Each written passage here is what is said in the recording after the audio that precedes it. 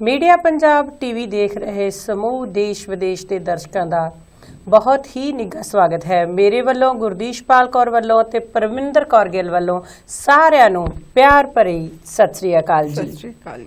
ਅੱਜ प्रोग्राम विचार चर्चा ओपन टॉक शो गलबात दे विच असी जो विषय आप जी दे नाल साझा करन वास्ते लेके आए हाँ वो है अज समाज अंदर औरत दी दिशा ते दशा। इस बारे असी विचार चर्चा करनी है। सदियां पहला जदों आद मनुख होंद विच आया औरत ते मर्द ने संसार दे अंदर जन्म लिया। इन्हां दे परस्पर संबंधां तो समाज दी जिहड़ी ओह रचना हुई। फिर हौली हौली दौर बदलिया, समा बदलिया।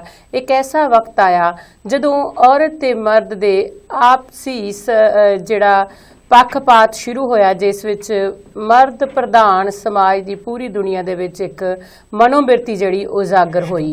19वीं सदी दे विच एक ऐसा फिर दौर आया जदों दुनिया दे महान लोकां ने, महान सोचवान बुद्धिजीवियां चिंतकां ने ये सोचना विचारना शुरू किया कि उन्नी देर तक कोई भी समाज तरक्की नहीं कर सकता जिन्नी देर तक ये समाज दे दोनों पक्ष, चाहे वो मर्द है ਜਾਂ औरत है, ये दोनों बराबरी नाल सफ़र तय नहीं करते, उन्नी देर तक किसी भी वधिया समाज की जिहड़ी रचना नहीं की जा सकती।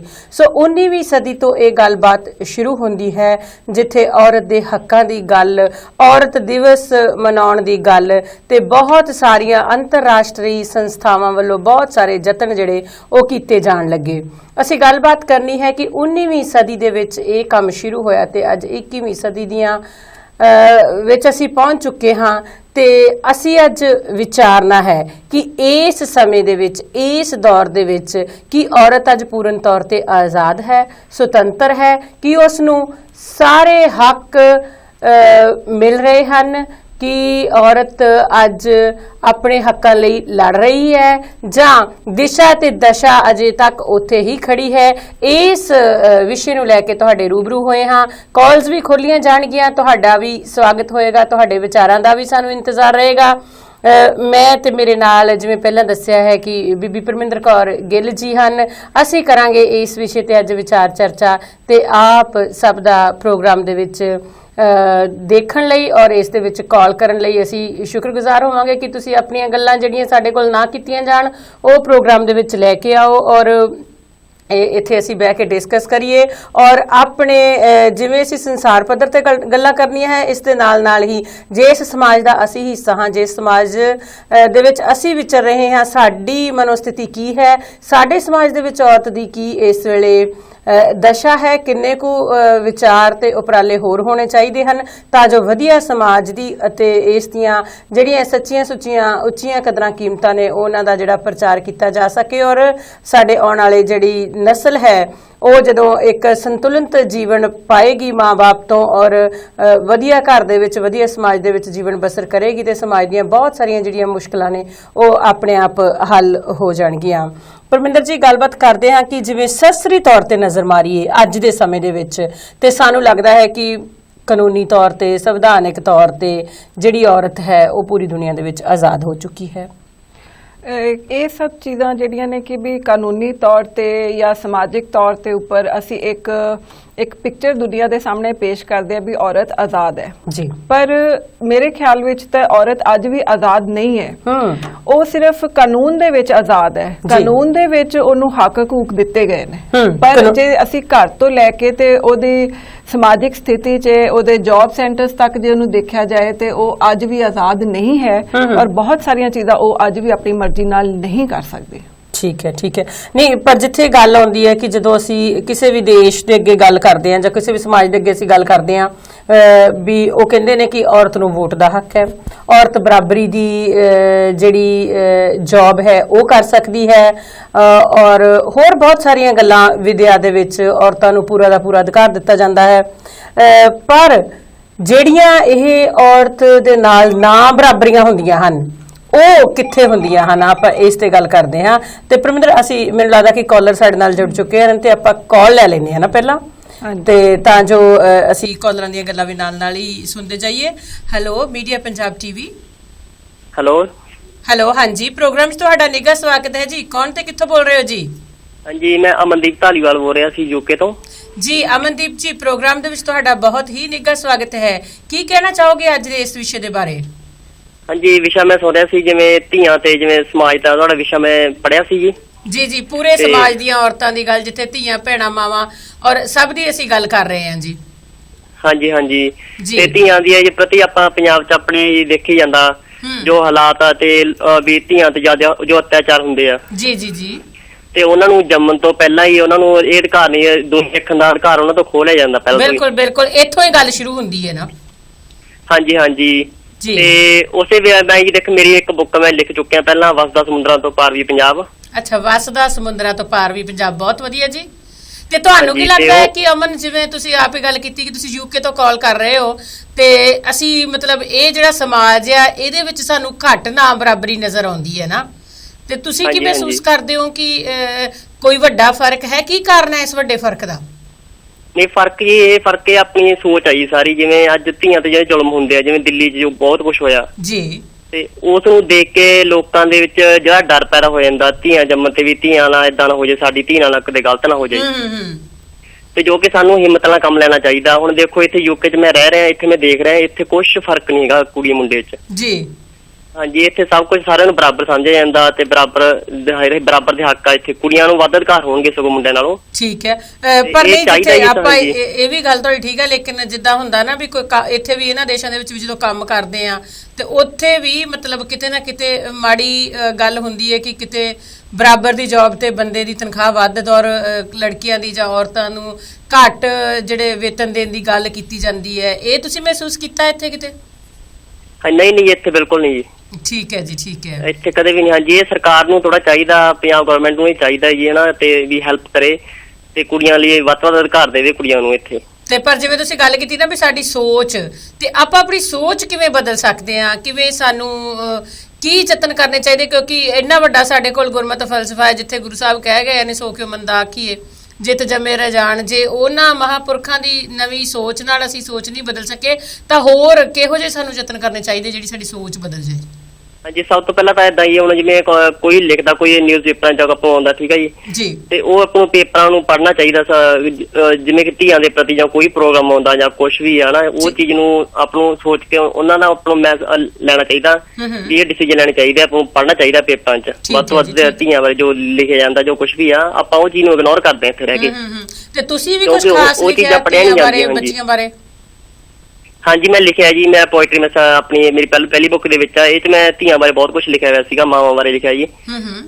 ਤੇ ਆ ਮੈਂ ਪੋਇਟਰੀ ਮੈਂ ਸੁਣਾਉਣ ਲੱਗਿਆ ਤੁਹਾਨੂੰ ਜੋ ਮੈਂ ਲਿਖਿਆ ਸੀ। ਨਾਲ ਸਾਂਝਾ ਕਰਨਾ ਚਾਹੋਗੇ ਕੋਈ ਆਪਣੀ ਕਵਿਤਾ, ਕੋਈ ਆਪਣੀ ਰਚਨਾ, ਆਪਣੇ ਬੋਲ?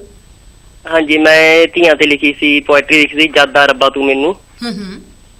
ਹਾਂਜੀ, ਇਹ ਮੇਰੇ ਜਨਮ ਤੇ ਨਾ ਕਿਸੇ ਖੁਸ਼ੀ ਮਨਾਈ ਜੀ, ਇੰਨੀ ਮਾੜੀ ਕਿਸਮਤ ਮੇਰੀ ਨਾ ਕਿਸੇ ਲੋਹੜੀ ਮਨਾਈ। ਬਹੁਤ ਅੱਛਾ। ਮੇਰੇ ਘਰਦਿਆਂ ਅੱਗੇ ਮੈਨੂੰ ਬੇਕਦਰ ਬਣਾ ਦਿੱਤਾ ਜੀ, ਜੱਦਾ ਰੱਬਾ ਤੂੰ ਮੈਨੂੰ ਇਹ ਜੱਗ ਵਿਖਾ ਦਿੱਤਾ। ਬਹੁਤ ਖੂਬ ਜੀ। ਕਦ ਬਰਾਬਰ ਮੁੰਡਿਆਂ ਸਾਨੂੰ ਹੱਕ ਮਿਲੇਗਾ, ਕਦ ਮਾਂ-ਬਾਪ ਦਾ ਚਿਹਰਾ ਸਾਡੇ ਜੰਮਣ ਤੇ ਖਿਲੇਗਾ। ਬਹੁਤ ਅੱਛਾ, ਬਹੁਤ ਖੂਬ। ਵਿੱਚ ਜਵਾਨੀ ਪਾਬੰਦੀਆਂ ਹੇਠ ਖੜਾ ਦਿੱਤਾ, ਜੱਦਾ ਰੱਬਾ ਤੂੰ ਮੈਨੂੰ ਇਹ ਜੱਗ ਦਿਖਾ ਦਿੱਤਾ। ਬਹੁਤ ਅੱਛਾ ਜੀ। ਕੁਝ ਸਫਲ ਹੋਣ ਲਈ ਜਦ ਪੈਰਾਂ ਤੇ ਖੜੀ ਹੋਈ ਜੀ, ਇਹ ਘਰ ਮੇਰਾ ਨਾ ਰਿਹਾ ਜਦ ਵਿਆਹ ਮੇਰੇ ਦੀ ਤਿਆਰੀ ਹੋਈ। ਆਪਣੀਆਂ ਸਭ ਆਸਾਂ ਨੂੰ ਮੈਂ ਲੋਕੋ ਵੇਖ ਮੁਕਾ ਦਿੱਤਾ, ਜੱਦਾ ਰੱਬਾ ਤੂੰ ਮੈਨੂੰ ਇਹ ਜੱਗ ਵਿਖਾ ਦਿੱਤਾ। ਬਹੁਤ ਅੱਛਾ। ਅੱਜ ਕੱਲ ਕਹਿੰਦੇ ਧੀ ਭੈਣ ਲਈ ਹਰ ਰਸਤਾ ਖੁੱਲੇਗਾ, ਪਹਿਲਾਂ ਬਦਲੋ ਸੋਚ ਨੂੰ ਜ਼ਮਾਨਾ ਆਪ ਹੀ ਬਦਲੇਗਾ ਜੀ। ਬਿਲਕੁਲ।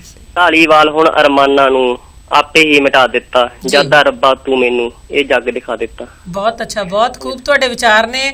ਔਰ ਮੈਨੂੰ ਖੁਸ਼ੀ ਇਹ ਹੋਈ ਪਰਮਿੰਦਰ ਕਿ ਆਪਣਾ ਪ੍ਰੋਗਰਾਮ ਅਸੀਂ ਬੀਬੀਆਂ ਤੇ ਕਰ ਰਹੇ ਹਾਂ, ਔਰ ਸਭ ਤੋਂ ਪਹਿਲਾਂ ਸਾਡੇ ਵੀਰ ਆਪਣਾ ਇਹ ਸੰਦੇਸ਼, ਆਪਣੀ ਇਹ ਰਚਨਾ, ਆਪਣੀ ਕਵਿਤਾ ਲੈ ਕੇ ਸਾਡੇ ਦਰਸ਼ਕਾਂ ਦੇ ਰੂਬਰੂ ਹੋਏ ਆ। ਔਰ ਉਹਦੇ ਵਿੱਚ ਵੀ ਗੱਲ ਜਿਹੜੀ ਤੁਸੀਂ ਗੱਲ ਕਰ ਰਹੇ ਹੋ ਕਿ ਸੋਚ ਬਦਲਣ ਦੀ, ਔਰ ਤੁਹਾਡੇ ਵਰਗੇ ਲੋਕ, ਤੁਹਾਡੇ ਵਰਗੇ ਜਿਹੜੇ ਭਰਾ ਨੇ ਜਦੋਂ ਇਸ ਵੀਡੀਓ ਨੂੰ ਚੁੱਕ ਕੇ ਤੁਰਨਗੇ, ਕਿਉਂਕਿ ਕੰਮ ਤੇ ਆਪਣੇ ਘਰਾਂ ਤੋਂ ਹੀ ਸ਼ੁਰੂ ਹੋਣਾ ਨਾ।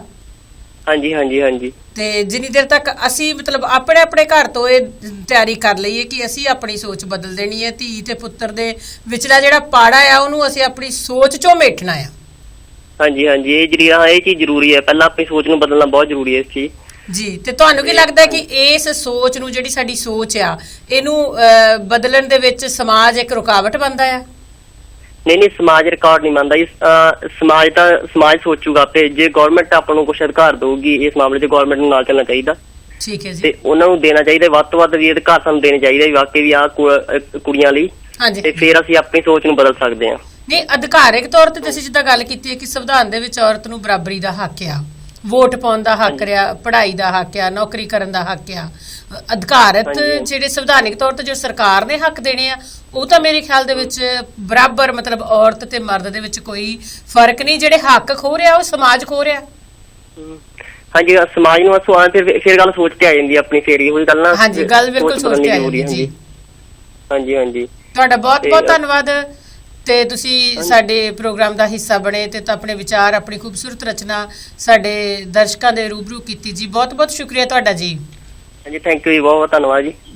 ਬਹੁਤ ਬਹੁਤ ਸ਼ੁਕਰੀਆ ਜੀ। ਜੀ ਪਰਮਿੰਦਰ ਜੀ ਗੱਲ ਕਰਕੇ ਗਏ ਇਹਨਾਂ ਨੇ ਬਹੁਤ ਹੀ ਸੋਹਣੇ ਲਫ਼ਜ਼ਾਂ ਦੇ ਵਿੱਚ ਇੱਕ ਔਰਤ ਦੀ ਕਹਾਣੀ ਨੂੰ ਪੇਸ਼ ਕੀਤਾ। ਮੈਂ ਇਹਨਾਂ ਨਾਲ ਸਹਿਮਤ ਹਾਂ ਪੂਰੀ ਤਰ੍ਹਾਂ। ਜਿਹੜੀ ਗੱਲ ਅਸੀਂ ਕਰਦੇ ਹਾਂ ਵੀ ਸੰਵਿਧਾਨ ਦੇ ਵਿੱਚ ਜੇ ਅਸੀਂ ਔਰਤ ਨੂੰ ਹੱਕ ਦੇ ਕੇ ਅਸੀਂ ਕੀ ਉਹਨੂੰ ਬਰਾਬਰੀ ਦਾ ਦਰਜਾ ਦੇ ਸਕਦੇ ਹਾਂ ਜੀ, ਪਰ ਜੇ ਅਸੀਂ ਦੇਖਿਆ ਜਾਏ ਸੰਵਿਧਾਨ ਦੇ ਵਿੱਚ ਤੇ ਔਰਤ ਨੂੰ ਬਹੁਤ ਸਾਰੇ ਹੱਕ ਦੇ ਦਿੱਤੇ ਆ। ਪਰ ਕੀ ਉਹ ਵਾਕਈ ਪ੍ਰੈਕਟੀਕਲੀ ਔਰਤ ਨੂੰ ਮਿਲੇ ਆ, ਜਾਂ ਸਿਰਫ ਉਹਦੇ ਅਥਰੂ ਪੂੰਝਣ ਵਾਸਤੇ ਜਾਂ ਦੁਨੀਆ ਦੇ ਸਾਹਮਣੇ ਇਹ ਚੀਜ਼ ਰੱਖਣ ਲਈ ਜੀ ਅਸੀਂ ਔਰਤ ਨੂੰ ਬਰਾਬਰੀ ਦਾ ਦਰਜਾ ਦੇ ਰਹੇ ਹਾਂ, ਪਰ ਕੀ ਉਹ ਬਰਾਬਰੀ ਦਾ ਦਰਜਾ ਵਾਕਈ ਔਰਤ ਨੂੰ ਮਿਲਦਾ? ਸਵਾਲ ਤੇ ਅੱਜ ਸਾਡੇ ਸਾਹਮਣੇ ਇਹ ਹੈ। ਬਿਲਕੁਲ ਬਿਲਕੁਲ। ਮੇਰੇ ਹਿਸਾਬ ਨਾਲ ਤੇ ਸਿਰਫ ਇਹ ਇੱਕ ਕਾਗਜ਼ਾਂ ਦੇ ਵਿੱਚ ਕਾਨੂੰਨ ਬਣਾਏ ਗਏ ਨੇ। ਜੇ ਅਸੀਂ ਆਪਣੇ ਘਰ ਦੇ ਵਿੱਚ ਹੀ ਦੇਖੀਏ, ਕੁੜੀ ਜੰਮਦੀ ਹੈ ਤੇ ਪੇਰੈਂਟਸ ਦੇ ਫੇਸ ਤੇ ਉਹ ਖੁਸ਼ੀ ਨਹੀਂ ਹੁੰਦੀ ਜੋ ਮੁੰਡਾ ਜੰਮਣ ਤੇ ਹੁੰਦੀ ਹੈ। ਬਿਲਕੁਲ ਇੰਤਜ਼ਾਰ ਰਹਿੰਦਾ ਹੈ ਕਿ ਚਲੋ ਇਹ ਵੀ ਕੋਈ ਰੱਬ ਦਾ ਜੀ ਜਿਹੜਾ ਆ ਗਿਆ ਹੈ, ਠੀਕ ਹੈ, ਲੇਕਿਨ ਕਿਸੇ ਹੋਰ ਚੀਜ਼ ਦਾ ਇੰਤਜ਼ਾਰ ਰਹਿੰਦਾ ਨਾ। ਪਰ ਉਹਦੇ ਕਾਰਨ ਕੀ ਨੇ? ਉਹਦਾ ਕਾਰਨ ਇਹ ਹੈ ਕਿ ਜਿਹੜੀ ਮਾਨਸਿਕਤਾ ਇੰਨੀਆਂ ਪੀੜ੍ਹੀਆਂ ਤੋਂ ਚੱਲੀ ਆ ਰਹੀ ਹੈ ਕਿ ਉਹ ਅੱਜ 2-4 ਸਾਲ, 10 ਸਾਲ ਜਾਂ 100 ਸਾਲ ਦੇ ਵਿੱਚ ਬਦਲ ਸਕਦੀ ਹੈ। ਇਹਨੂੰ ਬਦਲਣ ਵਾਸਤੇ ਪਹਿਲਾਂ ਸਾਨੂੰ ਆਪਣੀ ਸੋਚ ਬਦਲਣੀ ਪਏਗੀ। ਸਹੀ ਤਰੀਕੇ ਦੇ ਨਾਲ ਸਾਨੂੰ ਉਹਦੀ ਕੀਮਤ, ਔਰਤ ਦੀ ਕਦਰ ਕੀਮਤ ਦਾ ਸਾਨੂੰ ਪਤਾ ਲੱਗੇਗਾ ਤੇ ਫਿਰ ਅਸੀਂ ਉਸ ਸੋਚ ਨੂੰ ਬਦਲ ਸਕਦੇ ਹਾਂ। ਪਰ ਜਿਵੇਂ ਕਿਹਾ ਜਾਂਦਾ ਪਰਵਿੰਦਰ ਕਿ ਇੱਕ ਸਿਹਤਮੰਦ ਸਮਾਜ ਹੀ ਇੱਕ ਸਿਹਤਮੰਦ ਸੋਚ ਨੂੰ ਜਿਹੜਾ ਸੰਚਾਰ ਕਰ ਸਕਦਾ ਹੈ ਨਾ। ਔਰ ਜੇ ਇਸ ਸਮਾਜ ਦੇ ਵਿੱਚ ਔਰਤ ਦੱਬੀ ਘੁੱਟੀ ਹੋਵੇ, ਜੇ ਇਸ ਸਮਾਜ ਦੇ ਵਿੱਚ ਔਰਤ ਤੇ ਤਸ਼ੱਦਦ ਹੋ ਰਿਹਾ ਹੋਵੇ, ਚਾਹੇ ਉਹ ਜਿਸਮਾਨੀ ਹੋਵੇ ਜਾਂ ਉਹ ਮਾਨਸਿਕ ਹੋਵੇ, ਉਸ ਸਮਾਜ ਨੇ ਜਿਹੜੇ ਬੱਚਿਆਂ ਨੂੰ ਜਨਮ ਦੇਣਾ ਹੈ, ਜਿਨ੍ਹਾਂ ਆ ਕੇ ਅੱਗੋਂ ਸਮਾਜ ਦੀ ਰਚਨਾ ਕਰਨੀ ਹੈ, ਤੁਹਾਨੂੰ ਨਹੀਂ ਲੱਗਦਾ ਕਿ ਉਸ ਦੇ ਨਾਲ ਵੀ ਫਰਕ ਪੈਂਦਾ ਹੈ ਇਸ ਗੱਲ ਤੇ? ਸਾਡਾ ਸਮਾਜ ਇੱਕ ਕਾਫੀ ਹੱਦ ਤੱਕ ਬਿਮਾਰ ਸਮਾਜ ਹੈ ਜੀ। ਇਹਦੀ ਮਾਨਸਿਕਤਾ ਬਦਲਣੀ ਬਹੁਤ ਜ਼ਰੂਰੀ ਹੈ, ਕਿਉਂਕਿ ਜਿੰਨੀ ਦੇਰ ਤੱਕ ਇਹ ਮਾਨਸਿਕਤਾ ਨਹੀਂ ਬਦਲੇਗੀ ਸਾਡੀ ਆਉਣ ਵਾਲੀਆਂ ਅਗਲੀਆਂ ਪੀੜ੍ਹੀਆਂ ਵੀ ਇਸੇ ਸੋਚ ਦਾ ਸ਼ਿਕਾਰ ਹੋਣਗੀਆਂ। ਸਾਡੀਆਂ ਆਉਣ ਵਾਲੀਆਂ ਔਰਤਾਂ ਜਾਂ ਕੁੜੀਆਂ ਇਸੇ ਹੀ ਤਸ਼ੱਦਦ ਦੇ ਦੌਰ ਚੋਂ ਗੁਜ਼ਰਨਗੀਆਂ, ਜਿੱਥੇ ਸਾਹਮਣੇ ਤੇ ਕੁਝ ਵੀ ਨਹੀਂ ਦਿਖਾਈ ਦੇਗਾ, ਲੇਕਿਨ ਉਹਨੂੰ ਉਹ ਪੀੜ ਹਰ ਰੋਜ਼ ਆਪਣੇ ਤੇ ਹੰਡਾਉਣੀ ਪਏਗੀ। ਉਹ ਘਰੋਂ ਨਿਕਲਦੀ ਹੈ, ਤੁਸੀਂ ਐਗਜ਼ਾਮਪਲਸ ਦੇਖੋ ਕਿ ਸਕੂਲ ਜਾਂਦੀ ਕੁੜੀ ਨੂੰ ਕਿੰਨੀ ਛੇੜਛਾੜ ਹੈ। ਬਿਲਕੁਲ ਬਿਲਕੁਲ ਜੀ। ਬਹੁਤ ਹੋਰ ਇਹੋ ਜਿਹੇ ਕਾਰਨ ਆ ਜਿਹੜੇ ਅਸੀਂ ਡਿਸਕਸ ਕਰ ਸਕਦੇ ਹਾਂ ਇਸ ਪ੍ਰੋਗਰਾਮ ਦੇ ਵਿੱਚ। ਤੇ ਮੈਨੂੰ ਲੱਗਦਾ ਕਿ ਕਾਲਰ ਸਾਡੇ ਨਾਲ ਜੁੜ ਚੁੱਕੇ ਨੇ ਤੇ ਆਪਾਂ ਲੈਂਦੇ ਆ call. Hello media Punjab TV. ਹਾਂਜੀ, ਸਤਿ ਸ਼੍ਰੀ ਅਕਾਲ ਜੀ। ਮੈਂ ਹਰਬੰਸ ਪੁੱਤਰ ਬੋਲਦਾ ਕੈਨੇਡਾ ਤੋਂ, ਕੈਲਗਰੀ ਤੋਂ ਜੀ। ਜੀ ਸਤਿ ਸ਼੍ਰੀ ਅਕਾਲ। ਤੇ ਪ੍ਰੋਗਰਾਮ ਦੇ ਵਿੱਚ ਤੁਹਾਡਾ ਬਹੁਤ ਹੀ ਨਿੱਘਾ ਸਵਾਗਤ ਹੈ ਜੀ। ਜੀ, ਤੇ ਤੁਸੀਂ ਅੱਜ ਦੇ ਇਸ ਵਿਸ਼ੇ ਦੇ ਬਾਰੇ ਸਾਡੇ ਦਰਸ਼ਕਾਂ ਦੇ ਨਾਲ ਕੀ ਸਾਂਝਾ ਕਰਨਾ ਚਾਹੋਗੇ? ਹਾਂਜੀ, ਮੈਂ ਹੁਣੇ ਪ੍ਰੋਗਰਾਮ ਦੇ ਨਾਲ ਜੁੜਿਆ ਜੀ। ਜੀ ਬਹੁਤ ਸ਼ੁਕਰੀਆ ਜੀ। ਸਭ ਤੋਂ ਪਹਿਲਾਂ ਤਾਂ ਮੈਂ ਮੀਡੀਆ ਪੰਜਾਬ ਨੂੰ ਮੁਬਾਰਕਬਾਦ ਦਿੰਦਾ ਕਿ ਉਹਨਾਂ ਨੇ ਜਿਹੜਾ ਪੰਜਾਬੀ ਮਾਂ ਬੋਲੀ ਦੇ ਲਈ ਇਹ ਜਿਹੜਾ ਮੀਡੀਆ ਪੰਜਾਬ ਟੀਵੀ ਪ੍ਰੋਗਰਾਮ ਸ਼ੁਰੂ ਕੀਤਾ, ਤੇ ਦੂਸਰਾ ਜਿਹੜਾ ਅੱਜ ਤੁਸੀਂ ਵਿਸ਼ਾ ਚੁਣਿਆ ਇਹ ਬਹੁਤ ਹੀ ਵਧੀਆ ਜੀ। ਇਸ ਦੇ ਲਈ ਮੇਰੀਆਂ ਦੋਨੇ ਭੈਣਾਂ ਜਿਹਨੇ ਬੈਠੀਆਂ ਸਕਰੀਨ ਦੇ ਉੱਪਰ ਬਹੁਤ ਹੀ ਮੁਬਾਰਕਬਾਦ ਦੀਆਂ ਹੱਕਦਾਰ ਹੈ। ਬਹੁਤ ਬਹੁਤ ਸ਼ੁਕਰੀਆ ਤੁਹਾਡਾ। ਤੇ ਤੁਹਾਡੇ ਵਰਗੇ ਵੀਰ ਜੇਕਰ ਸਾਡਾ ਹੌਸਲਾ ਵਧਾਉਣਗੇ ਤੇ ਮੈਨੂੰ ਲੱਗਦਾ ਹੈ ਕਿ ਅਸੀਂ ਦਿਨ ਦੁਗਣੀ ਰਾਤ ਚੌਗਣੀ ਤਰੱਕੀ ਕਰ ਸਕਾਂਗੇ। ਜੀ ਭੈਣ ਜੀ, ਕਿਉਂਕਿ ਅਸੀਂ ਤੁਹਾਡੇ ਨਾਲ ਆ ਹਮੇਸ਼ਾ ਹੀ। ਬਹੁਤ ਬਹੁਤ ਤੁਹਾਡਾ ਸ਼ੁਕਰੀਆ, ਕਿਉਂਕਿ ਤੁਹਾਡੇ ਇਹ ਜਿਹੜੇ ਹੌਸਲੇ ਭਰੇ ਬੋਲ ਨੇ ਇਹ ਸਾਡੀ ਜਿਹੜੀ ਉਡਾਨ ਆ ਉਸ ਨੂੰ ਹੋਰ ਤਾਕਤ ਬਖਸ਼ਦੇ ਨੇ। ਤੇ ਤੁਸੀਂ ਕੀ ਕਹਿਣਾ ਚਾਹੋਗੇ ਜੇ ਇਸ ਵਿਸ਼ੇ ਨੂੰ ਅਸੀਂ ਲੈ ਕੇ ਆਪਣੇ ਪਿਆਰੇ ਦਰਸ਼ਕਾਂ ਦੇ ਰੂਬਰੂ ਹੋਏ ਹਾਂ? ਹਾਂਜੀ, ਜਿਸ ਤਰ੍ਹਾਂ ਕਿ ਆਪਾਂ ਗੱਲ ਚੱਲ ਰਹੀ ਹੈ ਨਾ ਕਿ ਔਰਤ ਨੂੰ ਹੱਕਾਂ ਦੀ ਨਾ। ਜੀ ਜੀ ਬਿਲਕੁਲ। ਔਰਤ ਨੂੰ ਹੱਕਾਂ ਦੇ ਬਾਰੇ ਵਿੱਚ ਸਭ ਤੋਂ ਪਹਿਲਾਂ ਤਾਂ ਸਾਹਿਬ ਸ੍ਰੀ ਗੁਰੂ ਨਾਨਕ ਦੇਵ ਜੀ ਸ਼ੁਰੂ ਕਰੀਏ ਕਿ ਸੋ ਕੋ ਮੰਦਾ ਆਖੀਏ ਜਿਤ ਜੰਮੇ ਰਾਜਾਨ। ਬਿਲਕੁਲ ਜੀ ਬਿਲਕੁਲ। ਹਾਂਜੀ, ਅਸੀਂ ਸਿੱਖ ਧਰਮ ਦੇ ਵਿੱਚ ਪੈਦਾ ਹੋ ਕੇ ਅਸੀਂ ਜਿੰਨੇ ਵੀ ਮਤਲਬ ਨਾ, ਚਾਹੇ ਅਸੀਂ ਗੁਰੂ ਘਰਾਂ ਵਾਲੇ ਆ, ਅਹੁਦੇਦਾਰ ਆ, ਜੋ ਕੁਛ ਮਰਜੀ, ਜਿੱਥੇ ਵੀ ਕਿਤੇ ਮਰਜੀ ਵੱਡੇ ਵੱਡੇ ਅਹੁਦਿਆਂ ਦੇ ਉੱਪਰ, ਈਵਨ ਮੈਂ ਵੱਡੇ ਤੋਂ ਵੱਡੇ ਪੋਲੀਟੀਕਲ ਪਾਰਟੀਆਂ ਜਿੰਨੀਆਂ ਵੀ ਜਿੱਥੇ ਵੀ ਕੋਈ ਲੋਕ ਬੈਠੇ ਆ ਨਾ, ਉਸ ਗੱਲ ਨੂੰ ਲੈ ਕੇ ਕੋਈ ਵੀ ਆਦਮੀ ਚਿੰਤਤ ਨਹੀਂ ਕਿ ਗੁਰੂ ਨਾਨਕ ਸਾਹਿਬ ਕੀ ਕਹਿ ਗਏ ਸੀ। ਬਿਲਕੁਲ, ਅਸੀਂ ਆਪਣੇ ਗੁਰੂ ਬਾਬੇ ਦੀ ਸੋਚ ਨੂੰ ਨਹੀਂ ਅਪਣਾ ਸਕੇ ਅਜੇ ਤੱਕ। ਜੀ ਹਾਂਜੀ, ਕਿਉਂਕਿ ਅਸੀਂ ਸਭ ਤੋਂ ਪਹਿਲਾਂ ਜੇ ਅਸੀਂ ਸਿੱਖ ਧਰਮ ਦੇ ਬਾਬੇ ਨਾਨਕ ਦੇ ਜਿਹੜੇ ਉਪਦੇਸ਼ ਆ ਉਹਨਾਂ ਨੂੰ ਅਪਣਾ ਲਈਏ ਤੇ ਨਾਰੀ ਨੂੰ ਦੁਨੀਆ ਭਰ ਦੇ ਵਿੱਚ ਬਹੁਤ ਹੀ ਵਧੀਆ ਸਥਾਨ ਮਿਲ ਸਕਦਾ। ਲੇਕਿਨ ਦੁੱਖ ਦੀ ਗੱਲ ਇਹ ਆ ਕਿ ਸਿੱਖ ਧਰਮ ਦੇ ਵਿੱਚ ਹੀ ਨਾਰੀ ਨੂੰ ਦਰਕਾਰਿਆ ਗਿਆ। ਸਭ ਤੋਂ ਵੱਧ ਜਿਹੜਾ ਕਤਲੇਆਮ ਆ ਬੱਚੀਆਂ ਦਾ ਉਹ ਪੰਜਾਬੀਆਂ ਦੇ ਵਿੱਚ ਸਿੱਖ ਘਰਾਂ ਦੇ ਵਿੱਚ ਹੋ ਰਿਹਾ। ਦਰਦਨਾਕ ਤੇ ਹੌਲਨਾਕ ਗੱਲ ਆ ਨਾ। ਜੀ ਹਾਂਜੀ। ਤੇ ਤੁਸੀਂ ਕੀ ਸਮਝਦੇ ਹੋ ਕਿ ਇਹ ਸਾਰਾ ਕੁਝ ਜਿਹੜਾ ਵਾਪਰ ਰਿਹਾ ਹੈ ਸਮਾਜ ਦੇ ਵਿੱਚ, ਇਹਦੇ ਵਿੱਚ ਔਰਤ ਜ਼ਿਆਦਾ ਜ਼ਿੰਮੇਵਾਰ ਹੈ ਕਿ ਸਾਡੇ ਮਰਦ ਜ਼ਿਆਦਾ ਜ਼ਿੰਮੇਵਾਰ ਨੇ? ਦੇਖੋ, ਜਿਹੜੀ ਕੋਈ ਵੀ ਗੱਡੀ ਹੈ ਨਾ ਉਹ ਦੋਨਾਂ ਦੇ ਦੋ ਪਹੀਆਂ ਨਾਲ ਹੀ ਚੱਲਦੀ ਹੈ। ਜੀ ਜੀ ਬਿਲਕੁਲ, ਜ਼ਿੰਮੇਵਾਰ ਦੋਨੇ ਹੀ ਹੈ, ਲੇਕਿਨ ਔਰਤ ਨੂੰ ਇਸ ਵੇਲੇ ਅੱਗੇ ਆਉਣਾ ਚਾਹੀਦਾ ਕਿਉਂਕਿ ਉਹਦੀ ਹੋਂਦ ਨੂੰ ਖਤਰਾ ਹੈ। ਬਿਲਕੁਲ ਠੀਕ। ਹਾਂਜੀ, ਕਿਉਂਕਿ ਜਿਹੜੀ ਮਾਂ ਸਭ ਤੋਂ ਪਹਿਲਾਂ ਜਿਸ ਵੇਲੇ ਗਰਭਪਾਤ ਕਰਵਾਏ ਜਾਂਦੇ ਬੱਚੀਆਂ ਦੇ, ਉਸ ਵੇਲੇ ਜੇ ਮਾਂ ਦੀ ਸਹਿਮਤੀ ਹੁੰਦੀ ਹੈ ਜ਼ਿਆਦਾ ਕੇਸਾਂ ਦੇ ਵਿੱਚ ਫੇਰੀ ਹੈ ਕਿ ਅਕਸਰ ਸਾਡੇ ਸਮਾਜ ਦੇ ਵਿੱਚ ਇਹੋ ਜਿਹਾ ਇੱਕ ਤਾਣਾ ਬਾਣਾ ਬਣ ਚੱਲਿਆ ਕਿ ਅਸੀਂ ਪੁੱਤਰ ਦੀ ਉਮੀਦ ਰੱਖਦੇ ਹਾਂ ਹਮੇਸ਼ਾ ਹੀ। ਪਤਾ ਨਹੀਂ, ਹਾਂਜੀ ਬਿਲਕੁਲ ਬਿਲਕੁਲ, ਬਹੁਤ ਸਾਡੇ ਅੰਦਰ ਤੀਬਰ ਇੱਛਾ ਪੈਦਾ ਹੁੰਦੀ ਹੈ ਇਸ ਗੱਲ ਦੀ। ਉਹ ਇਹ ਨਹੀਂ ਚਾਹੁੰਦੀ ਕਿ ਜਿਹੜੀ ਮੇਰੀ ਔਰਤ ਜਾਤੀ ਆ ਉਹਦਾ ਵਿਕਾਸ ਹੋਵੇ, ਉਹ ਅੱਗੇ ਪੁੱਤਰ ਮੰਗਦੀ ਹੈ। ਬਿਲਕੁਲ ਬਿਲਕੁਲ ਜੀ ਬਿਲਕੁਲ। ਮੇਰੇ ਖਿਆਲ 'ਚ ਇਹਦਾ ਮੇਨ ਕਾਰਨ ਇਹ ਹੈ ਕਿ ਵੀ ਸਾਡੇ ਸਮਾਜ ਦੇ ਵਿੱਚ ਇਹ ਚੀਜ਼ ਬਹੁਤ ਹੈਗੀ ਹੈ ਕਿ ਵੀ ਹਾਂਜੀ ਬੇਟਾ ਹੋਏਗਾ ਸਾਨੂੰ ਬੁਢਾਪੇ 'ਚ ਸੰਭਾਲੇਗਾ, ਬੇਟੀ ਨੇ ਤੇ ਵਿਆਹ ਕਰਕੇ ਅਗਲੇ ਘਰ ਚਲੇ ਜਾਣਾ, ਸਾਡੀ ਜ਼ਿੰਮੇਵਾਰੀ ਕੌਣ ਚੁੱਕੇਗਾ? ਇਹਦਾ ਮੇਨ ਕਾਰਨ ਇਹੀ ਹੈ। ਪਰ ਕਿਉਂ ਅਸੀਂ ਆਪਣੀਆਂ ਬੇਟੀਆਂ ਦੂਸਰੇ ਇਹ ਵੀ ਹੈ ਕਿ ਜਿਹੜਾ ਇਸ ਤੋਂ ਕੁਝ ਸਮਾਂ ਪਹਿਲਾਂ ਜਿਹੜਾ ਸਾਡੇ ਸਮਾਜ ਦੇ ਵਿੱਚ ਜਿਸ ਤਰ੍ਹਾਂ ਕਿ ਜਿਹੜੀ ਦਾਜ ਵਰਗੀਆਂ ਸਮੱਸਿਆਵਾਂ ਸੀਗੀਆਂ, ਉਹ ਵੀ ਇੱਕ ਵੱਡਾ ਕਾਰਨ ਸੀ ਕਿ ਲੋਕਾਂ ਦੀ ਸੋਚ ਬਦਲੀ ਜਿਹੜੀ ਔਰਤ ਪ੍ਰਤੀ ਕਿ ਜੇ ਧੀ ਜੰਮੀ ਤੇ ਉਸ ਨੂੰ ਜਿਹੜਾ ਜਿਸ ਵੇਲੇ ਘਰੋਂ ਤੋਰਨਾ ਬਹੁਤ ਮੁਸ਼ਕਲ ਹੋ ਜਾਵੇਗਾ। ਤੇ ਦੂਸਰਾ ਜਿਹੜਾ ਹੁਣ ਜਿਸ ਤਰ੍ਹਾਂ ਕਿ ਹੁਣ ਪਿੱਛੇ ਜੇ ਹਾਲਾਤ ਜਿਹੜੇ ਪੰਜਾਬ ਦੇ ਬਣੇ ਆ ਕਿ ਜਿਸ ਤਰ੍ਹਾਂ ਕਿ ਚਲੋ ਆਪਾਂ ਤੇ ਬਾਹਰ ਵਿਦੇਸ਼ਾਂ 'ਚ ਬੈਠੇ ਆ, ਲੇਕਿਨ ਉੱਥੇ ਬੈਠੇ ਵੀਰਾਂ ਨਾਲ, ਉੱਥੇ ਬੈਠੇ ਪਰਿਵਾਰਾਂ ਨਾਲ ਜਿਸ ਵੇਲੇ ਗੱਲ ਕਰੀਦੀ ਆ ਤੇ ਸੁਣ ਕੇ ਲੂੰ ਕੰਡੇ ਖੜੇ ਹੋ ਜਾਂਦੇ ਆ। ਬਿਲਕੁਲ ਬਿਲਕੁਲ। ਤੁਹਾਨੂੰ ਮੈਂ ਮੋਟੀ ਜਿਹੀ ਐਗਜ਼ਾਮਪਲ ਦੱਸਦਾ ਕਿ ਸਾਡਾ ਇੱਕ ਦੋਸਤ ਮਿੱਤਰ ਆ, ਉਸਨੇ ਆਪਣੀ ਬੇਟੀ ਟੋਰਾਂਟੋ ਪੜ੍ਹਨ ਵਾਸਤੇ ਭੇਜ ਦਿੱਤੀ। ਅੱਛਾ ਜੀ। ਇਕੱਲੀ ਇੱਥੇ।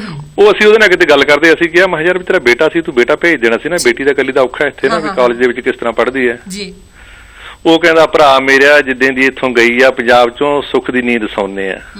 ਬਿਲਕੁਲ ਹਾਲਾਤ ਪੰਜਾਬ ਦੇ ਇਹੋ ਜਿਹੇ ਆ ਵੀ ਧੀਆਂ ਭੈਣਾਂ ਦਾ ਕਾਲਜ ਪੜ੍ਹਨ ਜਾਣਾ ਜਾਂ ਕਿਤੇ ਜਾਣਾ ਕਿਤੇ ਵੀ ਸੁਰੱਖਿਅਤ ਨਹੀਂ। ਬਹੁਤ ਵੱਡਾ ਤੁਸੀਂ ਪੁਆਇੰਟ ਉਠਾਇਆ। ਬਹੁਤ ਇਸ ਵੇਲੇ ਪੰਜਾਬ ਦੇ ਵਿੱਚ ਮੈਨੂੰ ਲੱਗਦਾ ਹੈ ਕਿ ਸਾਡੇ ਵਰਗੇ ਜਿਹੜੇ ਬਾਹਰ ਬੈਠੇ ਆ, ਪ੍ਰਦੇਸ਼ਾਂ ਵਿੱਚ ਬੈਠੇ ਆ, ਜਦੋਂ ਬੱਚੇ ਲੈ ਕੇ ਪੰਜਾਬ ਜਾਣਾ ਹੁੰਦਾ ਤਾਂ ਸਭ ਤੋਂ ਵੱਡੀ ਸਮੱਸਿਆ ਸਾਡੀ ਇਹੀ ਹੈ। ਇਹੀ ਹੁੰਦੀ ਹੈ। ਹਾਂਜੀ, ਇਹੀ ਹੁੰਦੀ ਹੈ ਕਿ ਅਸੀਂ ਬੱਚਿਆਂ ਨੂੰ ਲੈ ਕੇ ਜਾ ਰਹੇ ਹਾਂ ਤੇ ਇਨਸਾਨ ਜਿਹੜਾ ਆਪਣੀ ਇੱਕ ਧੀ ਨੂੰ ਇਕੱਲਿਆਂ ਪ੍ਰਦੇਸ਼ 'ਚ ਤੋਰ ਕੇ ਤਾਂ ਸੁਰਖਰੂ ਆ ਸ਼ਾਇਦ, ਕਿਉਂਕਿ ਉਹ ਸੋਚਦਾ ਕਿ ਕੈਨੇਡਾ ਵਰਗੇ ਮੁਲਕ ਦੇ ਵਿੱਚ ਉਹ ਸੁਰੱਖਿਅਤ ਆ। ਲੇਕਿਨ ਜਿੱਥੇ ਸਾਡੀ ਜਨਮ ਭੂਮੀ ਹੈ, ਜਿਹਨੂੰ ਅਸੀਂ ਕਹਿੰਦੇ ਆ ਸਾਡਾ ਰੰਗਲਾ ਪੰਜਾਬ, ਉੱਥੇ ਤਾਂ ਕੁਝ ਵੀ ਨਹੀਂ, ਸਾਡੀ ਸੇਫਟੀ ਸੁਰੱਖਿਆ ਕੁਝ ਹੈ ਹੀ ਨਹੀਂ। ਬਹੁਤ ਹੀ ਜਾਨੀ ਇਹ ਦੁਖਾਂਤ ਭਰਿਆ ਇੱਕ ਬਹੁਤ ਵੱਡਾ ਕਾਰਨ ਬਣਦਾ ਜਾ ਰਿਹਾ। ਹਾਂਜੀ, ਇਹੋ ਜਿਹੇ ਵੱਡੇ ਕਾਰਨ ਆ ਜਿਹੜੇ ਇਹ ਐਕਚੁਅਲੀ ਜਿਹੜੇ ਕਿ ਸਾਡੀ ਸੋਚ ਨੂੰ ਬਦਲਦੇ ਆ ਕਿ ਸਾਡੇ ਘਰ ਧੀ ਨਹੀਂ ਚਾਹੀਦੀ। ਜੀ ਬਿਲਕੁਲ, ਇਹੀ ਕਾਰਨ ਇਹੋ ਜਿਹੇ। ਇਹੀ ਕਾਰਨ ਹੈ ਜੀ, ਬਿਲਕੁਲ ਬਿਲਕੁਲ। ਔਰ ਜਿਹੜੀ ਅਸੀਂ ਗੱਲ ਕਰ ਰਹੇ ਹਾਂ ਕਿ ਅਸੀਂ ਆਪਣੀ ਸੋਚ ਬਦਲੀਏ ਤੇ ਉਹਦੇ ਨਾਲ ਤੇ ਫਿਰ ਇਹ ਜਿਹੜੀਆਂ ਗੱਲਾਂ ਨੂੰ ਜੇਕਰ ਅਸੀਂ ਵਿਚਾਰੀਏ ਤੇ ਸਾਨੂੰ ਸਮਾਜ ਦਾ ਆਲਾ ਦੁਆਲਾ ਵੀ ਬਦਲਣਾ ਪੈਣਾ ਨਾ। ਹਾਂਜੀ ਹਾਂਜੀ, ਕਿਉਂਕਿ ਜਦੋਂ ਤੱਕ ਸਭ ਤੋਂ ਪਹਿਲਾਂ ਤੇ ਸਾਨੂੰ ਮਾਨਸਿਕਤਾ ਬਦਲਣੀ ਪੈਣੀ ਹੈ ਕਿ ਵੀ ਕੁੜੀ ਔਰ ਮੁੰਡੇ ਵਿੱਚ ਕੋਈ ਫਰਕ ਨਹੀਂ। ਸਾਨੂੰ ਉਹਦੇ ਵਿੱਚ ਉਹਨਾਂ ਦੀ ਪਰਵਰਿਸ਼ 'ਚ ਵੀ ਕੋਈ ਫਰਕ ਨਹੀਂ ਕਰਨਾ ਚਾਹੀਦਾ। ਸਭ ਤੋਂ ਪਹਿਲਾਂ ਇਹ ਸ਼ੁਰੂਆਤ ਸਾਨੂੰ ਆਪਣੇ ਘਰਾਂ ਤੋਂ ਕਰਨ ਦੀ ਲੋੜ ਹੈ। ਹਾਂਜੀ, ਜੇ ਆਪਾਂ ਆਪਣੇ ਘਰ ਤੋਂ ਹਰ ਇੱਕ ਇਨਸਾਨ ਸ਼ੁਰੂ ਕਰੇਗਾ ਤਾਂ ਫਿਰ ਗੱਲ ਸ਼ੁਰੂ ਹੋ ਜਾਏਗੀ, ਫਿਰ ਸ਼ੁਰੂ ਹੋਏਗੀ। ਹਾਂਜੀ, ਗੱਲ ਤੇ ਸ਼ੁਰੂ ਕਰਨੀ ਹੈ ਜੀ, ਸ਼ੁਰੂਆਤ ਹੀ ਹੈ ਜੀ। ਸ਼ੁਰੂਆਤ ਅਸੀਂ ਜਿਸ ਤਰ੍ਹਾਂ ਕਿ ਹੁਣ ਮੈਨੂੰ ਥੋੜਾ ਜਿਹਾ ਕਲਮ ਘਸਾਈ ਦਾ ਵੀ ਸ਼ੌਂਕ ਆ, ਮੈਂ ਲਿਖ ਵੀ ਲੈਂਦਾ ਜੀ। ਬਿਲਕੁਲ ਬਿਲਕੁਲ, ਤੁਸੀਂ ਜ਼ਰੂਰ ਕੁਛ ਨਾ ਕੁਛ ਬੋਲ ਇਸ ਬਾਰੇ ਲਿਖੇ ਹੋਣਗੇ ਸਾਡੇ ਦਰਸ਼ਕਾਂ ਦੇ ਨਾਲ। ਤੁਸੀਂ 23 ਸਾਲ ਪਹਿਲਾਂ ਜਿਸ ਵੇਲੇ ਮੇਰੇ ਘਰ ਬੇਟੀ ਦੇ ਜਨਮ ਲਿਆ ਸੀ ਨਾ, ਜੀ ਉਸ ਵੇਲੇ ਮਤਲਬ ਜਿਹੜੀ ਰੀਅਲੀ ਨਾ ਉਸ ਵੇਲੇ ਬੁੜੀਆਂ ਘਰ ਦੇ ਵਿੱਚ ਆਉਂਦੀਆਂ ਤੇ ਪੁੱਛਦੀਆਂ ਵੀ ਕੀ ਹੋਇਆ, ਜੇ ਤਾਂ ਮੁੰਡੇ ਦਾ ਨਿੰਮ ਵੱਜ ਜਾਂ ਪਤਾ ਲੱਗ ਜੇ ਫਿਰ ਤਾਂ ਇਸ਼ਾਰਿਆਂ ਨਾਲ ਹੀ ਕੰਮ ਚੱਲ ਜਾਂਦਾ ਕਿ ਹਾਂਜੀ ਬਹੁਤ ਵੱਡੀ ਗੱਲ ਹੋ ਗਈ। ਜੀ ਤੇ ਜੇ ਧੀ ਜੰਮੀ ਹੋਵੇ ਤੇ ਫਿਰ ਤੇ ਕਿਵੇਂ ਇੱਕ ਦੂਜੇ ਨੂੰ ਇਸ਼ਾਰਿਆਂ ਨਾਲ ਸਮਝਾਉਂਦੇ ਆ, ਪੁੱਛਣਾ ਹੀ ਪੈਂਦਾ ਕੀ ਹੋਇਆ, ਫਿਰ ਤੇ ਚੁੱਪ ਕਰਕੇ ਚਲੇ ਜਾਂਦੇ ਆ ਤੇ ਕਿ ਰੱਬ ਨੇ ਪੱਥਰ ਮਾਰਿਆ ਕਹਿੰਦੇ, ਨਾਂ ਵੀ ਨਹੀਂ ਲੈਂਦੇ। ਸਹੀ ਗੱਲ। ਹਾਂਜੀ, ਧੀ ਵੀ ਨਹੀਂ ਕਹਿੰਦੀਆਂ, ਕੁੜੀ ਵੀ ਨਹੀਂ ਕਹਿੰਦੀਆਂ, ਪੱਥਰ ਹੀ ਦੱਸਦੀਆਂ ਜੀ। ਜੀ ਉਸ ਵੇਲੇ ਉਸ ਘੜੀ ਕੁਝ ਬੋਲ ਜਿਹੜੇ ਤੁਸੀਂ ਕਲਮ ਨਾਲ ਚਿੱਤਰੇ। ਹਾਂਜੀ, ਮੈਂ ਅੱਜ ਤੋਂ 23 ਸਾਲ ਪਹਿਲਾਂ ਜੋ ਮਹਿਸੂਸ ਕੀਤਾ ਸੀ, ਲੇਕਿਨ ਲੇਟਰ ਔਨ ਮੈਂ ਉਸ ਨੂੰ ਕਲਮ ਰਾਹੀਂ ਚਿਤਰਿਆ। ਮੇਰੀ ਉਹ ਕਵਿਤਾ ਹੈ ਪੱਥਰ ਜੀ। ਕਿ ਪਹਿਲ ਪਲੇਠੀ ਮੇਰੇ ਘਰ ਵਿੱਚ ਜਦ ਜੰਮੀ ਧੀ ਰਾਣੀ, ਜੀ ਰੱਬ ਨੇ ਕਿਹਾ ਪੱਥਰ ਮਾਰਿਆ, ਬੋਲੀ ਸੀ ਇੱਕ ਬੁੜੀ ਸਿਆਣੀ। ਜੀ ਪਹਿਲ ਪਲੇਠੀ ਮੇਰੇ ਘਰ ਵਿੱਚ ਜਦ ਜੰਮੀ ਧੀ ਰਾਣੀ, ਰੱਬ ਨੇ ਕਿਹਾ ਪੱਥਰ ਮਾਰਿਆ, ਬੋਲੀ ਸੀ ਇੱਕ ਬੁੜੀ ਸਿਆਣੀ। ਬਹੁਤ ਖੂਬ। ਬੰਦੇ ਨੂੰ ਤਾਂ ਬੰਦਾ ਇੱਥੇ ਜੱਗ ਵਿੱਚ ਕਿਧਰੇ ਦਿਸਦਾ ਨਹੀਂ, ਬੰਦੇ ਨੂੰ ਤਾਂ ਬੰਦਾ ਇੱਥੇ ਜੱਗ ਵਿੱਚ ਕਿਧਰੇ ਦਿਸਦਾ ਨਹੀਂ, ਪਰ ਪੱਥਰ ਨੂੰ ਪੱਥਰ ਦਿਸਦਾ ਕਿਹੜੀਆਂ ਅੱਖਾਂ ਥਾਣੀ। ਵਾਹ ਜੀ ਵਾਹ, ਬਹੁਤ ਅੱਛਾ ਬਹੁਤ ਅੱਛਾ। ਪੱਥਰ ਸ਼ਬਦ ਬੜਾ ਹੀ ਭਾਰਾ, ਪੱਥਰ ਸ਼ਬਦ ਬੜਾ ਹੀ ਭਾਰਾ, ਮੈਨੂੰ ਕਿਧਰੇ ਨਜ਼ਰ ਨਾ ਆਵੇ ਜੀ। ਕੁੜੀਆਂ ਹੀ ਕਹਿਣ ਕੁੜੀ ਨੂੰ ਪੱਥਰ, ਮੈਨੂੰ ਤਾਂ ਕੁਝ ਸਮਝ ਨਾ ਆਵੇ। ਬਹੁਤ ਖੂਬ। ਪੱਥਰਾਂ ਚੋਂ ਰੱਬ ਲੱਭਣ ਵਾਲੀ ਝੂਠੀ ਨਹੀਂ ਕਹਾਣੀ, ਪੱਥਰਾਂ ਚੋਂ ਰੱਬ ਲੱਭਣ ਵਾਲੀ ਝੂਠੀ ਨਹੀਂ ਕਹਾਣੀ। ਜਿੰਨੇ ਵੀ ਰੱਬ ਇਸ ਦੁਨੀਆ ਦੇ, ਜਿੰਨੇ ਵੀ ਰੱਬ ਇਸ ਦੁਨੀਆ ਦੇ ਸਭ ਪੱਥਰਾਂ ਦੇ ਜਾਏ। ਬਹੁਤ ਖੂਬ ਬਹੁਤ ਖੂਬ ਜੀ। ਹਾਂਜੀ, ਪੱਥਰ ਤੇ ਰੱਖ ਪੱਥਰ ਜਿੱਦਾਂ ਜਾਂਦੇ ਮਹਿਲ ਬਣਾਏ, ਇਦਾਂ ਹੀ ਇਹ ਜਿਉਂਦਾ ਪੱਥਰ ਅੱਗੇ ਵੰਸ਼ ਚਲਾਏ ਜੀ। ਪੱਥਰਾਂ ਦੇ ਨਕਸ਼ਿਆਂ ਲਈ ਸਾਇੰਸ ਲੱਭੀਆਂ ਬਹੁਤ ਮਸ਼ੀਨਾਂ, ਪੱਥਰਾਂ ਦੇ ਨਕਸ਼ਿਆਂ ਲਈ ਸਾਇੰਸ ਲੱਭੀਆਂ ਬਹੁਤ ਮਸ਼ੀਨਾਂ, ਪਰ ਜਿਉਂਦੇ ਪੱਥਰ ਤੋੜਨ ਲਈ ਕਿ ਉਹ ਅਲਟਰਾਸਾਊਂਡ ਬਣਾਏ। ਵਾਹ, ਬਹੁਤ ਖੂਬ ਬਹੁਤ ਖੂਬ ਜੀ। ਹਾਂਜੀ, ਪੱਥਰ ਖੁਦ ਹੀ ਤੇਸਾ ਫੜ ਕੇ ਆਪਣਾ ਨਕਸ਼ ਵਿਗਾੜ ਰਿਹਾ ਹੈ। ਜਿੱਥੇ ਆਪਾਂ ਕਹਿੰਦੇ ਆ ਕਿ ਔਰਤ ਖੁਦ ਜ਼ਿੰਮੇਵਾਰ ਹੈ ਨਾ ਆਪਣੀ ਹੋਂਦ ਲਈ, ਬਹੁਤ ਅੱਛੀ ਗੱਲ। ਪੱਥਰ ਖੁਦ ਹੀ ਤੇਸਾ ਫੜ ਕੇ ਆਪਣਾ ਨਕਸ਼ ਵਿਗਾੜ ਰਿਹਾ ਹੈ। ਆਪਣੇ ਪੈਰ ਕੁਹਾੜਾ ਆਪੇ ਵਾਲੀ ਗੱਲ ਦੁਹਰਾਊਗਾ। ਬਹੁਤ ਖੂਬ ਬਹੁਤ ਅੱਛਾ। ਇਹ ਪੱਥਰਾਂ ਬਿਨ ਭੂਆ ਵਰਗੇ ਰਿਸ਼ਤਿਆਂ ਲਾੜ ਲਡਾਉਣੇ ਨਹੀਂ, ਨਾ ਹੀ ਕਿਸੇ ਦੀ ਜੰਜ ਵਿੱਚ ਫੁੱਫੜ ਬੱਕਰੇ ਕਦੇ ਬੁਲਾਊਗਾ। ਬਹੁਤ ਅੱਛਾ ਜੀ। ਮੋਹ ਦੇ ਰਿਸ਼ਤੇ ਮਾਸੀ ਨੂੰ ਤਾਂ ਸਾਰੀ ਦੁਨੀਆ ਤਰਸੂਗੀ ਜੀ। ਬੁੱਟਰ ਵਿਆਹ ਕਰਵਾ ਕੇ ਵੀ ਕਦੇ ਮਾਸੜ ਨਹੀਂ ਕਹਾਊਗਾ। ਬਹੁਤ ਬਹੁਤ ਖੂਬ ਜੀ, ਬਹੁਤ ਅੱਛਾ, ਬਹੁਤ ਖੂਬ ਜੀ, ਬਹੁਤ ਖੂਬ। ਹਾਂਜੀ ਭੈਣ ਜੀ, ਇੰਨੀ ਕੁ ਮੇਰੀ ਹਾਜ਼ਰੀ ਕਬੂਲ ਕਰਿਓ ਜੀ। ਬਹੁਤ ਬਹੁਤ ਧੰਨਵਾਦ। ਤੇ ਭਾਈ ਸਾਹਿਬ ਇਸੇ ਤਰ੍ਹਾਂ ਹੀ ਪ੍ਰੋਗਰਾਮ ਦਾ ਹਿੱਸਾ ਬਣਦੇ ਰਿਹਾ ਕਰੋ। ਔਰ ਸਾਡਾ ਤੁਹਾਡੇ ਨਾਲ ਵਾਅਦਾ ਕਰਦੇ ਕਿ ਜਦੋਂ ਤੁਹਾਡੇ ਪ੍ਰੋਗਰਾਮ ਦਾ ਹਿੱਸਾ, ਤੁਹਾਡਾ ਨਹੀਂ ਸਾਡਾ ਆਪਣਾ ਪ੍ਰੋਗਰਾਮ ਹੈ, ਇਸ ਦਾ ਹਿੱਸਾ ਬਣਦੇ ਰਵਾਂਗੇ ਜੀ। ਬਹੁਤ ਬਹੁਤ ਸ਼ੁਕਰੀਆ, ਬਹੁਤ ਬਹੁਤ ਧੰਨਵਾਦ ਜੀ। ਸਤਿ ਸ੍ਰੀ ਅਕਾਲ ਜੀ। ਜੀ, ਲੱਗਦਾ ਕਿ ਹੋਰ ਕਾਲਰ ਸਾਡੇ ਨਾਲ ਜੁੜ ਚੁੱਕੇ ਹਨ, ਉਹਨਾਂ ਨਾਲ ਗੱਲ ਕਰਦੇ ਹਾਂ ਜੀ। Media Punjab TV. ਵਾਹਿਗੁਰੂ ਜੀ ਕਾ ਖਾਲਸਾ, ਵਾਹਿਗੁਰੂ ਜੀ ਕੀ ਫਤਿਹ। अस्सलाम वालेकुम। ਵਾਹਿਗੁਰੂ ਜੀ ਕਾ ਖਾਲਸਾ, ਵਾਹਿਗੁਰੂ ਜੀ ਕੀ ਫਤਿਹ ਜੀ। ਵਾਲੇकुम सलाम जी। प्रोग्राम ਤੁਹਾਡਾ ਨਿੱਘਾ ਸਵਾਗਤ ਹੈ ਜੀ। ਜੀ ਬਹੁਤ ਸ਼ੁਕਰੀਆ ਭੈਣ ਜੀ। ਗੁਰਮਿੰਦਰ ਵੀ ਬੈਠੇ ਹੋਏ ਨੇ। ਹਾਂਜੀ, ਪਰਮਿੰਦਰ ਜੀ ਬੈਠੇ ਹੋਏ ਨੇ ਜੀ। ਪਰਮਿੰਦਰ ਜੀ ਬੈਠੇ ਉਹਨਾਂ ਨੂੰ ਦੇਖ ਰਹੀ ਹਾਂ ਜੀ। ਤੇ ਤੁਹਾਡਾ ਟੌਪਿਕ ਜਿਹੜਾ ਇਹਦਾ ਹੱਲ ਜਿਹੜਾ ਹੈ ਜੀ, ਗੱਲਾਂ ਤੇ ਅਸੀਂ ਕਰੀ ਜਾਣੀਆਂ ਨੇ, ਤੇ ਹੱਲ ਇਹਦਾ ਕੀ ਹੋਏਗਾ ਕੋਈ ਮੈਨੂੰ ਤੇ ਸਮਝ ਨਹੀਂ ਆਉਂਦੀ। ਜੇ ਪਰਮਿੰਦਰ ਜੀ ਦੱਸ ਦੇਣ ਜਾਂ ਤੁਸੀਂ ਦੱਸ ਦਿਓ। ਬਹਰਾਲ ਮੈਂ ਤੁਹਾਡੇ ਸਵਾਲ ਦਾ ਜਵਾਬ ਦੇਣ ਦੀ ਕੋਸ਼ਿਸ਼ ਕਰਾਂਗੀ। ਹੱਲ ਇਹਦਾ ਸਭ ਤੋਂ ਪਹਿਲਾਂ ਤੇ ਮੇਰੇ ਹਿਸਾਬ ਨਾਲ ਇਹੀ ਹੈ ਕਿ ਅਸੀਂ ਆਪਣੀ ਮਾਨਸਿਕਤਾ ਨੂੰ ਬਦਲੀਏ। ਜਿਸ ਤਰ੍ਹਾਂ ਕਿ ਹੁਣੇ ਇਹ ਸਵਾਲ ਉਠਾਇਆ ਗਿਆ ਸੀ ਵੀ ਔਰਤ ਹੀ ਔਰਤ ਦੇ ਨਾਲ ਇਹ ਸਭ ਕੰਮ ਕਰਦੀ ਹੈ। ਬਿਲਕੁਲ। ਤੇ ਜੇ ਅਸੀਂ ਔਰਤ ਆਪਣੀ ਮਾਨਸਿਕਤਾ ਬਦਲੇ, ਆਪਣੀ ਹੋਂਦ ਨੂੰ ਸਹੀ ਤਰੀਕੇ ਨਾਲ ਸਮਝੇ, ਤੇ ਮੇਰਾ ਖਿਆਲ ਹੈ ਕਿ ਉਹ ਆਪਣੀ ਅੱਗੋਂ ਧੀ ਨਾਲ, ਨੂੰਹ ਨਾਲ, ਆਪਣੀ ਭੈਣ ਨਾਲ ਇਹੋ ਜਿਹਾ ਵਤੀਰਾ ਨਹੀਂ ਕਰੇਗੀ। ਬਿਲਕੁਲ। ਜਿਸ ਦਿਨ ਔਰਤ ਜਾਗਰੂਕ ਪੂਰੀ ਤਰ੍ਹਾਂ ਹੋ ਗਈ, ਹੁਣ ਜਾਗਰੂਕ ਹੋ ਰਹੀ ਹੈ ਪਰ ਅਜੇ ਪੂਰੀ ਤਰ੍ਹਾਂ ਜਾਗਰੂਕ ਨਹੀਂ ਹੋਈ, ਜਿਸ ਦਿਨ ਇਹ ਪੂਰੀ ਤਰ੍ਹਾਂ ਜਾਗਰੂਕ ਹੋ ਗਈ ਤੇ ਫਿਰ ਤੇ ਮੇਰਾ ਖਿਆਲ ਹੈ ਕਿਸੇ ਮਰਦ ਸਮਾਜ ਦੀ ਇਹਦੇ ਉੱਪਰ ਉਂਗਲ ਕਰਨ ਦੀ ਜਾਂ ਇਹਨੂੰ ਖਤਮ ਕਰਨ ਦੀ ਹਿੰਮਤ ਨਹੀਂ ਪਏਗੀ। ਇਹ ਤੁਸੀਂ ਬਿਲਕੁਲ ਮੇਰੇ ਹੀ ਦਿਲ ਦੀ ਆਵਾਜ਼ ਜਿਹੜੀ ਹੈ ਨਾ, ਇਹ ਤੁਸੀਂ ਆਪਣੇ ਅਲਫਾਜ਼ ਦੇ ਵਿੱਚ ਕਹੀ ਹੈ, ਕਿਉਂਕਿ ਮੈਂ ਹਮੇਸ਼ਾ ਕਹਿੰਦੀ ਹੁੰਦੀ ਹਾਂ ਕਿ ਮਰਦ ਦਾ ਕੋਈ ਕਸੂਰ ਨਹੀਂ, ਕਸੂਰ ਸਿਰਫ ਔਰਤ ਦਾ ਹੈ। ਬਹੁਤ ਅੱਛਾ। ਕਿਉਂਕਿ ਔਰਤ ਨੇ ਹੀ ਆਪਣੀ ਜਿਹੜੀ ਹੋਂਦ ਹੈ ਜਾਂ ਆਪਣੀ ਜ਼ਾਤ ਦੀ ਮੰਫੀ ਆਪ ਹੀ ਕਰ ਦਿੱਤੀ ਹੈ ਜੀ। ਔਰ ਅਸੀਂ ਇਹ ਜਿਹੜੀਆਂ ਸੋਚਾਂ ਨੇ, ਇਹਨਾਂ ਨੂੰ ਅਸੀਂ ਉਸ ਵਕਤ ਤੱਕ ਸਿਰਫ ਗੱਲਾਂ ਦੇ ਹੀ ਰੂਪ ਦਿੰਦੇ ਰਵਾਂਗੇ ਜਦੋਂ ਤੱਕ ਅਸੀਂ ਅਮਲ ਦੇ ਜ਼ਰੀਏ ਆਪਣੀਆਂ ਸੋਚਾਂ ਨਹੀਂ ਬਦਲਾਂਗੇ। ਬਿਲਕੁਲ। ਔਰ ਅਸੀਂ ਹਮੇਸ਼ਾ ਮਰਦ ਨੂੰ ਕਸੂਰਵਾਰ ਠਹਿਰਾਉਂਦੇ ਹਾਂ, ਲੇਕਿਨ ਮਰਦ ਨੂੰ ਆਪਣੇ ਉੱਤੇ ਜ਼ੁਲਮ ਕਰਨ ਦੇ ਵਾਸਤੇ ਔਰਤ ਨੇ ਹੀ ਤਿਆਰ ਕੀਤਾ। ਅਸੀਂ ਖੁਦ ਹੀ ਹੱਕ ਦੇ ਦਿੰਦੇ ਹਾਂ। ਬਿਲਕੁਲ, ਅਸੀਂ ਉਹਨੂੰ ਆਪ ਹੱਕ ਦਿੰਦੇ ਹਾਂ ਕਿ ਉਹ ਸਾਡੇ ਉੱਤੇ ਜ਼ੁਲਮ ਕਰੇ। ਔਰ ਰਹੀ ਆਪਣੇ ਮੁਲਕਾਂ ਦੀ ਕਹਾਣੀ ਕਿ ਉੱਥੇ ਅਸੀਂ ਆਪਣੀਆਂ ਬੱਚੀਆਂ ਨੂੰ ਕੱਲਿਆਂ ਭੇਜਣ ਤੋਂ, ਸਕੂਲ ਭੇਜਣ ਤੇ ਜਾਂ ਯੂਨੀਵਰਸਿਟੀ ਭੇਜਣ ਵਾਸਤੇ ਡਰਨੇ ਆ, ਤੇ ਇਹ ਸਾਡੇ ਮੁਲਕਾਂ ਦੇ ਵਾਸਤੇ ਬੜੀ ਹੀ ਸ਼ਰਮ ਦੀ ਗੱਲ ਹੈ ਕਿ ਅਸੀਂ ਆਪਣੇ ਮਜ਼ਹਬਾਂ ਦੇ ਹਰ ਵਕਤ ਗੀਤ ਗਾਉਂਦੇ ਰਹਿੰਦੇ ਜੀ। ਬਿਲਕੁਲ। ਤੇ ਜਿੱਥੇ ਔਰਤ ਮਹਿਫੂਜ਼ ਨਹੀਂ, ਉੱਥੇ ਜਿਹੜੇ ਮਰਦ ਨੇ, ਜ਼ਾਹਿਰ ਹੈ ਉਹ ਮਰਦ ਹੀ ਔਰਤ ਦੇ ਪਿੱਛੇ ਤੁਰਦੇ ਨੇ ਤੇ ਉਹ ਘਰ ਵਾਲੇ ਡਰਦੇ ਨੇ। ਉਹ ਬਿਮਾਰ ਸਮਾਜ ਹੈ। ਬਿਲਕੁਲ ਬਿਮਾਰ ਸਮਾਜ ਹੈ।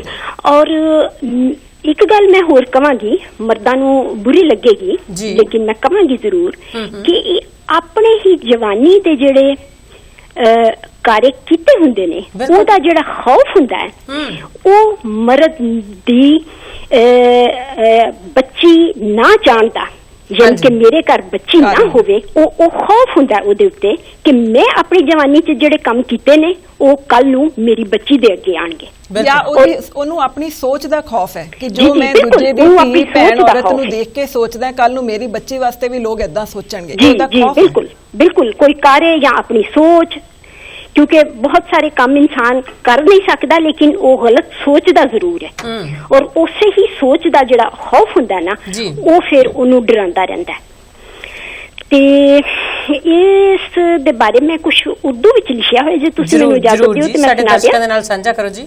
अच्छा जी ये इस तरह है कि एक शायर ने बड़ा ही अच्छा औरत दे बारे बड़ी खूबसूरत नज़म लिखी सी और औरत नूं बहुत उच्चा मकाम दिता सी और मैं जदों वो पढ़ी नज़म ते ओनू पढ़न तो बाद फिर मैं ये लिखिया शऊर ने जिसे ऊंचा उठा के रखा था शऊर ने जिसे ऊंचा उठा के रखा था फतूर ने वही सर नीचा कर दिखाया है। वाह जी वाह। सुना है शिकवा गिला प्यार की निशानी है सुना है शिकवा गिला प्यार की निशानी है तो क्यों न तुझसे करूं तू ही तो कहानी है। बहुत अच्छा। मैं तेरे जिस्म का हिस्सा तेरा ही परता हूँ मैं तेरे जिस्म का हिस्सा तेरा ही परता हूँ मैं तेरी शक्ल हूँ तुझसा ही है लहू मुझ में तेरे ही जैसी हूँ मासूम देख तू मुझको तेरी बहन तेरी बेटी बहू तू ही तो हूँ। बहुत अच्छा। बहुत शुक्रिया। अगर तू गौर से सुन ले तो मेहरबानी है असर जो रूह में उतरे तो क्या कहानी है। कशिश है जिनसे मुखालिफ में ये तो फितरत है कशिश है जिनसे मुखालिफ में ये तो फितरत है तेरी ही सोच ने ढाली जो उसकी फितरत है। वाह जी वाह। खुद अपनी जात पे नामेहरबान नजर तेरी खुद अपनी जात पे नामेहरबान नजर तेरी खुद अपनी जात की मनफी है ये वफा तेरी। तू वक्ते रुखसती ले ले के सिसकियां रोई तू वक्ते रुखसती ले ले के सिसकियां रोई था अपनी जात का डर दूसरा न था कोई। बदल के रिश्ते वो खुशियां कशीद कर लेता बदल के रिश्ते वो खुशियां कशीद कर लेता वो रखता गोद भी शानों पे सर भी रख लेता हर एक रिश्ते की पहचान शान बन जाता हर एक रिश्ते की पहचान शान बन जाता वो तेरा साथी भी और माँ का मान बन जाता। बहुत खूब जी। वो माँ का बेटा भी रहता दामाद भी रहता हर एक रिश्ते में पुरेतमाद भी रहता जी। मगर हुआ क्या मगर हुआ क्या जरा गौर खुद ही तू कर ले किसी पे ना दे ये इल्जाम खुद पे ही धर ले। क्या बात है। अजल से तू ही है धरती तुझी में बीज पड़ा अजल से तू ही है धरती तुझी में बीज पड़ा था लाल वो भी किसी माँ का जो पति था तेरा। लो आज हो गया पूरा तेरे ख्वाब का पल लो आज हो गया पूरा तेरे ख्वाब का पल जो आज बेटा है तेरा बनेगा बाप वो कल। बहुत खूब।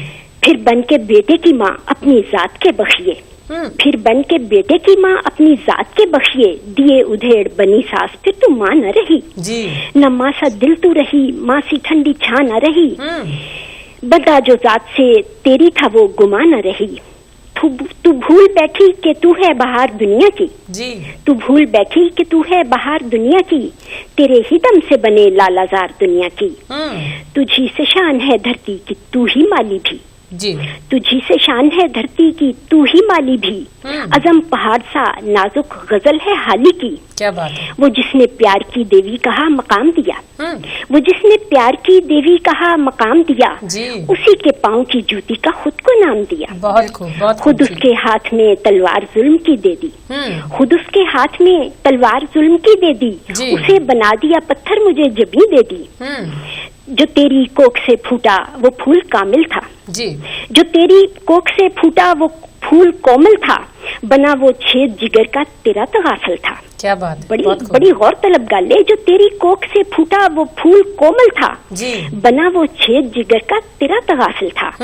वो बन के दोनों का रहता तो बात सच्ची थी वो बन के दोनों का रहता तो बात सच्ची थी तो बन के सास न रहती तो बात अच्छी थी। क्या बात है। क्या बात है। नसीब में सुबह के झोंके बाहर लाते हैं नसीब में सुबह के झोंके बाहर लाते हैं जो खिल के महके चमन पर निखार लाते हैं। क्या बात है। तू अपनी जात को पहचान ज़ोफ़शानी दे जुल्म की सदियों से चलती बदल कहानी दे अना को भूल के आजा खुदी के घेरे में, अना को भूल के आजा खुदी के घेरे में, ना कोई फर्क रहे नाजी तेरे मेरे में। क्या बात है।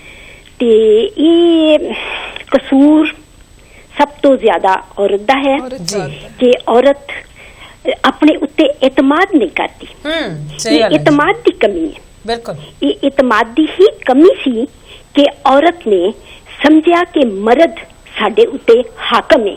बिल्कुल मर्द हाकम नहीं है, मर्द साडा रहबर, साडा रहनुमा है। जी जी और बिल्कुल असी ओदे रहबर ते ओदे रहनुमा वां। बिल्कुल बिल्कुल जे ਅਸੀਂ ਸਮਝਾਂਗੇ ਕਿ ਸਾਰਾ ਕੁਝ ਉਹਦੇ ਹੱਥ 'ਚ ਵੇ ਤੇ ਸਾਡੇ ਹੱਥ ਖਾਲੀ ਨੇ ਤੇ ਇਹ ਸਾਡੀ ਸਭ ਤੋਂ ਨਕਮੀ ਸੋਚ ਹੈ। जी जी बिल्कुल ये पॉसिबल ही नहीं है, ये सच नहीं है। ਜੀ ਔਰ ਔਰਤ ਨੂੰ ਮਕਾਮ ਜਿਸ ਤਰ੍ਹਾਂ ਕਿ ਅੱਗੇ ਵੀ ਜ਼ਿਕਰ ਹੋਇਆ ਹੈ जी ਕਿ ਕਾਗਜ਼ਾਂ ਵਿੱਚ ਤੇ ਹਰ ਜਗ੍ਹਾ ਹੀ ਮਿਲਿਆ ਹੋਇਆ ਹੈ, बिल्कुल कागजात ਮਜ਼ਹਬ हर जगह ਨੇ मिले ਦਿੱਤਾ ਹੈ। जी ਲੇਕਿन ਜਿਸ ਕੌਮ ਦੀਆਂ ਜਿਨ੍ਹਾਂ ਮੁਲਕਾਂ ਦੀਆਂ ਔਰਤਾਂ ਇਸ ਵਕਤ ਪੈਰਾਂ ਤੇ ਖੜੀਆਂ ਨੇ, ਜਿਨ੍ਹਾਂ ਨੇ ਜੀ। ਪੂਰੇ ਮੁਲਕ ਦੀ ਚਲਾ ਬਾਤ ਰਹੀਆਂ ਨੇ। ਸੰਭਾਲੀ ਹੋਈ ਹੈ, ਉਹਨਾਂ ਔਰਤਾਂ ਨੇ ਆਪਣੇ ਅੰਦਰ ਇਤਮਾਦ ਪੈਦਾ ਕੀਤਾ। ਜੀ। ਔਰ ਅਸੀਂ ਔਰਤਾਂ ਹਾਲੇ ਤੱਕ ਇਤਮਾਦ ਤੋਂ ਖਾਲੀ ਹਾਂ ਔਰ ਆਪਣੀ ਕਮਜ਼ੋਰੀ ਦਾ ਜਿਹੜਾ ਕਸੂਰ ਹੈ ਉਹ ਮਰਦ ਦੇ ਮੋਢਿਆਂ ਉੱਤੇ ਰੱਖ ਕੇ ਤੇ ਆਪਣੇ ਆਪ ਨੂੰ ਹਮੇਸ਼ਾ ਮਜ਼ਲੂਮ ਬਣਾਈ ਰੱਖਨੇ ਆ। ਪਰ ਰੁਬੀਨਾ ਜੀ ਤੁਹਾਡੀ ਗੱਲ ਨੂੰ ਟੋਕਦੀ ਹੈ ਇੱਥੇ ਕਿ ਪਾਕਿਸਤਾਨ ਲੈ ਲਓ ਜਾਂ ਭਾਰਤ ਲੈ ਲਓ, ਜੀ। ਬਹੁਤ ਸਾਰੀਆਂ ਔਰਤਾਂ ਬੜੇ ਬੜੇ ਉੱਚੇ ਰੁਤਬਿਆਂ ਤੇ ਕਾਇਮ ਨੇ ਨਾ, ਜੀ ਪਰ ਉਹ ਵੀ ਦੂਸਰੀਆਂ ਔਰਤਾਂ ਨੂੰ ਇਨਸਾਨ ਹੀ ਨਹੀਂ ਸਮਝਦੀਆਂ। ਤੇ ਇਹ ਫਿਰ ਉਹੀ ਗੱਲ ਹੋ ਗਈ ਨਾ ਕਿ ਹਾਂ, ਔਰਤ ਹੀ ਔਰਤ ਦੀ ਦੁਸ਼ਮਣ ਜੀ। ਹੈ ਕਿ ਜਿਹੜੀ ਔਰਤ ਨੇ ਇੱਕ ਮਕਾਮ ਹਾਸਿਲ ਕੀਤਾ ਹੈ ਹਾਂਜੀ ਉਹਨੂੰ ਆਪਣੀਆਂ ਦੂਜੀਆਂ ਭੈਣਾਂ ਦੇ ਵਾਸਤੇ ਰਸਤਿਆਂ ਨੂੰ ਖੋਲਣਾ ਚਾਹੀਦਾ ਹੈ, ਨਹੀਂ, ਨਾ ਉਹ ਕਿ ਬੰਦ ਹਮੇਸ਼ਾ ਇਹ ਕਰਨਾ ਗੱਲ ਚਾਹੀਦਾ। ਕਰੇਗੀ ਕਿ ਇਹ ਔਰਤ ਵਾਂਗੂ ਨਹੀਂ, ਇਸਨੇ ਇਸ ਖੇਤਰ ਵਿੱਚ ਮਰਦ ਵਾਂਗੂ ਕੰਮ ਕੀਤਾ ਹੈ। ਮਰਦ ਦੇ ਬਰਾਬਰ ਖਲੋ ਕੇ ਇਸ ਮੁਕਾਮ ਤੱਕ ਪਹੁੰਚੀ ਹੈ। ਹਾਂਜੀ ਨਹੀਂ, ਉਹ ਕਹੀ ਜਾਂਦੇ ਨਾ ਵੀ ਮਰਦਾਂ ਵਾਲਾ ਕੰਮ, ਕਿ ਤੁਸੀਂ ਇਹ ਕਿਉਂ ਨਹੀਂ ਕਹਿੰਦੇ ਕਿ ਔਰਤਾਂ ਔਰ ਤੂੰ ਔਰਤਾਂ ਤੇ ਔਰਤਾਂ ਵਾਲਾ ਕੰਮ ਵੀ ਕਰ। ਤੇ ਉਹ ਮਤਲਬ ਜਿਹੜਾ ਲਕਬ ਹੈ ਇਸ ਗੱਲ ਦਾ ਕਿ ਜਿਹੜਾ ਮਰਦਾਂ ਦਾ ਕੰਮ ਹੈ ਉਹੀ ਸਰਵਸ਼੍ਰੇਸ਼ਟ ਹੈ ਨਾ। ਹਾਂ ਬਈ ਉਹ ਵੀ ਹੁਣ ਅੱਲਾ ਜਾਣੇ ਇਹ ਜਿਹੜਾ ਜੁਮਲਾ ਬਣਾਇਆ ਸੀ ਤੇ ਕਿਸੇ ਮਰਦ ਨੇ ਬਣਾਇਆ ਸੀ ਕਿ ਔਰਤ ਨੇ ਬਣਾਇਆ ਸੀ। ਇਹਦੀ ਹੁਣ ਪਿੱਛੇ ਖੋਜ ਕਰਨੀ ਪੈਣੀ ਹੈ। ਜੀ ਜੀ ਤੁਸੀਂ ਅਗਲੀ ਵਾਰ ਇਹਦੀ ਖੋਜ ਕਰਕੇ ਲੈ ਕੇ ਆਇਓ। ਮੇਰੇ ਨਲਾਇਕ ਦੇ ਮੋਢਿਆਂ ਤੇ ਭਾਰ ਪਾਓ। ਨਹੀਂ ਥੋੜਾ ਬਹੁਤਾ ਭਾਰ ਹੁਣ ਤੁਸੀਂ ਵੀ ਚੁੱਕੋ। ਚਲੋ ਜੀ ਅਸੀਂ ਤਿਆਰ ਹਾਂ ਚੁੱਕਣ ਵਾਸਤੇ। ਚਲੋ ਫਿਰ ਅਗਲੀ ਵਾਰੀ ਖੋਜ ਕਰਕੇ ਲਿਆਇਓ ਤੁਸੀਂ ਨਾ। ਤੇ ਬਸ ਮੈਂ ਇਹੀ ਕਵਾਂਗੀ ਕਿ ਔਰਤਾਂ ਆਪਣੇ ਅੰਦਰ ਇਤਮਾਦ ਪੈਦਾ ਕਰਨ ਜੀ। ਔਰ ਸਭ ਤੋਂ ਵੱਡਾ ਇਹ ਵੇ ਕਿ ਜਦੋਂ ਇੱਕ ਔਰਤ ਨੂੰ ਇੱਕ ਲੜਕੀ ਨੂੰ ਜੀ ਜੀ ਜਦੋਂ ਉਹਨੂੰ ਇੱਕ ਮਕਾਮ ਮਿਲਦਾ ਹੈ ਜੀ ਜੀ ਤੇ ਉਹ ਆਪਣੇ ਮਕਾਮ ਨੂੰ ਕਦੀ ਵੀ ਆਪ ਆਪਣੀਆਂ ਨਜ਼ਰਾਂ ਤੋਂ ਨਾ ਗਿਰਨ ਦਾ ਬਾਇਸ ਬਣਾਏ, ਕਿਉਂਕਿ ਬਹੁਤ ਸਾਰੀਆਂ ਖਵਾਤੀਨ ਐਸੀਆਂ ਹੁੰਦੀਆਂ ਨੇ ਕਿ ਉਹਨਾਂ ਨੂੰ ਬੜੀ ਇੱਜ਼ਤ ਮਿਲਦੀ ਹੈ, ਬੜਾ ਮਕਾਮ ਮਿਲਦਾ ਹੈ, ਲੇਕਿਨ ਉਹ ਕੁਝ ਐਸੇ ਗਲਤ ਕੰਮ ਕਰਕੇ ਤੇ ਫਿਰ ਨਿਸਵਾਨੀਅਤ ਦੇ ਉੱਤੇ ਤੱਬਾ ਬਣ ਜਾਂਦੀਆਂ ਨੇ। ਤੇ ਫਿਰ ਜਿਹੜੇ ਦੂਸਰੇ ਫੈਮਲੀਜ਼ ਦੇ ਲੋਕ ਹੁੰਦੇ ਨੇ ਜਾਂ ਦੂਸਰੇ ਮਰਦ ਕਹਿ ਲਓ ਜੀ, ਤੇ ਉਹ ਫਿਰ ਕਹਿੰਦੇ ਨੇ ਕਿ ਨਹੀਂ ਨਹੀਂ ਨਹੀਂ ਨਹੀਂ ਇਹ ਦੇਖੋ ਉਹਨੂੰ ਅਸੀਂ ਹਰ ਕਿਸਮ ਦੀ ਆਜ਼ਾਦੀ ਦਿੱਤੀ ਸੀ ਤੇ ਉਹਨੇ ਇਹ ਚੰਨ ਚੜਾਇਆ। ਬਿਲਕੁਲ ਬਿਲਕੁਲ ਇਹ ਵੀ ਆਪਣੇ ਆਪ ਦੇ ਵਿੱਚ ਇੱਕ ਕਾਰਨ ਹੈ। ਤੇ ਇਸ ਵਾਸਤੇ ਜਿਹੜੀਆਂ ਵੀ ਖਵਾਤੀਨ, ਜਿਹੜੀਆਂ ਵੀ ਬੱਚੀਆਂ ਮੇਰੀ ਆਵਾਜ਼ ਨੂੰ ਸੁਣ ਰਹੀਆਂ ਨੇ ਔਰ ਤੁਹਾਡੇ ਪ੍ਰੋਗਰਾਮ ਨੂੰ ਸੁਣ ਰਹੀਆਂ ਨੇ, ਉਹ ਇਸ ਗੱਲ ਦਾ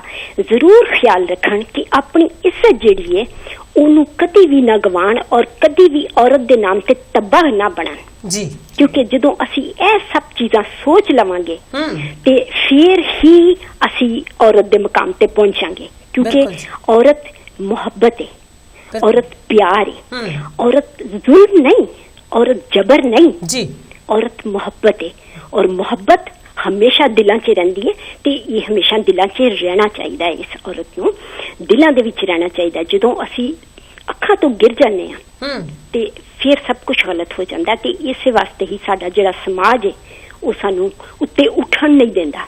ਬਿਲਕੁਲ। ਤੇ ਅਸੀਂ ਆਪਣੇ ਹੌਸਲੇ ਦੇ ਨਾਲ, ਆਪਣੇ ਇਤਮਾਦ ਦੇ ਨਾਲ, ਆਪਣੇ ਅੱਛੇ ਕਿਰਦਾਰ ਦੇ ਨਾਲ ਆਪਣਾ ਮਕਾਮ ਬਣਾਉਣਾ ਜੀ। ਤੇ ਭੈਣ ਜੀ ਤੁਸੀਂ ਬਹੁਤ ਅੱਛੇ ਲੱਗ ਰਹੇ ਹੋ ਬੈਠੇ ਹੋਏ ਤੇ ਤੁਸੀਂ ਵੀ ਭੈਣ ਜੀ ਬਹੁਤ ਅੱਛੇ ਲੱਗ ਰਹੇ ਹੋ। ਥੈਂਕ ਯੂ ਜੀ। ਵੈਸੇ ਇੰਨਾ ਅੱਛਾ ਲੱਗਦਾ ਨਾ ਕਿ ਅਸੀਂ ਸਭ ਨੂੰ ਦੇਖ ਰਹੇ ਹਾਂ। ਤੇ ਮੇਰੇ ਵੱਲੋਂ ਸਾਰਿਆਂ ਨੂੰ ਸਲਾਮ ਦੁਆ। ਤੇ ਇਸ ਤੋਂ ਪਹਿਲੇ ਹੁਣੇ ਜਿਹੜੇ ਭਾਈ ਜੀ ਆਏ ਸੀ ਤੇ ਉਹਨਾਂ ਨੇ ਜਿਹੜੀ ਉਹ ਆਪਣੀ ਲਿਖੀ ਹੋਈ ਕਵਿਤਾ ਸੁਣਾਈ ਸੀ ਜੀ। ਕੀ ਨਾਮ ਸੀ ਉਹਨਾਂ ਦਾ? ਕੈਨੇਡਾ ਤੋਂ ਸਾਡੇ ਕੋਲ ਕੈਲਗਰੀ ਤੇ ਸਨ ਹਰਬੰਸ ਬੁੱਟਰ ਜੀ। ਜੀ ਉਹਨਾਂ ਦੀ ਉਹ ਨਜ਼ਮ ਬਹੁਤ ਜ਼ਬਰਦਸਤ ਸੀ, ਬਹੁਤ ਹੀ ਖੂਬਸੂਰਤ ਨਜ਼ਮ, ਬਹੁਤ ਖੂਬਸੂਰਤ ਸੀ। ਉਸ ਤੋਂ ਪਹਿਲੇ ਮੇਰੇ ਖਿਆਲ ਉਹ ਮਨਦੀਪ ਜੀ ਆਏ ਸੀ ਜੀ, ਉਹ ਯੂਕੇ ਤੋਂ ਸਨ। ਹਾਂਜੀ, ਬਹੁਤ ਅੱਛਾ ਸੁਣਾਇਆ ਸੀ। ਲੇਕਿਨ ਇਹਨਾਂ ਦੀ ਇਹ ਜਿਹੜੀ ਪੱਥਰ ਵਾਲੀ ਗੱਲ ਹੈ ਨਾ, ਇਹ ਤੇ ਵਾਕਈ ਬੜੀ ਜ਼ਬਰਦਸਤ ਸੋਚ, ਔਰ ਉਹ ਵਾਕਈ ਪੱਥਰ ਦੀ ਤਰ੍ਹਾਂ ਹੀ ਮੇਰੇ ਉੱਤੇ ਲੱਗੀ, ਔਰ ਮੇਰਾ ਖਿਆਲ ਹੈ ਦੂਜਿਆਂ ਨੂੰ ਵੀ ਹਿਲਾਇਆ ਹੋਏਗਾ ਉਹਨੇ। ਬਿਲਕੁਲ ਬਿਲਕੁਲ। ਤੇ ਮੇਰੇ ਵੱਲੋਂ ਸਾਰਿਆਂ ਨੂੰ ਸਲਾਮ ਦੁਆ ਤੇ ਪਿਆਰ, ਤੇ ਇਨਸ਼ਾਅੱਲਾ ਤਾਲਾ ਫਿਰ ਅਸੀਂ ਹਾਜ਼ਰ ਹੋਵਾਂਗੇ। ਬਿਲਕੁਲ ਜੀ, ਬਹੁਤ ਬਹੁਤ ਸ਼ੁਕਰੀਆ ਰੁਬੀਨਾ ਜੀ, ਖੁਦਾ ਹਾਫਿਜ਼ ਜੀ, ਖੁਦਾ ਹਾਫਿਜ਼ ਜੀ। ਪਰਮਿੰਦਰ ਜੀ, ਲੱਗਦਾ ਹੈ ਕਿ ਦੂਸਰੇ ਕਾਲਰ ਸਾਡੇ ਨਾਲ ਜੁੜ ਚੁੱਕੇ ਹਨ। ਵਧਦੇ ਹਾਂ ਅਗਲੀ ਕਾਲ ਵੱਲ। ਮੀਡੀਆ ਪੰਜਾਬ ਟੀਵੀ, ਸਤਿ ਸ੍ਰੀ ਅਕਾਲ ਭੈਣ ਜੀ। ਸਤਿ ਸ੍ਰੀ ਅਕਾਲ ਜੀ, ਪ੍ਰੋਗਰਾਮ 'ਚ ਤੁਹਾਡਾ ਸਵਾਗਤ ਹੈ ਜੀ। ਕੌਣ ਤੇ ਕਿੱਥੋਂ ਬੋਲ ਰਹੇ ਹੋ ਜੀ? ਧੰਨਵਾਦ ਜੀ, ਮੈਂ ਸੁਖਵੀਰ ਬੋਲ ਰਹੀ ਹਾਂ ਹੰਬਰਗ ਤੋਂ ਜੀ। ਸੁਖਵੀਰ ਭੈਣ ਜੀ, ਪ੍ਰੋਗਰਾਮ ਦੇ ਵਿੱਚ ਤੁਹਾਡਾ ਫਿਰ ਤੋਂ ਨਿੱਘਾ ਸਵਾਗਤ ਹੈ ਤੇ ਹੰਬਰਗ ਵਾਲਿਆਂ ਨੂੰ ਜੀ ਆਇਆਂ। ਧੰਨਵਾਦ ਜੀ। ਸਭ ਤੋਂ ਪਹਿਲਾਂ ਤੇ ਤੁਹਾਨੂੰ ਦੋਨਾਂ ਭੈਣਾਂ ਨੂੰ ਸਾਡੇ ਵਿਹੜੇ ਆਉਣ ਦਾ ਨਿੱਘਾ ਸਵਾਗਤ। ਤੁਸੀਂ ਚਾਹ ਰੱਖੋ, ਤੁਸੀਂ ਚਾਹ ਦਾ ਰੱਖੀ ਹੋਈ ਹੈ ਸਾਡੀ, ਤੇ ਚਾਹ ਰਿਜ ਕਮਲੀ ਹੋ ਗਈ। ਤੁਹਾਡੀ ਚਾਹ ਰਿਜ ਕਮਲੀ ਹੋਈ, ਉਹ ਤਾਂ ਮੈਨੂੰ ਲੱਗਦਾ ਫੇਸਬੁੱਕ ਤੇ ਬਹੁਤੀ ਕਮਲੀ ਹੋ ਗਈ। ਤੇ ਲਾਰੇ ਲਾਉਣ ਵਾਲੇ ਤਾਂ ਆਉਂਦੇ ਨਹੀਂ ਨਾ। ਨਹੀਂ, ਅਸੀਂ ਲਾਰਿਆਂ ਵਾਲੇ ਨਹੀਂ, ਅਸੀਂ ਆਵਾਂਗੇ। ਤੁਸੀਂ ਆ ਹੀ ਗਏ, ਦੇਖੋ ਨਾ। ਹਾਂਜੀ, ਹੁਣ ਤਾਂ ਇਸ ਤਰ੍ਹਾਂ ਲੱਗਦਾ ਕਿ ਜਿੱਦਾਂ ਸਾਹਮਣੇ ਬੈਠ ਕੇ ਗੱਲਾਂ ਕਰਦੇ ਹੁੰਦੇ ਨੇ ਘਰ ਦੇ ਵਿੱਚ ਜੀ। ਸੋਹਣਾ ਲੱਗ ਰਿਹਾ। ਪਰ ਸਾਰੇ ਮੀਡੀਆ ਪੰਜਾਬ ਟੀਵੀ ਦੇਖ ਰਹੇ ਸਾਰੇ ਦਰਸ਼ਕਾਂ ਨੂੰ ਪਿਆਰ ਭਰੀ ਸਤਿ ਸ੍ਰੀ ਅਕਾਲ ਤੇ ਤੁਹਾਨੂੰ ਦੋਨਾਂ ਭੈਣਾਂ ਨੂੰ ਬਹੁਤ ਬਹੁਤ ਤੁਸੀਂ ਵਧਾਈ ਦੀਆਂ ਪਾਤਰ, ਜਿਹੜਾ ਬੈਠ ਕੇ ਇਹੋ ਜਿਹੇ ਪ੍ਰੋਗਰਾਮ ਕਰਦੇ, ਇੱਕ ਔਰਤ ਦੇ ਬਾਰੇ ਪ੍ਰੋਗਰਾਮ ਦੇਖ ਰਹੇ ਸੀ ਜੀ। ਤੇ ਮੇਰੀ ਸੋਚ ਦੇ ਮੁਤਾਬਕ ਤਾਂ ਘਰ ਦੇ ਵਿੱਚ ਇੱਕ ਧੀ ਹੋਣੀ ਬਹੁਤ ਹੀ ਜ਼ਰੂਰੀ ਆ। ਜਦੋਂ ਹੁਣ ਸਾਡੇ ਘਰ ਦੇ ਵਿੱਚ ਧੀ ਹੁੰਦੀ ਹੈ ਤੇ ਸਾਨੂੰ ਸਾਰੇ ਦੁੱਖ ਸੁੱਖ ਪਤਾ ਲੱਗਦਾ ਜੀ। ਇੱਕ ਔਰਤ ਹੀ ਔਰਤ ਦੀ ਦੁਸ਼ਮਣ ਹੈ। ਬਿਲਕੁਲ। ਜੇ ਅਸੀਂ ਦੇਖਦੇ ਹਾਂ ਤੇ ਜਿਹੜੀ ਇੱਕ ਧੀ ਜਦੋਂ ਔਰਤ ਬਣਦੀ ਆ ਜਾਂ ਉਹ ਪਤਨੀ ਬਣਦੀ ਆ, ਸਾਡੇ ਐਡੇ ਵੱਡੇ ਵੱਡੇ ਧਾਰਮਿਕ ਪੁਰਸ਼ਾਂ ਨੇ ਵੀ ਇੱਕ ਔਰਤ ਦੀ ਕੁੱਖੋਂ ਹੀ ਜਨਮ ਲਿਆ ਜੀ ਜੀ। ਵੱਡੇ ਵੱਡੇ ਰਾਜੇ ਮਹਾਰਾਜੇ, ਇਹ ਜੇ ਇੱਕ ਔਰਤ ਨਹੀਂ ਹੋਵੇਗੀ ਤੇ ਇਹ ਸੰਸਾਰ ਕਿਸ ਤਰ੍ਹਾਂ ਚੱਲੇਗਾ? ਬਿਲਕੁਲ। ਹੁਣ ਸਿਆਣਿਆਂ ਦੀਆਂ ਕਹਾਵਤਾਂ ਵੀ ਇਹ ਦੋ ਕਹਾਵਤਾਂ ਜਿੱਦਾਂ ਮੈਂ ਜ਼ਿਆਦਾਤਰ ਸੁਣਦੀ ਆ, ਪੁੱਤ ਕਪੁੱਤ ਨਾ ਜੰਮਦਾ ਧੀ ਇੰਨੀ ਚੰਗੀ। ਬਿਲਕੁਲ ਸਹੀ ਗੱਲ ਹੈ ਵੀ। ਤੇ ਜਾਂ ਫਿਰ ਹੁੰਦਾ ਹੈ ਜੇ ਪੁੱਤ ਬਣਾਉਣ ਜ਼ਮੀਨਾਂ ਧੀਆਂ ਦੁੱਖ ਵੰਡਾਉਂਦੀਆਂ ਨੇ। ਬਿਲਕੁਲ। ਅੱਜ ਦੇ ਜ਼ਮਾਨੇ ਦੇ ਵਿੱਚ ਮੇਰੇ ਦੇਖਣ ਦੇ ਮੁਤਾਬਕ, ਤੇ ਮੈਂ ਇਹ ਨਹੀਂ ਕਹਿੰਦੀ ਕਿ ਪੁੱਤ ਮਾੜੇ ਆ ਜੀ, ਪਰ ਜਿੱਥੇ ਮੈਂ ਇਹ ਦੇਖਦੀ ਹਾਂ ਕਿ ਜਿਹੜੀਆਂ ਧੀਆਂ ਬਹੁਤ ਜ਼ਿਆਦਾ ਮਾਤਰਾ ਦੇ ਵਿੱਚ ਮਾਪਿਆਂ ਨੂੰ ਦੇਖਦੀਆਂ। ਬਿਲਕੁਲ ਜੀ। ਤੇ ਜੇ ਅਸੀਂ ਦੇਖੀਏ ਤੇ ਕੈਨੇਡਾ ਜਾਂ ਅਮਰੀਕਾ ਦੇ ਵਿੱਚ ਕਿੰਨੇ ਮਾਂ-ਬਾਪ ਜਿਹੜੇ ਧੀਆਂ ਦੇ ਸਿਰ ਤੇ ਗਏ ਹੋਏ ਆ। ਹਾਂਜੀ, ਬਿਲਕੁਲ ਬਿਲਕੁਲ ਸਹੀ ਗੱਲ। ਤੇ ਧੀ ਇੱਕ ਮਾੜੀ ਨਹੀਂ ਹੈਗੀ, ਪਰ ਧੀ ਸਾਡੇ ਮੁਲਕ ਦੇ ਵਿੱਚ ਸੁਰੱਖਿਅਤ ਨਹੀਂ ਹੈਗੀ। ਸੁਰੱਖਿਅਤ ਨਹੀਂ ਹੈਗੀ, ਠੀਕ ਹੈ ਜੀ। ਹੁਣ ਕੋਈ ਮਾਂ-ਬਾਪ ਇਹੋ ਜਿਹੇ ਆ ਕਿ ਇੱਜ਼ਤ ਦੀ ਖਾਤਰ ਡਰਦੇ ਤੇ ਆਪਣੀ ਧੀ ਨੂੰ ਬਾਹਰ ਨਹੀਂ ਭੇਜ ਸਕਦੇ। ਪਰ ਜੇ ਸੁਖਬੀਰ ਜੀ ਤੁਹਾਡੀ ਗੱਲ ਟੋਕਦੀ ਆ ਕਿ ਇਹ ਤਾਂ ਆਪਾਂ ਪੰਜਾਬ ਦੀ ਗੱਲ ਕਰ ਲੈਂਦੇ ਆ ਤੇ ਆਪਾਂ ਪ੍ਰਦੇਸਾਂ ਵਿੱਚ ਬੈਠੇ ਆ ਤੇ ਮਾਨਸਿਕਤਾ ਤੇ ਸੋਚ ਸਾਡੀ ਇੱਥੇ ਵੀ ਅਜੇ ਤੱਕ ਕੰਗਾਲੀ ਏ। ਅਜੇ ਤੱਕ ਜਿੱਥੇ ਸਾਨੂੰ ਲੱਗਦਾ ਆ ਵੀ ਅੱਧੀ ਰਾਤ ਬਰਾਤੇ ਜਿੱਥੇ ਮਰਜ਼ੀ ਜਾਈਏ ਅਸੀਂ ਸੁਰੱਖਿਅਤ ਆ। ਬਿਲਕੁਲ ਜੀ, ਹਾਂਜੀ। ਸਰੀਰਕ ਤੌਰ ਤੇ ਅਸੀਂ ਸੁਰੱਖਿਅਤ ਆ, ਸਾਡੀ ਮਰਜ਼ੀ ਤੋਂ ਬਿਨਾਂ ਕੁਝ ਵੀ ਨਹੀਂ ਹੋ ਸਕਦਾ। ਹਾਂਜੀ। ਤੇ ਪਰ ਸਾਡੀ ਸੋਚ ਕਿਉਂ ਨਹੀਂ ਬਦਲੀ? ਮੇਰੇ ਤਾਂ ਜੇ ਅਸੀਂ ਜਿਸ ਕੰਟਰੀ ਦੇ ਵਿੱਚ ਰਹਿੰਦੇ ਆ ਨਾ, ਸਭ ਤੋਂ ਪਹਿਲਾਂ ਤੇ ਸਾਨੂੰ ਉਸ ਕੰਟਰੀ ਦੀ ਭਾਸ਼ਾ ਜ਼ਰੂਰ ਸਿੱਖਣੀ ਚਾਹੀਦੀ ਹੈ। ਹਾਂਜੀ ਹਾਂਜੀ, ਇਹ ਤਾਂ ਬਿਲਕੁਲ ਹਾਲਾਤ ਦੇ ਮੁਤਾਬਕ ਸਾਨੂੰ ਜ਼ਰੂਰ ਬਦਲਣਾ ਚਾਹੀਦਾ। ਹਾਂਜੀ। ਹੁਣ ਅਸੀਂ ਜੇ ਇੱਕ ਸਾਡੀ ਇੱਕ ਬੇਟੀ ਆ ਘਰ ਦੇ ਵਿੱਚ ਨਾ, ਇੱਕ ਬੇਟਾ ਆ, ਤੇ ਬੇਟੀ ਨੂੰ ਅਸੀਂ ਹਰ ਗੱਲ ਨਾਲ ਕਹੀ ਜਾਵਾਂਗੇ ਨਹੀਂ ਤੂੰ ਕੁੜੀਆਂ ਤੂੰ ਇਸ ਤਰ੍ਹਾਂ ਨਹੀਂ ਕਰ ਸਕਦੀ। ਕੀ ਪਤਾ ਜਦੋਂ ਟਾਈਮ ਆਵੇ ਤੇ ਬੇਟੀ ਸਾਡੀ ਬੇਟੇ ਤੋਂ ਵੀ ਅੱਗੇ ਲੰਘ ਜਾਵੇ। ਸਹੀ ਗੱਲ, ਠੀਕ ਹੈ। ਸਾਨੂੰ ਆਪਣੇ ਸੰਸਕਾਰ ਤਾਂ ਜ਼ਰੂਰ ਆਪਣੇ ਬੱਚਿਆਂ ਨੂੰ ਸਿਖਾਉਣੇ ਚਾਹੀਦੇ, ਆਪਣੀ ਧੀ ਨੂੰ ਸੰਸਕਾਰ ਜ਼ਰੂਰ ਸਿਖਾਉਣੇ ਚਾਹੀਦੇ ਘਰ ਦੇ ਵਿੱਚ। ਜਿਹੜੇ ਸਾਡੇ ਸੰਸਕਾਰ ਆ ਉਹ ਨਹੀਂ ਭੁੱਲਣੇ ਚਾਹੀਦੇ।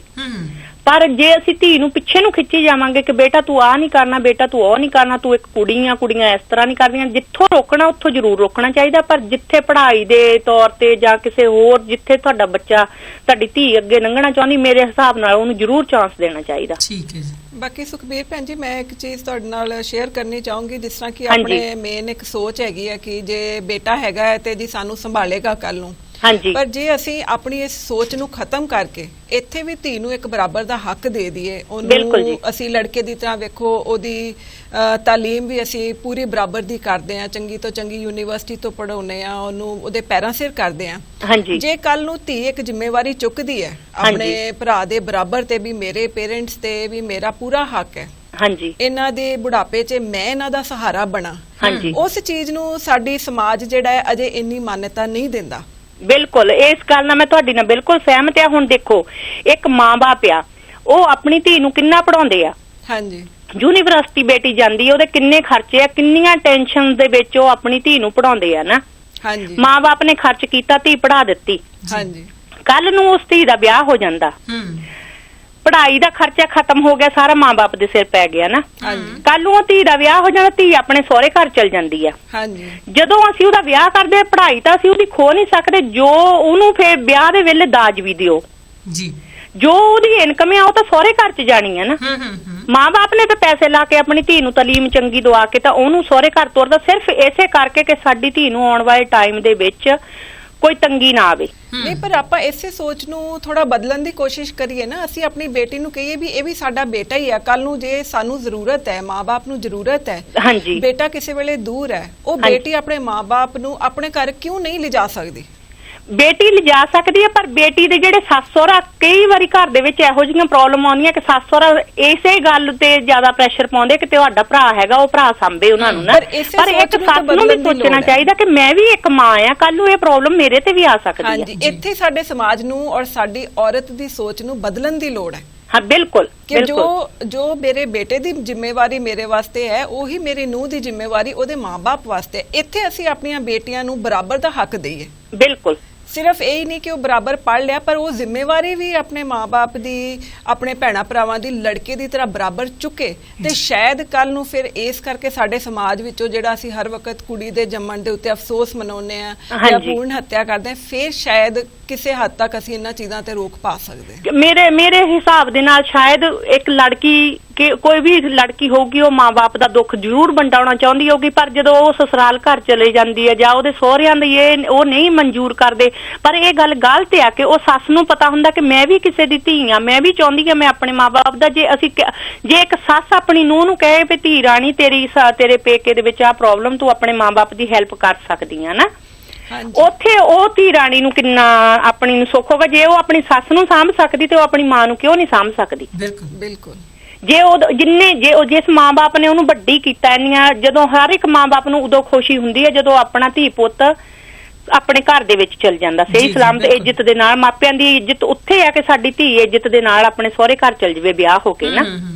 ਜੇ ਮਾਂ-ਬਾਪ ਉਹਦੇ ਵਾਸਤੇ ਜ਼ਿੰਦਗੀ 'ਚ ਇੰਨਾ ਸੰਘਰਸ਼ ਕਰਦੇ ਆ ਤੇ ਉਹ ਮਾਂ-ਬਾਪ ਨੂੰ ਵੀ ਤਾਂ ਕਦੀ ਨਾ ਕਦੀ ਆਸ ਹੁੰਦੀ, ਚਲੋ ਇੱਕ ਪੁੱਤ ਜੇ ਕਈ ਨਹੀਂ ਸਾਂਭਦਾ ਤੇ ਜੇ ਧੀ ਸੰਭਾਲ ਲਵੇ ਤੇ ਇਹਦੇ ਵਿੱਚ ਕੋਈ ਮਾੜੀ ਗੱਲ ਨਹੀਂ ਹੈ, ਕੋਈ ਹਰਜ ਨਹੀਂ ਇਹਦੇ ਵਿੱਚ, ਕੋਈ ਹਰਜ ਨਹੀਂ। ਮਾਪੇ ਧੀ ਨੂੰ ਵੀ ਉਸੇ ਤਰ੍ਹਾਂ ਪਾਲਦੇ। ਮੇਰੇ ਹਿਸਾਬ ਨਾਲ ਧੀਆਂ ਸਗੋਂ ਜ਼ਿਆਦਾ ਮੋਹ ਲੈਂਦੀਆਂ ਮਾਪਿਆਂ ਨਾਲ, ਕਿਉਂਕਿ ਉਹਨਾਂ ਦੇ ਅੰਦਰ ਇਮੋਸ਼ਨਸ ਹੁੰਦੇ ਆ, ਫੀਲਿੰਗਸ ਹੁੰਦੀਆਂ। ਕਿਉਂਕਿ ਇੱਕ ਮਾਂ-ਬਾਪ ਨੇ ਆਪਣੇ ਦਿਲ ਦਾ ਟੁਕੜਾ ਕੱਢ ਕੇ ਉਹਨੂੰ ਦੂਸਰੇ ਘਰ ਵਿੱਚ ਵੀ ਦਿੱਤਾ। ਇੱਕ ਧੀ ਦਾ ਨਵਾਂ ਜਨਮ ਹੁੰਦਾ ਜਦੋਂ ਉਹ ਆਪਣੇ ਸਹੁਰੇ ਘਰ ਜਾਂਦੀ ਹੈ ਨਾ। ਕੁਝ ਚੀਜ਼ਾਂ ਵੇਖੋ ਪਰਮਾਤਮਾ ਨੇ ਬੜੇ ਬੈਲੈਂਸ 'ਚ ਬਣਾਈਆਂ। ਜੇ ਉਹਨੇ ਆਦਮੀ ਨੂੰ ਸਰੀਰਕ ਰੂਪ ਤੇ ਔਰਤ ਨਾਲੋਂ ਜ਼ਿਆਦਾ ਤਗੜਾ ਬਣਾਇਆ, ਹਾਂਜੀ, ਜ਼ਿਆਦਾ ਕੱਦ ਕਾਠ ਦਿੱਤਾ ਹੈ, ਮਸਲਸ ਦਿੱਤੇ ਹੈ, ਉਹਨੂੰ ਤਾਕਤਵਰ ਬਣਾਇਆ, ਹਾਂਜੀ, ਤੇ ਉਸੇ ਦੀ ਬਰਾਬਰੀ ਤੇ ਉਹਨੇ ਔਰਤ ਨੂੰ ਇੰਨੀ ਸਮਰੱਥਾ ਦਿੱਤੀ ਹੈ ਕਿ ਉਹ ਵੱਡੇ ਤੋਂ ਵੱਡਾ ਪੀੜ ਦਾ ਸਮੁੰਦਰ ਆਪਣੇ ਅੰਦਰ ਸਮਾ ਸਕਦੀ ਹੈ। ਬਿਲਕੁਲ ਜੀ। ਇਮੋਸ਼ਨਲੀ ਉਹ ਇੰਨੀ ਸਟਰੋਂਗ ਹੈ ਕਿ ਆਦਮੀ ਉਹਦਾ ਮੁਕਾਬਲਾ ਨਹੀਂ ਕਰ ਸਕਦਾ ਕਦੇ ਵੀ ਨਹੀਂ। ਔਰਤ ਨੂੰ ਇੰਨੇ ਜ਼ੁਲਮ ਵੀ ਸਹਿਣੇ ਪੈਂਦੇ ਔਰ ਔਰਤ ਨੂੰ ਇੱਕ ਪ੍ਰਮਾਤਮਾ ਨੇ ਇਹੋ ਜਿਹੀ ਸ਼ਕਤੀ ਵਰਤੀ ਹੈ ਕਿ ਕਿੰਨੀਆਂ ਪ੍ਰੋਬਲਮਾਂ ਆਉਣ ਦੇ ਬਾਵਜੂਦ ਵੀ ਉਹਨੂੰ ਸਹਿਣ ਕਰਨੀਆਂ ਪੈਂਦੀਆਂ। ਪ੍ਰਮਾਤਮਾ ਉਹਨੂੰ ਇੰਨੀ ਸ਼ਕਤੀ ਦਿੰਦਾ ਕਿ ਉਹ ਸਾਰੀਆਂ ਚੀਜ਼ਾਂ ਨੂੰ ਆਪਣੇ ਅੰਦਰ ਹੀ ਸਮੇਟ ਲੈਂਦੀ ਹੈ। ਹਾਂਜੀ, ਤੇ ਪਰਮਾਤਮਾ ਇਸ ਕਰਕੇ ਮੈਂ ਤਾਂ ਕਹਿੰਦੀ ਕਿ ਜਿਸ ਘਰ ਦੇ ਵਿੱਚ ਧੀ ਆ ਉਹਨਾਂ ਨੂੰ ਤਾਂ ਜ਼ਰੂਰ ਸਮਝਣਾ ਚਾਹੀਦਾ ਕਿ ਜੇ ਸਾਡੀ ਪ੍ਰੋਬਲਮ ਆ, ਅੱਜ ਇਸ ਲੜਕੀ ਦੀ ਪ੍ਰੋਬਲਮ ਕੱਲ ਨੂੰ ਸਾਡੇ ਤੇ ਵੀ ਆ ਸਕਦੀ, ਸਾਡਾ ਪੁੱਤ ਵੀ ਕਪੁੱਤ ਹੋ ਸਕਦਾ। ਪਰ ਜੇ ਆਪਾਂ ਇੰਡੀਆ ਔਰ ਪਾਕਿਸਤਾਨ ਦੇ ਦਾਇਰੇ ਤੋਂ ਬਾਹਰ ਨਿਕਲ ਕੇ ਵੇਖੀਏ, ਜਿੱਥੇ ਅਸੀਂ ਬੈਠੇ ਆ ਇਸ ਵੇਲੇ, ਯੂਰਪ 'ਚ ਬੈਠੇ ਆ ਜਾਂ ਅਮਰੀਕਾ, ਕੈਨੇਡਾ ਜਾਂ ਆਸਟ੍ਰੇਲੀਆ ਵਰਗੇ ਮੁਲਕ ਨੇ, ਜਿੱਥੇ ਔਰਤ ਆਦਮੀ ਦੇ ਬਰਾਬਰ ਖੜੀ ਹੈ। ਬਿਲਕੁਲ, ਘਰ ਦੀ ਜ਼ਿੰਮੇਵਾਰੀ 'ਚ ਵੀ, ਘਰ ਦੇ ਕੰਮ ਕਰਨ 'ਚ ਵੀ, ਕਮਾਉਣ 'ਚ ਵੀ ਔਰ ਆਪਣੀ ਇੰਜੋਇਮੈਂਟ 'ਚ ਵੀ। ਤੇ ਆਪਾਂ ਫਰਕ ਆਪ ਹੀ ਦੇਖ ਸਕਦੇ ਹਾਂ ਕਿ ਇਹ ਮੁਲਕ ਜਿੱਥੇ ਔਰਤ ਬਰਾਬਰੀ ਤੇ ਹੈ ਔਰ ਕਿਸੇ ਵਕਤ ਆਦਮੀ ਤੋਂ ਉੱਚੀ ਵੀ ਹੈ, ਇਹਨਾਂ ਮੁਲਕਾਂ ਦੀ ਤਰੱਕੀ ਔਰ ਸਾਡੇ ਮੁਲਕਾਂ ਦੀ ਤਰੱਕੀ 'ਚ ਜ਼ਮੀਨ ਅਸਮਾਨ ਦਾ ਫਰਕ ਹੈ, ਬਹੁਤ ਜ਼ਿਆਦਾ ਜ਼ਮੀਨ ਅਸਮਾਨ ਦਾ। ਬਿਲਕੁਲ ਜ਼ਮੀਨ ਅਸਮਾਨ ਦਾ ਫਰਕ ਹੈ। ਇੱਕ ਭੈਣ ਜੀ ਮੈਂ ਇੱਕ ਗੱਲ ਤੁਹਾਡੇ ਨਾਲ ਹੋਰ ਸਾਂਝੀ ਕਰਨੀ ਚਾਹੂੰਗੀ। ਜਿਸ ਤਰ੍ਹਾਂ ਹੁਣ ਅਸੀਂ ਇੰਡੀਆ ਦੇ ਵਿੱਚ ਕੋਈ ਗੱਲ ਹੁੰਦੀ ਹੈ ਨਾ ਤੇ ਕਹਿ ਦਿੰਦੇ ਕਿ ਮਾਂ ਦਾ ਫਰਜ਼ ਆ, ਮਾਂ ਸੰਭਾਲੇ। ਚਲੋ ਜਿਸ ਟਾਈਮ ਦੀ ਇਹ ਗੱਲ ਆ, ਮੇਰੇ ਹਿਸਾਬ ਨਾਲ ਉਸ ਟਾਈਮ ਸਾਰੀਆਂ ਮਦਰਸ ਘਰ ਹੁੰਦੀਆਂ ਤੇ ਸਾਰੇ ਫਾਦਰ ਕਮਾਈ ਕਰਦੇ ਆ ਤੇ ਕਹਿ ਦਿੰਦੇ ਆ ਕਿ ਪਿਓ ਦਾ ਕੰਮ ਆ ਕਮਾਉਣਾ ਤੇ ਮਾਂ ਦਾ ਫਰਜ਼ ਆ ਘਰ ਸੰਭਾਲਣਾ ਨਾ। ਪਰ ਇਸ ਕੰਟਰੀ ਦੇ ਵਿੱਚ ਤੇ ਇੱਕ ਔਰਤ ਵੀ ਆਦਮੀ ਦੇ ਨਾਲ ਮੋਢੇ ਨਾਲ ਮੋਢਾ ਚਲਾ ਕੇ ਦੋਹਰਾ ਕੰਮ ਹੋ ਰਿਹਾ ਹੈ, ਫਰਕ ਤਾਂ ਹੀ ਖਤਮ ਹੋਇਆ ਨਾ। ਹਾਂਜੀ, ਤੇ ਇੱਕ ਔਰਤ ਇੱਕ ਮਰਦ ਦੇ ਨਾਲ ਮੋਢੇ ਨਾਲ ਮੋਢਾ ਚਲਾ ਕੇ ਚੱਲ ਸਕਦੀ। ਜਿੱਥੇ ਹੁਣ ਕਿਹਾ ਜਾਂਦਾ ਕਿ ਇੱਕ ਮਾਂ ਦਾ ਕੰਮ ਆ, ਮਾਂ ਆਹ ਕਰ ਸਕਦੀ, ਮਾਂ ਬੱਚੇ ਨੂੰ ਬੋਲੀ ਸਿਖਾ ਸਕਦੀ, ਮਾਂ ਬੱਚੇ ਨੂੰ ਪੜ੍ਹਾ ਸਕਦੀ, ਤੇ ਉੱਥੇ ਪੇ ਨੂੰ ਵੀ ਅੱਜ ਉਨਾ ਹੀ ਸਾਥ ਦੇਣਾ ਚਾਹੀਦਾ। ਬਿਲਕੁਲ ਦੇਣਾ ਚਾਹੀਦਾ, ਕਿਉਂਕਿ ਇੱਥੇ ਇੰਡੀਆ ਦੇ ਵਿੱਚ ਔਰਤ ਦਾ ਕੰਮ ਹੈ ਕਿ ਰੋਟੀ ਪਾਣੀ ਬਣਾਇਆ, ਬੱਚੇ ਸਕੂਲ ਚਲ ਗਏ ਤੇ ਮਾਵਾਂ ਬੇਲੀਆਂ ਤੇ ਕੋਈ ਟੈਨਸ਼ਨ ਨਹੀਂ ਨਾ। ਬਿਲਕੁਲ। ਤੇ ਇੱਥੇ ਹੁਣ ਬੱਚੇ ਜਿਹੜੇ ਮਾਂ ਵੀ ਕੰਮ ਤੇ ਜਾਂਦੀ ਆ, ਪਾਪਾ ਵੀ ਕੰਮ ਤੇ ਜਾਂਦੇ ਆ, ਤੇ ਜੇ ਮਾਂ ਦਾ ਫਰਜ਼ ਬਣਦਾ ਤੇ ਮੇਰੇ ਹਿਸਾਬ ਨਾਲ ਪਾਪਾ ਦਾ ਵੀ ਉਨਾ ਹੀ ਫਰਜ਼ ਬਣਦਾ ਕਿ ਜਿਹੜੀ ਮਾਂ ਬਰਾਬਰੀ ਫਿਰ ਇਸੇ ਚੀਜ਼ ਦਾ ਨਾ ਹੋਏਗੀ ਨਾ। ਪਰ ਆਪਾਂ ਇਹ ਜਿਹੜੀਆਂ ਚੀਜ਼ਾਂ ਸਾਡਾ ਸਮਾਜ ਹਿੰਦੁਸਤਾਨ ਜਾਂ ਪਾਕਿਸਤਾਨ ਜਾਂ ਇਹ ਸਾਡੀ ਸੰਕੀਰਣ ਮਾਨਸਿਕਤਾ ਇਸ ਚੀਜ਼ ਨੂੰ ਨਹੀਂ ਅਪਣਾਉਂਦੀ ਨੇ, ਇਸੇ ਕਰਕੇ ਤਾਂ ਸਾਡੇ ਦਿਲਾਂ 'ਚੋਂ ਇਹ ਗੱਲ ਜਾਂਦੀ ਨਹੀਂ। ਜੀ ਜਿਸ ਦਿਨ ਅਸੀਂ ਇਸ ਪ੍ਰੋਬਲਮ ਨੂੰ ਸਮਝਾਂਗੇ ਕਿ ਮਾਂ ਬਾਪ ਦਾ ਧੀ ਤੇ ਤਾਂ ਪੁੱਤ ਤੇ ਇੱਕੋ ਜਿਹਾ ਹੱਕ ਹੈ, ਜਾਂ ਸੱਸ ਸਹੁਰੇ ਦਾ ਨੂੰਹ ਤੇ ਤਾਂ ਪੁੱਤ ਤੇ ਇੱਕੋ ਜਿਹਾ ਹੱਕ ਹੈ। ਜੇ ਅਸੀਂ ਕਹਿ ਤਾਂ ਦਿੰਨੇ ਆ ਨੂੰਹ ਧੀ ਬਣ ਜਵੇ, ਸੱਸ ਮਾਂ ਬਣ ਜਵੇ, ਪਰ ਇਹਨੂੰ ਬਣਾਉਣ ਵਾਸਤੇ ਜਿਹੜੇ ਮਤਭੇਦ ਆ ਉਹ ਤਾਂ ਖਤਮ ਕਰਨੇ ਪੈਣਗੇ। ਬਿਲਕੁਲ ਤੁਹਾਡਾ ਬਹੁਤ ਬਹੁਤ ਧੰਨਵਾਦ ਸੁਖਵੀਰ ਭੈਣ ਜੀ। ਹਾਂਜੀ ਭੈਣ ਜੀ, ਤੁਹਾਡਾ ਵੀ ਬਹੁਤ ਬਹੁਤ ਧੰਨਵਾਦ। ਬਹੁਤ ਸੋਹਣਾ ਟੌਪਿਕ ਹੈ, ਤੇ ਬਾਕੀ ਜੋ ਵੀ ਵੀਰਾਂ ਭੈਣ ਸਾਰੇ ਸੁਣ ਰਹੇ ਸਾਰਿਆਂ ਨੂੰ ਮੇਰੇ ਵੱਲੋਂ ਪਿਆਰ ਭਰੀ ਸਤਿ ਸ੍ਰੀ ਅਕਾਲ ਜੀ। ਬਹੁਤ ਬਹੁਤ ਸ਼ੁਕਰੀਆ ਪਰਮਿੰਦਰ ਜੀ। ਲੱਗਦਾ ਕਿ ਹੋਰ ਕਾਲਰ ਸਾਡੇ ਨਾਲ ਲਾਈਨ ਤੇ ਜੁੜ ਚੁੱਕੇ ਨੇ। ਹਾਂਜੀ, ਮੀਡੀਆ ਪੰਜਾਬ ਟੀਵੀ, ਹੈਲੋ। ਹਾਂਜੀ, ਸਤਿ ਸ਼੍ਰੀ ਅਕਾਲ ਭੈਣ ਜੀ, ਮੈਂ ਕੰਧਾਲਵੀ ਬੋਲ ਰਿਹਾ ਜੀ, ਯੂਕੇ ਤੋਂ ਜੀ। ਕੰਧਾਲਵੀ ਸਾਹਿਬ ਜੀ, ਪ੍ਰੋਗਰਾਮ 'ਚ ਤੁਹਾਡਾ ਬਹੁਤ ਹੀ ਨਿੱਘਾ ਸਵਾਗਤ ਹੈ ਜੀ। ਤੇ ਬਹੁਤ ਬਹੁਤ ਆਪ ਜੀ ਦਾ ਧੰਨਵਾਦ ਕਿ ਬਹੁਤ ਹੀ ਵਧੀਆ ਵਿਸ਼ਾ ਲਿਆਂਦਾ ਜਿਹਦੀ ਅੱਜ ਦੇ ਜ਼ਮਾਨੇ ਵਿੱਚ ਬਹੁਤ ਜ਼ਿਆਦਾ ਲੋੜ ਹੈ ਜੀ। ਤੇ ਬਾਕੀ ਤੁਸੀਂ ਦੋਨੋਂ ਭੈਣਾਂ ਤਾਂ ਇਦਾਂ ਲੱਗਦੀਆਂ ਜਿੱਦਾਂ ਤੁਹਾਨੂੰ ਬਣਾਏ ਟੀਵੀ ਵਾਸਤੇ ਸੀਗਾ। ਇੰਨਾ ਵਧੀਆ ਪ੍ਰੋਗਰਾਮ ਤੁਸੀਂ ਪੇਸ਼ ਕਰ ਰਹੇ ਹੋ, ਮੈਂ ਤਾਂ ਬੜਾ ਹੈਰਾਨ ਹੋ ਰਿਹਾ। ਟੀਵੀ ਸ਼ੁਰੂ ਕੀਤਾ, ਸਾਨੂੰ ਤੁਸੀਂ ਪਹਿਲਾਂ ਲੈ ਕੇ ਆਉਣਾ ਸੀ। ਤੁਸੀਂ ਟੀਵੀ ਲੇਟ ਕਰ ਦਿੱਤਾ ਕੰਧਾਲਵੀ ਜੀ। ਹਾਂਜੀ, ਚਲੋ ਨਹੀਂ, ਦੇਰ ਆਏ ਤੇ ਦਰੁਸਤ ਆਏ। ਚਲੋ ਸ਼ੁਕਰ ਹੈ ਤੁਸੀਂ ਸਾਨੂੰ ਟੀਵੀ ਤੇ ਲੈ ਤੇ ਆਂਦਾ। ਨਹੀਂ, ਬਹੁਤ ਹੀ ਵਧੀਆ। ਮੈਂ ਇਹਨੂੰ ਏਦਾਂ ਨਾ ਸਮਝੋ ਮੈਂ ਮੱਖਣ ਲਾ ਰਿਹਾ ਜੀ, ਲੇਕਿਨ ਬਹੁਤ ਵਧੀਆ ਵਿਚਾਰ ਕਾਲਰਾਂ ਦੇ ਵੀ ਆਏ ਆ। ਲੇਕਿਨ ਮੈਂ ਇੰਨੀ ਗੱਲ ਜ਼ਰੂਰ ਕਹਿਣੀ ਚਾਹਾਂਗਾ ਭੈਣ ਜੀ ਕਿ ਜਦੋਂ ਅਸੀਂ ਦਸ਼ਾ ਤੇ ਦਿਸ਼ਾ ਦੀ ਗੱਲ ਕਰਦੇ ਆ ਨਾ ਜੀ, ਹਰੇਕ ਸਮਾਜ ਜਿਹੜਾ ਉਹਦੇ ਵਿੱਚ ਵੱਖਰੀ ਵੱਖਰੇ ਹਾਲਾਤ ਨੇ। ਬਿਲਕੁਲ। ਕਈ ਸਮਾਜਾਂ ਦੇ ਵਿੱਚ ਇਹ ਬਰਾਬਰਤਾ ਕਾਫੀ ਹੱਦ ਤੱਕ ਹੈਗੀ ਆ। ਕਈ ਸਮਾਜ ਅਜੇ ਵੀ ਜੇ ਦੇਖੀਏ ਅਸੀਂ ਤੇ ਉਹ ਪਤਾ ਨਹੀਂ 15ਵੀਂ ਕਿ 16ਵੀਂ ਸਦੀ 'ਚ ਸ਼ਾਇਦ ਅਜੇ ਵੀ ਰਹਿ ਰਹੇ ਹੋਣਗੇ। ਬਿਲਕੁਲ ਸਹੀ ਗੱਲ ਹੈ। ਦੁਨੀਆ ਦੇ ਇਸ ਨਕਸ਼ੇ ਦੇ ਉੱਤੇ ਜੀ। ਹੁਣ ਜਿਸ ਤਰ੍ਹਾਂ ਅਫਰੀਕਨ ਦੇਸ਼ ਕਈ ਹੈਗੇ ਆ ਕਿ ਜਿੱਥੇ ਜਿਹੜੀ ਇਸਤਰੀ ਆ ਉਹ ਘਰ ਦੀ ਆਗੂ ਆ। ਹਾਂਜੀ, ਬਿਲਕੁਲ। ਸਾਰਾ ਕੰਟਰੋਲ ਉਹਦੇ ਹੱਥ ਦੇ ਵਿੱਚ ਆ। ਹਾਂਜੀ। ਤੇ ਉਹ ਵੀ ਦੇਸ਼ ਨੇ ਕਿ ਜਿੱਥੇ ਮਰਦ ਦੇ ਹੱਥ ਵਿੱਚ ਸਾਰਾ ਕੰਟਰੋਲ ਹੈ ਜੀ। ਇਸਤਰੀ ਦੀ ਉੱਥੇ ਕੋਈ ਪੁੱਛ ਪੜਤਾਲ, ਕੋਈ ਉਹਨੂੰ ਹੱਕ ਨਹੀਂ ਹੈ। ਉਹ ਸਿਰਫ ਇੱਕ ਘਰ ਦਾ ਕੰਮ ਕਰਨ ਵਾਲੀ, ਇੱਕ ਜਿਸ ਤਰ੍ਹਾਂ ਆਪਣੀ ਨੌਕਰਾਨੀ ਹੁੰਦੀ ਹੈ ਇਸ ਤਰ੍ਹਾਂ ਹੀ ਉਹਨੂੰ ਟ੍ਰੀਟ ਕੀਤਾ ਜਾਂਦਾ ਜੀ। ਤੇ ਜੇ ਅਸੀਂ ਅੱਜ ਤੋਂ ਪੁਰਾਣੇ 4-5 ਸਾਲ ਪਹਿਲਾਂ ਦੇ ਭਾਰਤੀ ਸਮਾਜ ਵੱਲ ਜਾਈਏ ਬਿਲਕੁਲ, ਤੇ ਕੋਈ ਜ਼ਮਾਨਾ ਸੀ ਕਿ ਜੇ ਉਹ ਸਮੇਂ ਦੇ ਹਿੰਦੂਆਂ ਦੇ ਪੁਰਾਣੇ ਗ੍ਰੰਥ ਪੜ੍ਹੇ ਜਾਣ ਤੇ ਉਹਨਾਂ ਦੇ ਵਿੱਚ ਇਸਤਰੀ ਦੀ ਸ਼ਮੂਲੀਅਤ ਤੋਂ ਬਿਨਾਂ ਕੋਈ ਯੱਗ ਨਹੀਂ ਸੀ ਸੰਪੂਰਨ ਹੁੰਦਾ। ਪਰ ਕੰਧਾਲਵੀ ਜੀ, ਫਿਰ ਇਹ ਦੇਵੀ ਕਿੱਦਾਂ ਬਣ ਗਈ ਇੱਕਦਮ? ਨਹੀਂ, ਦੇਵੀ ਨੂੰ ਮੰਨਿਆ ਜਾਂਦਾ ਸੀ ਨਾ, ਸ਼ਕਤੀ ਮੰਨਦੇ ਸੀ। ਦੇਖੋ ਇਹ ਜਿਹੜਾ ਦੇਵੀ ਵਾਲਾ ਚੱਕਰ ਹੈਗਾ ਨਾ ਜੀ, ਜਦੋਂ ਸਮਾਜ ਦੇ ਵਿੱਚ ਕਿਉਂਕਿ ਜਿਹੜਾ ਮਨੁੱਖ ਸੀ ਨਾ ਜੀ, ਮਰਦ ਨੇ ਕਿਸੇ ਨਾ ਕਿਸੇ ਢੰਗ ਨਾਲ ਜਿਹੜਾ ਬੈਲੈਂਸ ਸੀ ਆਪਣੇ ਹੱਥਾਂ ਦੇ ਵਿੱਚ ਰੱਖਣਾ ਸੀ। ਮਰਦ ਨੇ ਔਰਤ ਨੂੰ ਦੇਵੀਆਂ ਬਣਾ ਕੇ ਵੀ ਕੰਟਰੋਲ ਆਪਣੇ ਹੱਥਾਂ ਵਿੱਚ ਹੀ ਰੱਖਿਆ ਸੀ। ਨਹੀਂ, ਪਰ ਭਾਰਤੀ ਸਮਾਜ ਦੀ ਸੋਚ ਕਿਹੋ ਜੀ, ਜੇ ਔਰਤ ਬਣੀ ਜਾਂ ਤਾਂ ਦੇਵੀ ਤੇ ਜਾਂ ਪੈਰ ਦੀ ਜੁੱਤੀ, ਜਾਂ ਪੈਰ ਦੀ ਜੁੱਤੀ। ਇਹ ਜਿਹੜਾ ਉਸ ਵੇਲੇ ਦਾ ਸ਼ੈਤਾਨ ਮਰਦ ਸੀ ਨਾ ਭੈਣ ਜੀ, ਇਹ ਉਹਦੇ ਸਾਰੇ ਕਾਰਨਾਮੇ ਸੀ ਜੀ ਕਿ ਉਹ ਜਿਸ ਤਰ੍ਹਾਂ ਵੀ ਚਾਹੁੰਦਾ ਸੀ ਨਾ ਔਰਤ ਨੂੰ ਗੁਲਾਮ ਰੱਖਣਾ, ਚਾਹੇ ਉਹਨੂੰ ਦੇਵੀ ਬਣਾ ਕੇ ਗੁਲਾਮ ਰੱਖੇ ਤੇ ਚਾਹੇ ਉਸ ਨੂੰ ਪੈਰ ਦੀ ਜੁੱਤੀ ਬਣਾ ਕੇ ਗੁਲਾਮ ਰੱਖੇ ਜੀ। ਲੇਕਿਨ ਉਸ ਤੋਂ ਬਾਅਦ ਹੌਲੀ ਹੌਲੀ ਇਹ ਸਿਸਟਮ ਜਿਹੜਾ ਸੀ ਨਿੱਗਰਦਾ ਅੱਜ ਦੇਖੋ ਭਾਵੇਂ ਉਹ ਹਿੰਦੁਸਤਾਨ ਅਸੀਂ ਉਹਨੂੰ ਆਜ਼ਾਦ ਵੀ ਕਹਿ ਲਈਏ, ਜਿਹੜੀ ਇਸ ਵੇਲੇ ਹਾਲਾਤ ਹੈਗੇ ਨੇ ਉੱਥੇ ਮੇਰੇ ਵੀਰ ਭੈਣਾਂ ਕਾਲਰ ਪਹਿਲਾਂ ਬਹੁਤ ਕੁਛ ਇਹਦੇ ਬਾਰੇ ਦੱਸ ਗਏ, ਮੈਂ ਬਹੁਤਾ ਇਹਦੇ ਬਾਰੇ ਨਹੀਂ ਕਹਿਣਾ ਚਾਹੁੰਦਾ। ਮੈਂ ਇੰਨੀ ਗੱਲ ਜ਼ਰੂਰ ਕਹਿਣੀ ਚਾਹੂੰਗਾ ਕਿ ਜਿਹੜਾ ਮਨੁੱਖ ਹੈ ਚਾਹੇ ਉਹ ਕਿਸੇ ਵੀ ਦੇਸ਼ ਦਾ ਵਸਿੰਦਾ ਆ ਜੀ, ਤੇ ਉੱਥੇ ਦੀ ਔਰਤ ਹੈ, ਉਹਨਾਂ ਨੇ ਉਸ ਪਰਮਾਤਮਾ ਦੀ ਜਿਹੜੀ ਬਣਾਈ ਹੋਈ ਕਾਇਨਾਤ ਆ ਜੀ ਜੀ, ਉਹਦੇ ਮੁਤਾਬਕ ਬਿਹੇਵ ਨਹੀਂ ਕੀਤਾ। ਕਿਵੇਂ ਨਹੀਂ ਕੀਤਾ? ਕਦੀ ਆਲਣੇ ਵਿੱਚ ਦੇਖੋ, ਜਦੋਂ ਨਿੱਕੇ ਨਿੱਕੇ ਜਿਹੜੇ ਜਾਨਵਰ ਨੇ, ਚਿੜੀਆਂ ਨੇ, ਹੋਰ ਪਰਿੰਦੇ ਨੇ, ਇਹ ਜਦੋਂ ਚੋਗਾ ਦਿੰਦੇ ਨੇ ਆਪਣੇ ਬੱਚਿਆਂ ਨੂੰ, ਕਦੀ ਲੜਕੇ ਦਾ ਤੇ ਲੜਕੀ ਦਾ ਵਖਰੇਵਾਂ ਕਰਦੇ ਵੇਖੇ? ਉਹ ਜਦੋਂ ਚੋਗਾ ਦਿੰਦੇ ਆ ਬੱਚਿਆਂ ਆਪਣਿਆਂ ਨੂੰ, ਨਿੱਕਿਆਂ ਨੂੰ, ਨਿੱਕੇ ਨਿੱਕੇ ਬੋਟ ਹੁੰਦੇ ਆਲਣੇ 'ਚ, ਉਹ ਇਹ ਤਾਂ ਨਹੀਂ ਫੈਸਲਾ ਕਰਦੇ ਵੀ ਇਹ ਮੈਂ ਆਪਣੇ ਲੜਕੇ ਨੂੰ ਮੈਂ ਵੱਧ ਦੇਵਾਂ ਤੇ ਜਿਹੜੀ ਲੜਕੀ ਇਹਨੂੰ ਘੱਟ ਦੇਵਾਂ। ਜੀ ਬਿਲਕੁਲ ਨਹੀਂ। ਇਹ ਮਨੁੱਖੀ ਸੋਚ ਜਿਹੜੀ ਆ, ਸਾਡੀ ਮਾਨਸਿਕਤਾ, ਜਿਸ ਤਰ੍ਹਾਂ ਪਹਿਲਾਂ ਵੀ ਬਹੁਤ ਇਹਦੇ ਬਾਰੇ ਗੱਲ ਹੋਈ ਆ, ਸਾਡੀ ਮਾਨਸਿਕਤਾ ਦੇ ਪਿੱਛੇ, ਇਸ ਪਿੱਛੇ ਕਈ ਸਮਾਜਿਕ ਕਾਰਨ ਵੀ ਸੀਗੇ। ਜਿਸ ਤਰ੍ਹਾਂ ਬੁੱਟਰ ਸਾਹਿਬ ਨੇ ਬੜੀ ਵਧੀਆ ਗੱਲ ਕੀਤੀ ਹੈ ਕਿ ਉਹ ਪਰਿਵਾਰ ਆਪਣੀ ਬੱਚੀ ਨੂੰ ਬਾਹਰ ਭੇਜ ਕੇ ਮਾਨਸਿਕ ਤੌਰ ਤੇ ਆਜ਼ਾਦ ਆਪਣੇ ਆਪ ਨੂੰ ਸਮਝ ਰਿਹਾ। ਕਿਉਂ ਸਮਝ ਰਿਹਾ? ਕਿਉਂਕਿ ਸਮਾਜ ਜਿਹੜਾ ਹੈ, ਸਮਾਜ ਦੇ ਵਿੱਚ ਹਾਲਾਤ ਇੱਥੇ ਤੱਕ ਨਿੱਘਰ ਗਏ ਨੇ। ਤੁਸੀਂ ਪਿਛਲੇ ਕੁਝ ਸਮੇਂ ਦੀਆਂ, ਪਿਛਲੇ 5-4 ਮਹੀਨਿਆਂ ਤੋਂ ਜਿਹੜੀਆਂ ਖਬਰਾਂ ਪੰਜਾਬ ਤੋਂ ਆ ਰਹੀਆਂ ਕਿ ਗੁੰਡੇ ਸੁੱਤੀਆਂ ਹੋਈਆਂ ਬੱਚੀਆਂ ਨੂੰ ਚੱਕ ਕੇ ਲਿਜਾ ਰਹੇ ਆ ਰੇਪ ਵਾਸਤੇ। ਮੈਂ ਕਿਤਾਬ ਵਿੱਚ ਪੜ੍ਹ ਰਹੀ ਸੀ, ਪਿਛਲੇ ਸਾਲ 2,61,000 ਇਹੋ ਜਿਹੀਆਂ ਘਟਨਾਵਾਂ ਹੋਈਆਂ ਨੇ। ਲੇਕਿਨ ਗੁਰੂਆਂ ਪੀਰਾਂ ਦੀ ਧਰਤੀ, ਜਿਸ ਨੂੰ ਸਾਡੇ ਗੀਤ ਲਿਖਣੇ ਵਾਲੇ ਤੇ ਗਾਉਣ ਵਾਲੇ ਇਹ ਏਡੇ ਢੀਠ ਹੋ ਗਏ ਆ ਕਿ ਜਦੋਂ ਇਹ ਗਾਉਂਦੇ ਨੇ ਪਈ ਬਸ ਜੀ ਬਸ ਪੰਜਾਬ ਨੂੰ ਇਸ ਤਰ੍ਹਾਂ ਬਾਂਸ ਦੇ ਉੱਤੇ ਚਾੜ ਦਿੰਦੇ ਨੇ ਕਿ ਪੰਜਾਬ ਵਰਗਾ ਤਾਂ ਕੋਈ ਹੈ ਹੀ ਨਹੀਂ। ਲੇਕਿਨ ਪੰਜਾਬ ਦੀਆਂ ਜੋ ਕਰਤੂਤਾਂ ਨੇ, ਸਭ ਤੋਂ ਵੱਧ ਸ਼ਰਾਬ ਉੱਥੇ ਪੀਤੀ ਜਾ ਰਹੀ ਆ, ਡਰੱਗ ਦਾ ਕਾਰੋਬਾਰ ਸਭ ਤੋਂ ਜ਼ਿਆਦਾ ਉੱਥੇ ਇਸ ਵੇਲੇ ਹੋ ਰਿਹਾ, ਬੱਚਿਆਂ ਨੂੰ ਘਰਾਂ ਤੋਂ ਚੁੱਕ ਕੇ ਲਿਜਾ ਕੇ ਉਹਨਾਂ ਦੇ ਰੇਪ ਹੋ ਰਹੇ ਆ, ਗਰਭਪਾਤ ਜਿਹੜੇ ਆ ਉਹ ਥਾਂ ਥਾਂ ਤੇ ਸਕੈਨਿੰਗ ਮਸ਼ੀਨਾਂ ਲੱਗੀਆਂ ਨੇ, ਉਹ ਹੋ ਰਹੀਆਂ ਨੇ, ਭ੍ਰਿਸ਼ਟਾਚਾਰ ਦਾ ਬੋਲਬਾਲਾ ਆ। ਤੇ ਅਸੀਂ ਕਿਹੜੇ ਪੰਜਾਬ ਦੀਆਂ ਸਿਫਤਾਂ ਨਾਲ ਗਾਣਿਆਂ ਵਿੱਚ ਕਰਦੇ। ਮੈਂ ਤਾਂ ਕਈ ਵਾਰ ਇਹ ਕਹਿਣਾ ਹੁੰਦਾ ਕਿ ਇਹੋ ਜਿਹੇ ਗਾਣੇ ਜਿਹੜੇ ਆ ਉਹਨਾਂ ਲੋਕਾਂ ਵੱਲੋਂ ਜਾਣ ਕੇ ਲਿਖਵਾਏ ਜਾ ਰਹੇ ਆ, ਤਾਂ ਕਿ ਸਾਡੇ ਲੋਕਾਂ ਦੀ ਜਿਹੜੀ ਸੋਚ ਹੈਗੀ ਆ ਉਹਨੂੰ ਇੰਨਾ ਘਸਾਤਾ ਜਾਵੇ, ਇੰਨਾ ਗੰਧਲਾ ਕਰ ਦਿੱਤਾ ਜਾਵੇ ਕਿ ਲੋਕ ਹਵਾ 'ਚ ਹੀ ਉੱਡੇ ਫਿਰਨ, ਉਹਨਾਂ ਨੂੰ ਪਤਾ ਨਾ ਲੱਗੇ। ਇੱਕ ਮੈਂ ਮਿਸਾਲ ਇੱਥੇ ਛੋਟੀ ਜਿਹੀ ਹੋਰ ਦੇਣੀ ਆ। ਮਾਨ ਸਿੰਘ ਜੀ ਝੌਰ ਬਹੁਤ ਵੱਡੇ ਕਥਾਵਾਚਕ ਹੋਏ ਨੇ ਸਿੱਖ ਧਰਮ ਦੇ ਵਿੱਚ, ਤੇ ਉਹਨਾਂ ਦੀ ਇੱਕ ਕਥਾ ਦੇ ਵਿੱਚ ਨਿੱਕੀ ਜਿਹੀ ਗੱਲ ਆਉਂਦੀ ਹੈ ਕਿ ਕੋਈ ਬਹੁਤ ਵੱਡਾ ਅਮੀਰ ਆਦਮੀ ਸੀ, ਉਸ ਦੀ ਬੱਚੀ ਬਿਮਾਰ ਹੋ ਗਈ ਤੇ ਡਾਕਟਰ ਨੂੰ ਘਰ ਸੱਦਿਆ ਤੇ ਉਹਨਾਂ ਜ਼ਮਾਨਿਆਂ 'ਚ 5 ਰੁਪਏ ਫੀਸ ਅੱਜ ਦੇ ਲਾ ਲਓ ਕਿ 400-500 ਰੁਪਏ ਦੇ ਬਰਾਬਰ ਹੋਏਗੀ।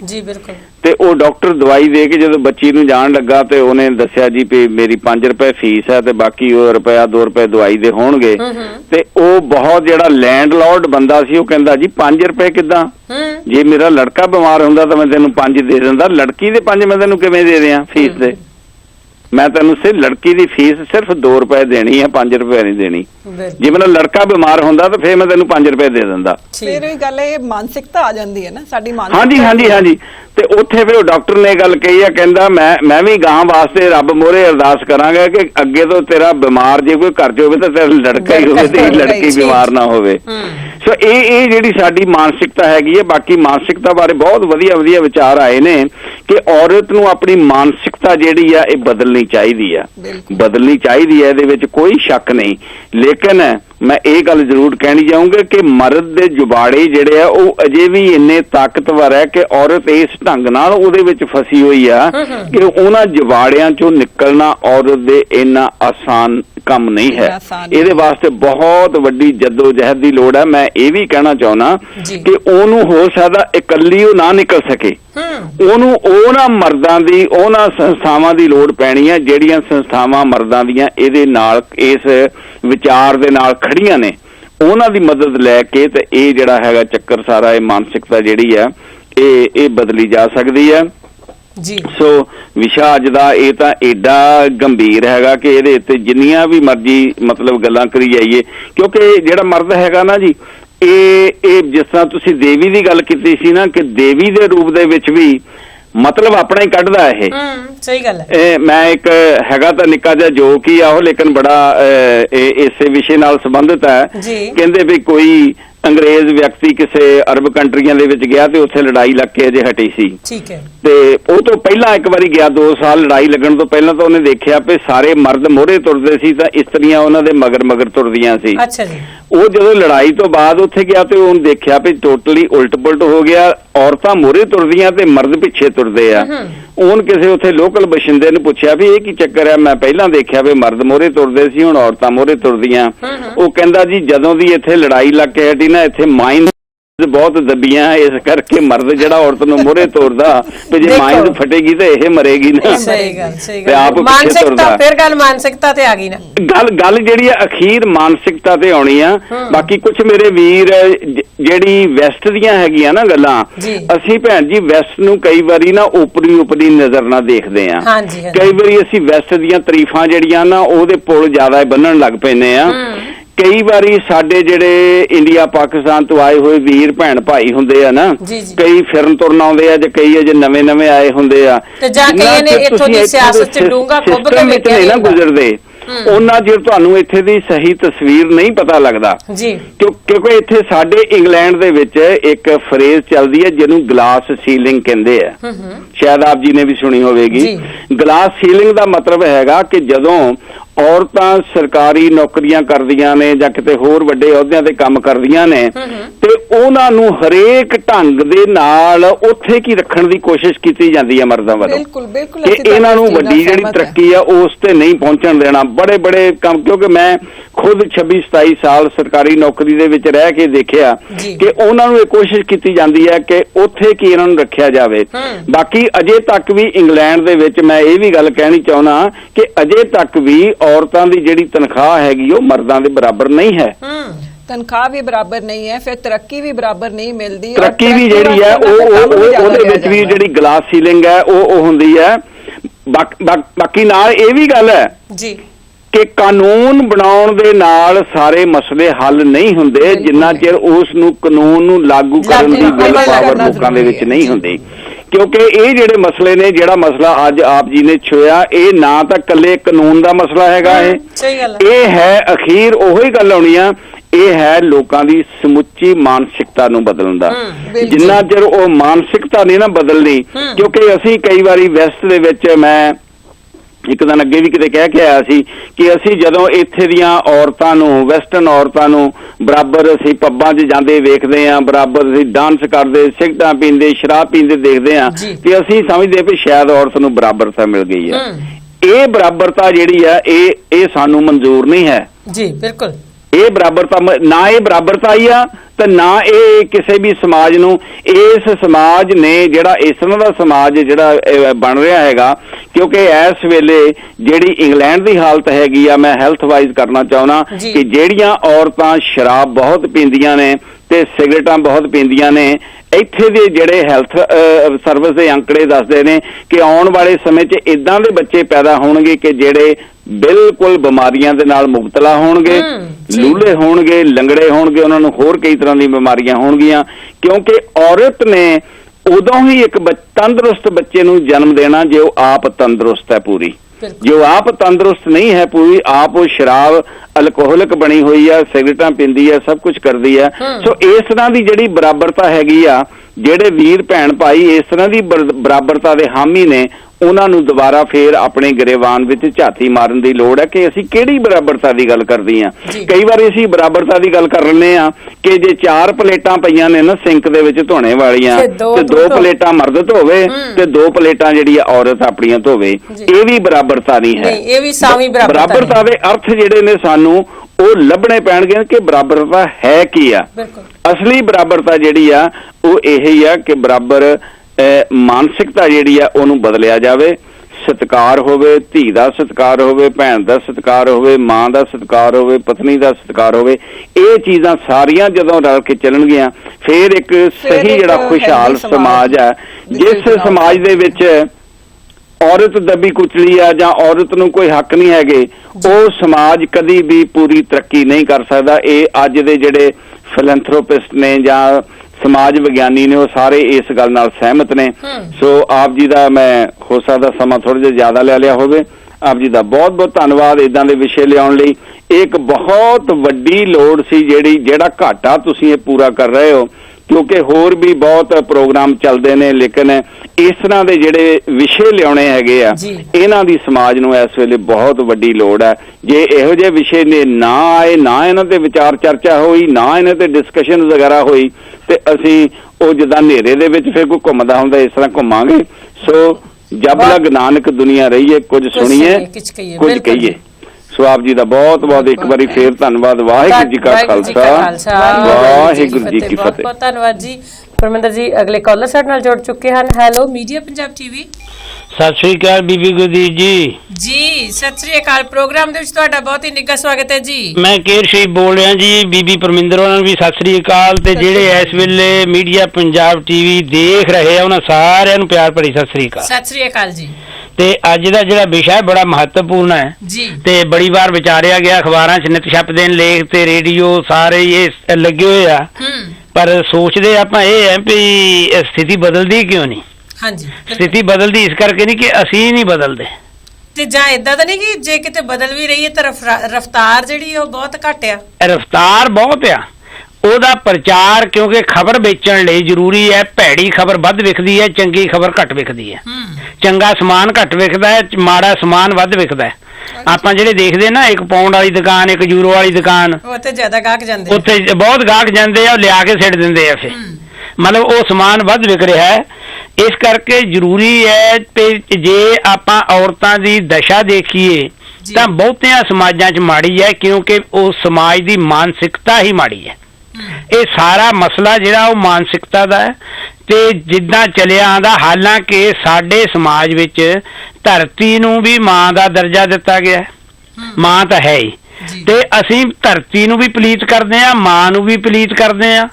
ਇਹਦੇ ਬਾਰੇ ਜ਼ਰੂਰੀ ਹੈ ਕਿ ਸਾਡੀ ਪਹੁੰਚ ਬਦਲੇ, ਜਿੱਦਾਂ ਦੀ ਪਹੁੰਚ ਅਸੀਂ ਲੈ ਕੇ, ਜਿਵੇਂ ਪਹਿਲਾਂ ਸੀਗਾ, ਪਹਿਲੇ ਸਮਿਆਂ 'ਚ ਤਾਂ ਇਹ ਸੀਗਾ ਨਾ ਵੀ ਜਦੋਂ ਕਹਿੰਦੇ ਸੀਗੇ ਵੀ ਕੁੜੀ ਮਾੜੀ ਹੈ, ਪੁੱਤ ਬਹੁਤੇ ਹੋਣ, ਕੰਮਕਾਰ ਕਰਕੇ ਪੁੱਤ ਬਹੁਤੇ ਚਾਹੁੰਦੇ ਸੀਗੇ, ਤੇ ਆਪਣੀ ਸੁਰੱਖਿਆ ਲਈ ਪੁੱਤ ਦਾ ਆਸਰਾ ਭਾਲਦੇ ਸਨ ਵੀ ਧੀਆਂ ਨੇ ਆਪਣੇ ਘਰੇ ਜਾਣਾ, ਪੁੱਤ ਸਾਨੂੰ ਪਾਲੂਗਾ।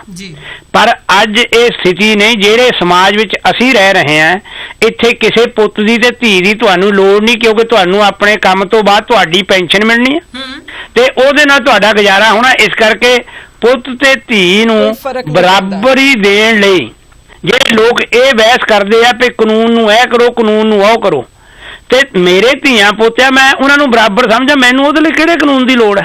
ਹਾਂਜੀ, ਉਹਦੇ ਲਈ ਕਿਸੇ ਕਾਨੂੰਨ ਦੀ ਲੋੜ ਨਹੀਂ ਹੈ। ਦੂਜੀ ਗੱਲ ਇੱਕ ਇੱਥੇ ਹੋਈ ਸੀਗੀ ਵੀ ਅਲਟਰਾਸਾਊਂਡ ਬਣਾ ਕੇ ਜੀ ਬੜਾ ਮਾੜਾ ਕੀਤਾ ਗਿਆ। ਮੈਂ ਤਾਂ ਇਹਦੇ ਬਿਲਕੁਲ ਉਲਟਿਆ। ਅਲਟਰਾਸਾਊਂਡ ਐਸੀ ਮਤਲਬ ਟੈਕਨੀਕ ਬਣਾਈ ਗਈ ਹੈ ਵਿਗਿਆਨੀਆਂ ਵੱਲੋਂ ਕਿ ਜੇ ਕੋਈ ਵੀ ਸਰੀਰ ਵਿੱਚ ਨੁਕਸ ਹੈ ਉਹਨੂੰ ਲੱਭਣ ਲਈ ਉਹਦੀ ਮਦਦ ਲਈ ਜਾਂਦੀ ਹੈ। ਗਰਭ ਵਿੱਚ ਬੱਚੇ ਦਾ ਪੂਰਾ ਵਿਕਾਸ ਨਹੀਂ ਹੋ ਰਿਹਾ ਜਾਂ ਕੋਈ ਬੁਰਿਆਈ ਆ ਰਹੀ ਹੈ ਉਹਦੇ ਸਰੀਰ ਦੇ ਅੰਦਰ, ਉਹਨੂੰ ਦੇਖ ਕੇ ਗਰਭ ਦੇ ਅੰਦਰ ਹੀ ਉਹਦਾ ਇਲਾਜ ਕੀਤਾ ਜਾਂਦਾ ਹੈ। ਇਹ ਤਾਂ ਹੁਣ ਸਾਡੇ ਬਸ ਆ ਨਾ ਵੀ ਜੇ ਬਿਜਲੀ ਦੀ ਤਾਰ ਨੰਗੀ ਕਰਕੇ ਉਂਗਲੀ ਲਾ ਕੇ ਦੇਖਣੀ ਹੈ ਫਿਰ ਤਾਂ ਮਰਨਾ ਹੀ ਮਰਨਾ ਹੈ। ਹੁਣ ਬਿਜਲੀ ਦੀ ਜਿਹੜੀ ਤਾਰ ਆ ਉਹ ਤਾਂ ਸਾਡੇ ਘਰੇ ਦਿੱਤੀ ਗਈ ਹੈ, ਇੱਕ ਸਹੂਲਤ ਦਿੱਤੀ ਗਈ ਹੈ, ਉਹਦੇ ਨਾਲ ਇਹ ਨਹੀਂ ਹੋਣਾ। ਦੂਜੀ ਗੱਲ, ਸਮਾਜ ਦੇ ਅੰਦਰ ਜਿਹੜਾ ਭੈ ਪਾਇਆ ਜਾਂਦਾ ਹੈ, ਭੈ ਲਈ ਜਿਹੜਾ ਸਾਡਾ ਸਿਸਟਮ ਹੈ, ਜਿਹੜਾ ਸਾਡਾ ਪ੍ਰਬੰਧ ਹੈ, ਉਹ ਰਾਜਸੀ ਪ੍ਰਬੰਧ ਹੋਵੇ, ਸਮਾਜਿਕ ਪ੍ਰਬੰਧ ਹੋਵੇ ਜਾਂ ਆਰਥਿਕ ਪ੍ਰਬੰਧ ਹੋਵੇ, ਇਹਨਾਂ ਸਾਰਿਆਂ ਨੇ ਹੀ ਔਰਤ ਨੂੰ ਹੀਣਾ ਇਸ ਕਰਕੇ ਕੀਤਾ ਹੈ ਕਿਉਂਕਿ ਜਿਹੜਾ ਸਮਾਜ ਹੈ ਉਹਦੇ ਤੇ ਮਰਦਾਂ ਦੀ ਸਰਦਾਰੀ ਹੈ। ਮਰਦ ਆਪਣੀ ਸਰਦਾਰੀ ਹਉਮ ਹੈ ਉਹ ਛੱਡਿਆ ਨਹੀਂ ਚਾਹੁੰਦਾ। ਤੁਸੀਂ ਧਰਮੀ ਲੋਕ ਦੇਖ ਲਓ, ਕਿੰਨੇ ਧਰਮੀ ਲੋਕ ਮਿਲਣਗੇ ਜਿਹੜੇ ਇਹੀ ਪ੍ਰਚਾਰ ਕਰੀ ਜਾਂਦੇ ਨਿਮਰਤਾ ਨਿਮਰਤਾ ਨਿਮਰਤਾ। ਜਦੋਂ ਉਹਨਾਂ ਨੂੰ ਮਿਲੋ ਠੂਹੇ ਨਿਕਲਦੇ ਉਹਨਾਂ ਦੇ ਨੱਕ ਚੋਂ, ਫਿਰ ਉੱਥੇ ਕੀ ਕਰੇ ਬੰਦਾ। ਇਸ ਕਰਕੇ ਇਹ ਜ਼ਰੂਰੀ ਹੈ। ਦੂਜੀ ਗੱਲ, ਅਸੀਂ ਇੱਕ ਬਹੁਤ ਪ੍ਰਚਾਰਦੇ ਹਾਂ, ਮੈਨੂੰ ਇਸ ਗੱਲ ਦਾ ਮੈਂ ਵੀ ਪ੍ਰਚਾਰਦਾ ਤੇ ਬਾਬੇ ਨਾਨਕ ਨੇ ਬਰਾਬਰੀ ਦੇਤੀ, ਸੋ ਕਿਉਂ ਮੰਦਾ ਆਖੀਏ ਕਹਿ ਕੇ। ਪਰ ਤੁਸੀਂ ਦੱਸ ਸਕਦੇ ਵੀ ਸਿੱਖ ਧਰਮ 'ਚ ਬਰਾਬਰੀ ਹੈ? ਜਰਮਨੀ ਦੀ ਗੱਲ ਲੈ ਲਓ, ਬਾਹਰ ਮੈਂ ਜਾਂਦਾ, ਕਿੰਨਿਆਂ ਗੁਰਦੁਆਰਿਆਂ 'ਚ ਪ੍ਰਧਾਨ ਨੇ ਬੀਬੀਆਂ, ਕਿੰਨੀਆਂ ਕਮੇਟੀਆਂ 'ਚ ਬੀਬੀਆਂ ਨੇ, ਕਿੰਨੇ ਲੰਗਰ ਵਰਤਾਉਂਦੀਆਂ ਨੇ ਬੀਬੀਆਂ, ਕਿੰਨੇ ਲੰਗਰਾਂ 'ਚ ਬੀਬੀਆਂ ਨੇ। ਇਹ ਸਾਰਾ ਦੱਸਣ ਵਾਲਾ ਗੱਲ ਹੈ, ਇਹ ਤੇ ਅਮਲ ਕਰਨ ਦੀ ਲੋੜ ਹੈ। ਬਾਬੇ ਨੇ ਤਾਂ ਕਹਿਤਾ, ਮੰਨਣਾ ਤਾਂ ਅਸੀਂ ਆ ਨਾ, ਅਸੀਂ ਮੰਨਦੇ ਹੈ ਨਹੀਂ, ਦੂਜਿਆਂ ਨੂੰ ਕਹੀ ਜਾਂਦੇ ਆ। ਦੂਜੀ ਗੱਲ, ਧੀ ਨੂੰ ਹੀਣਾ ਕਰਨ ਦਾ ਜਿਹੜਾ ਸਾਡੇ ਸਮਾਜ 'ਚ, ਦੇਖੋ ਆਪਾਂ ਜਿੱਦਾਂ ਦਾ ਮੀਡੀਆ ਪੰਜਾਬ ਸ਼ੁਰੂ ਹੋਇਆ ਇਹੀ ਰੌਲਾ ਪਾਈ ਜਾਂਦੇ ਨਾ ਭਈ ਸਾਡੇ ਸਮਾਜ 'ਚ ਜਿਹੜੀਆਂ ਸਮਾਜਿਕ ਕੁਰੀਤੀਆਂ ਨੇ ਉਹਨਾਂ ਤੋਂ ਸਭ ਤੋਂ ਵੱਡੀ ਸਮਾਜਿਕ ਕੁਰੀਤੀ ਹੈ ਦਾਜ ਦੀ। ਦਾਜ ਕਰਕੇ ਸਾਡੇ ਭਰੂਣ ਹੱਤਿਆ ਵਧੀ ਹੈ, ਘਟੀ ਨਹੀਂ ਵਧੀ ਹੈ। ਇਹ ਵਧਾਈ ਹੈ ਮਰਦਾਂ ਨੇ, ਕਿਉਂਕਿ ਮਰਦ ਆਪਣੇ ਪਰਿਵਾਰਾਂ ਦੇ ਮੁਖੀ ਨੇ ਜਿਹੜੀ ਭਰੂਣ ਹੱਤਿਆ, ਮੈਂ ਪਿਛਲੇ ਵਾਰੀ ਜਦੋਂ ਆਪਣਾ ਸਮਾਗਮ ਹੋਇਆ ਉਦੋਂ ਵੀ ਇਹ ਗੱਲ ਕਹੀ ਸੀ, ਅੱਜ ਫੇਰ ਕਹਿ ਰਿਹਾ ਵੀ ਭਰੂਣ ਹੱਤਿਆ ਲਈ ਮਰਦ ਪ੍ਰਧਾਨ ਸਮਾਜ ਜਿਹੜਾ ਉਹ ਜ਼ਿੰਮੇਵਾਰ ਹੈ।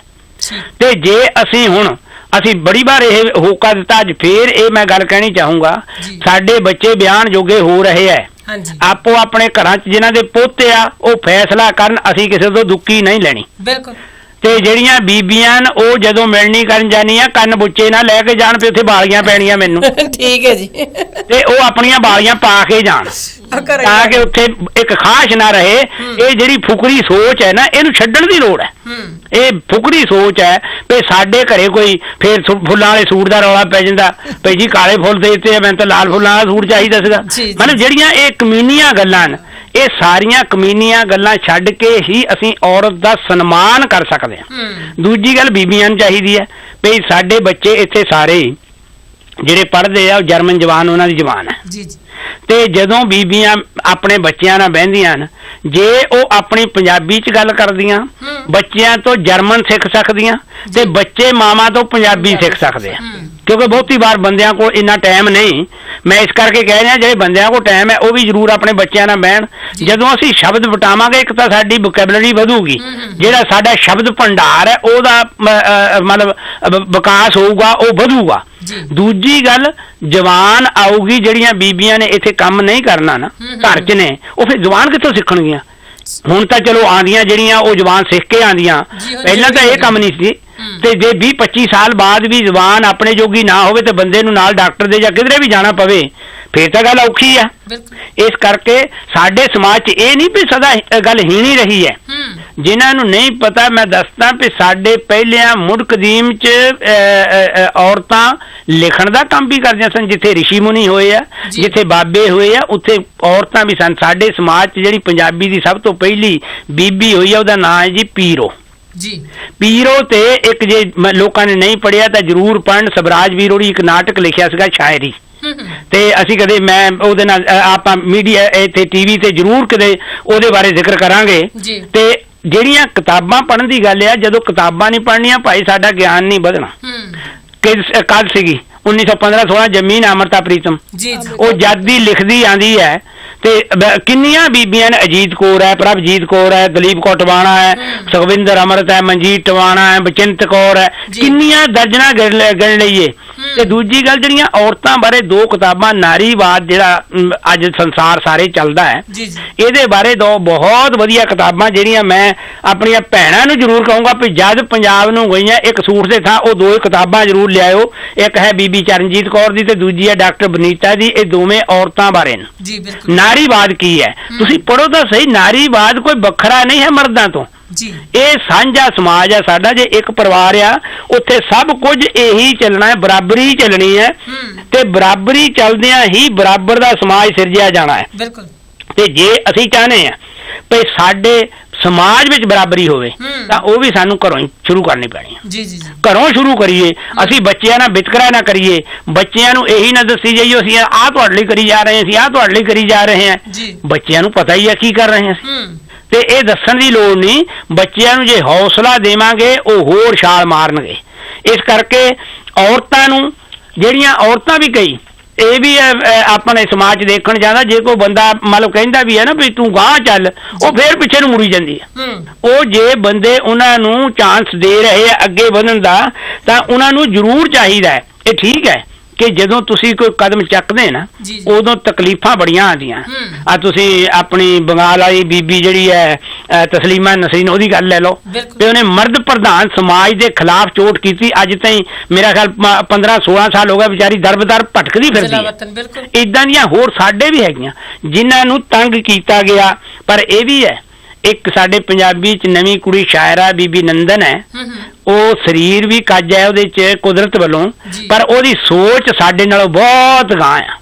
ਉਹ ਕਵਿਤਾ ਲਿਖਦੀ ਹੈ। ਜਿਨ੍ਹਾਂ ਨੇ ਕਵਿਤਾ ਨਹੀਂ ਪੜ੍ਹੀ ਉਹ ਪੜ੍ਹਨ ਤਾਂ ਫੇਰ ਪਤਾ ਲੱਗੇਗਾ। ਮੈਂ ਇਹਨਾਂ ਦੀ ਗੱਲ ਤਾਂ ਕਰ ਰਿਹਾ ਕਿਤਾਬਾਂ ਦੀ ਬਾਰ-ਬਾਰ, ਕਿਉਂਕਿ ਸਾਡਾ ਰਾਹ ਜਿਹੜਾ ਦਿਸ਼ਾ ਬਦਲਦਾ ਹੈ ਨਾ, ਅਸੀਂ ਅੱਜ ਦਾ ਵਿਸ਼ਾ ਕਹਿ ਰਹੇ ਹਾਂ, ਦਸ਼ਾ ਤਾਂ ਅਸੀਂ ਦੱਸੀ ਜਾਂਦੇ ਪਿਆ ਆ, ਪਰ ਜਿਹੜੀ ਦਿਸ਼ਾ ਬਦਲਣੀ ਹੈ ਉਹ ਸਾਡੇ ਗਿਆਨ ਨੇ ਤੇ ਸਾਡੀ ਸੂਝ ਨੇ ਬਦਲਣੀ ਹੈ। ਤੇ ਗਿਆਨ ਤੇ ਜਿਹੜਾ ਸੂਝ ਹੈ ਉਹ ਸਾਡੇ ਕੋਲੇ ਕਿਤਾਬਾਂ ਤੇ ਮੀਡੀਏ ਇਹਦੇ ਰਾਹੀਂ ਆਣਾ। ਜੇ ਅਸੀਂ ਪੜ੍ਹਨਾ ਨਹੀਂ ਤੇ ਫਿਰ ਅਸੀਂ ਭੁੱਲ ਜਾਈਏ ਕਿ ਸਾਡੇ ਘਰੇ ਗਿਆਨ ਦਾ ਜਿਹੜਾ ਕੋਈ ਪਸਾਰਾ ਹੋਏਗਾ। ਇਹ ਠੀਕ ਹੈ ਕਿ ਥੋੜੀ ਜਿਹੀ ਤਕਲੀਫ ਹੈ ਵੀ ਤੁਹਾਨੂੰ 8-10 ਘੰਟੇ ਉਹ ਸੀਰੀਅਲ ਦੇਖਣ ਨਾਲੋਂ ਕਿਤਾਬ ਪੜ੍ਹਨੀ ਪੈਣੀ ਹੈ, ਤੇ ਸੀਰੀਅਲ ਜਿਹੜੇ ਆ ਉਹ ਜਿਵੇਂ ਦੇ ਪੁਆੜੇ ਪਾਉਂਦੇ ਆ ਉਹਨਾਂ ਦਾ ਸਾਨੂੰ ਪਤਾ ਹੀ ਹੈ। ਇਸ ਕਰਕੇ ਆਪਣੀਆਂ ਧੀਆਂ ਨੂੰ ਆਪਾਂ 2 ਚੀਜ਼ਾਂ ਜ਼ਰੂਰ ਦਈਏ। ਇੱਕ ਉਹ ਆਪਣੇ ਆਪ ਤੇ ਆਤਮ ਨਿਰਭਰ ਹੋਣ ਆਰਥਿਕ ਪੱਖੋਂ, ਉਹ ਚੰਗੇ ਹਾਊਸ ਬਿਲਡਿੰਗ ਕਰਨ, ਚੰਗੇ ਪ੍ਰੋਫੈਸ਼ਨ ਲੈਣ ਤੇ ਉਹ ਆਤਮ ਨਿਰਭਰ ਹੋਣ ਤੇ ਮੈਨੂੰ ਕਿਸੇ ਦੀ ਲੋੜ ਨਹੀਂ, ਮੈਂ ਬੰਦੇ ਨਾਲ ਇਸ ਕਰਕੇ ਵਿਆਹ ਨਹੀਂ ਕਰਨਾ ਤੇ ਮੈਨੂੰ ਰੋਟੀ ਦੀ ਲੋੜ ਹੈ। ਤੇ ਦੂਜੀ ਗੱਲ ਉਹਨਾਂ ਦੇ ਅੰਦਰ ਸਵੈ ਵਿਸ਼ਵਾਸ ਹੋਵੇ ਕਿ ਮੈਂ ਵੀ ਇਨਸਾਨ ਆ। ਉਹਨਾਂ ਨੂੰ ਔਰਤ ਦੇ ਤੌਰ ਤੇ, ਕੁੜੀ ਦੇ ਤੌਰ ਤੇ ਨਾ ਆਪਾਂ ਵੱਡੇ ਕਰੀਏ, ਉਹਨਾਂ ਨੂੰ ਇੱਕ ਇਨਸਾਨ ਬਣਾ ਕੇ, ਵਧੀਆ ਇਨਸਾਨ ਬਣਾ ਕੇ ਇਹ ਸਮਾਜ ਨੂੰ ਦਈਏ ਤਾਂ ਕਿ ਉਹ ਸਮਾਜ ਦੀ ਦਿਸ਼ਾ ਬਦਲਣ ਲਈ ਸਾਡੀ ਸੋਚ ਤੋਂ ਅਗਲੀ ਸੋਚ ਅਪਣਾਉਣ। ਮੈਂ ਨਹੀਂ ਕਹਿੰਦਾ ਮੇਰੇ ਬੱਚੇ ਮੇਰੀਆਂ ਪੈੜਾਂ 'ਚ ਪੈੜਾ ਰੱਖਣ, ਮੈਂ ਚਾਹਨਾ ਮੇਰੇ ਬੱਚੇ ਮੇਰੀਆਂ ਪੈੜਾਂ ਤੋਂ ਅਗਲੀਆਂ ਪੈੜਾਂ ਪਾਉਣ। ਨਹੀਂ ਸ਼ਰੀਫ ਸਾਹਿਬ, ਪਰਮਿੰਦਰ ਤੁਹਾਡੇ ਨਾਲ ਕੋਈ ਵਿਚਾਰ ਸਾਂਝਾ ਕਰਨੇ ਚਾਹੁੰਦੇ ਨੇ? ਹਾਂਜੀ, ਤੁਸੀਂ ਹੁਣੇ ਜਿਹੜੇ ਆਪਣੇ ਵਿਚਾਰ ਰੱਖੇ ਹੈ ਵੀ ਕੁੜੀ ਨੂੰ ਸਵੈ ਨਿਰਭਰ ਤੇ ਉਹਨੂੰ ਕੌਨਫੀਡੈਂਟ ਬਣਾਉਣਾ ਚਾਹੀਦਾ, ਬਟ ਮੈਂ ਇੱਥੇ ਇੱਕ ਚੀਜ਼ ਹੋਰ ਕਹਿਣੀ ਚਾਹੂੰਗੀ ਕਿ ਔਰਤ ਦੀ ਦਸ਼ਾ ਸੁਧਾਰਨ ਵਾਸਤੇ ਸਾਡੇ ਸਮਾਜ ਵਿੱਚ ਸਭ ਤੋਂ ਪਹਿਲਾ ਕਦਮ ਇਹ ਹੋਣਾ ਚਾਹੀਦਾ ਕਿ ਅਸੀਂ ਆਪਣੇ ਘਰ ਵਿੱਚ ਜੰਮੇ ਪੁੱਤਾਂ ਨੂੰ ਜਾਂ ਜਿੰਨੇ ਵੀ ਮਰਦ ਨੇ ਸਾਡੇ ਐਜੂਕੇਸ਼ਨ ਸਿਸਟਮ ਦੇ ਵਿੱਚ ਇਹ ਚੀਜ਼ ਲਿਆਈਏ ਕਿ ਔਰਤ ਦਾ ਸਨਮਾਨ ਕਿਸ ਤਰ੍ਹਾਂ ਕਰਨਾ। ਇਹ ਤਾਂ ਚਲੋ ਘਰ ਦੀ ਗੱਲ ਹੈ ਨਾ, ਨਹੀਂ ਪੜ੍ਹਾਈ 'ਚ ਤਾਂ ਦੱਸਿਆ ਹੀ ਜਾਂਦਾ, ਇੱਥੇ ਦੇ ਸਕੂਲਾਂ 'ਚ ਤਾਂ ਕੋਈ ਵਿਤਕਰਾ ਨਹੀਂ ਹੈ। ਨਹੀਂ, ਵਿਤਕਰਾ ਇੱਥੇ ਨਹੀਂ ਹੈ, ਲੇਕਿਨ ਅਸੀਂ ਸਾਡੇ ਸਮਾਜ ਦੇ ਵਿੱਚ ਜਿੱਥੇ ਆਦਮੀ ਪਹਿਲਾਂ ਹੀ ਔਰਤ ਨੂੰ ਬਚਪਨ ਤੋਂ ਸੁਣਦਾ ਚਲਾ ਆ ਰਿਹਾ ਵੀ ਕੁੜੀ ਘਰ 'ਚ ਰਹੇਗੀ, ਕੁੜੀ ਆ ਹੈ, ਕੁੜੀ ਇੱਦਾਂ ਹੈ, ਅਸੀਂ ਉਹਨਾਂ ਬੱਚਿਆਂ ਨੂੰ, ਜੰਮਦੇ ਬੱਚਿਆਂ ਨੂੰ ਕੁੜੀ ਦਾ ਸਨਮਾਨ ਕਰਨ ਦਾ ਔਰ ਉਹਦੀ ਤਾਕਤ ਦਾ ਅਹਿਸਾਸ ਮਰਦਾਂ ਨੂੰ ਵੀ ਕਰਾਉਣ ਦੀ ਜ਼ਰੂਰਤ ਹੈ ਤਾਂ ਕਿ ਉਹ ਔਰਤ ਨੂੰ ਬਰਾਬਰ ਸਮਝਣ। ਦੇਖੋ ਇਹੀ ਮੈਂ ਗੱਲ ਕਹਿ ਰਿਹਾ, ਜੇ ਕੁੜੀਆਂ ਨੂੰ ਅਸੀਂ ਦੱਸਾਂਗੇ, ਕੁੜੀ ਕੱਲ ਨੂੰ ਖੜ ਕੇ ਬਹਿਸ ਕਰ ਸਕਦੀ ਵੀ ਮੈਨੂੰ ਦੱਸੋ ਮੈਂ ਕਿਹੜੇ ਪੱਖੋਂ ਮਾੜੀ ਇਨਸਾਨ ਹੈ, ਪਰ ਮਰਦ ਦੀ ਸੋਚ ਬਦਲਣੀ ਜ਼ਰੂਰੀ ਹੈ। ਇਹ ਬੀਬੀਆਂ ਦੀ ਸੋਚ ਬਦਲਣੀ ਵੀ ਜ਼ਰੂਰੀ ਹੈ, ਉਹਨਾਂ 'ਚ ਆਪਣਾ ਵਿਸ਼ਵਾਸ ਹੋਵੇ। ਮੈਂ ਤੁਹਾਡੇ ਨਾਲ ਸਹਿਮਤ ਹਾਂ, ਪਰ ਕੱਲੀ ਕੁੜੀ ਔਰਤ ਦੀ ਸੋਚ ਬਦਲਣ ਨਾਲ ਇੰਨਾ ਜਿਹੜਾ ਮਰਦ ਪ੍ਰਧਾਨ ਸਮਾਜ ਹੈ ਉਹਦੇ ਵਿੱਚ ਤਬਦੀਲੀ ਲਿਆਉਣ 'ਚ ਬਹੁਤ ਸਮਾਂ ਲੱਗ ਜਾਏਗਾ। ਨਹੀਂ, ਸਮਾਂ ਹੁਣ ਤੇਜ਼ੀ ਨਾਲ ਅੱਗੇ ਵਧ ਰਿਹਾ ਹੈ ਤੇ ਜਿਹੜਾ ਮੀਡੀਆ ਹੈ ਇਹ ਕਿੰਨਾ ਆਪਾਂ ਬੈਠੇ ਆ ਇੱਥੇ ਸਾਰੇ ਮੀਡੀਏ ਤੇ, ਆਪਾਂ ਮੀਡੀਏ ਰਾਹੀਂ ਇਹੀ ਜ਼ੋਰ ਲਾ ਰਹੇ ਨਾ ਵੀ ਸਮਾਜ ਦੀ ਦਸ਼ਾ ਬਦਲਣੀ ਹੈ, ਉਹ ਕਿਸੇ ਇਕੱਲੇ ਮਰਦਾਂ ਨੇ ਨਹੀਂ ਬਦਲਣੀ। ਤੁਸੀਂ ਅੱਜ ਦੇਖੋ ਵੀ ਤੁਸੀਂ ਦੋਵੇਂ ਬੈਠੀਆਂ ਹੋ ਬੀਬੀਆਂ, ਤੇ ਇਹਦਾ ਵੀ ਪ੍ਰਭਾਵ ਜਾਣਾ ਨਾ ਵੀ ਉਹ ਕਿਹੜਾ ਕੰਮ ਹੈ ਜਿਹੜੀਆਂ ਬੀਬੀਆਂ ਨਹੀਂ ਕਰ ਸਕਦੀਆਂ। ਬਿਲਕੁਲ। ਤੇ ਦੇਖੋ 2 ਪਲਾਟ ਵਿੱਚ ਬੀਬੀਆਂ ਗਈਆਂ ਹਿੰਦੁਸਤਾਨ ਦੀਆਂ, ਤੇ ਦੋਵੇਂ ਬੀਬੀਆਂ ਸਨ ਨਾ।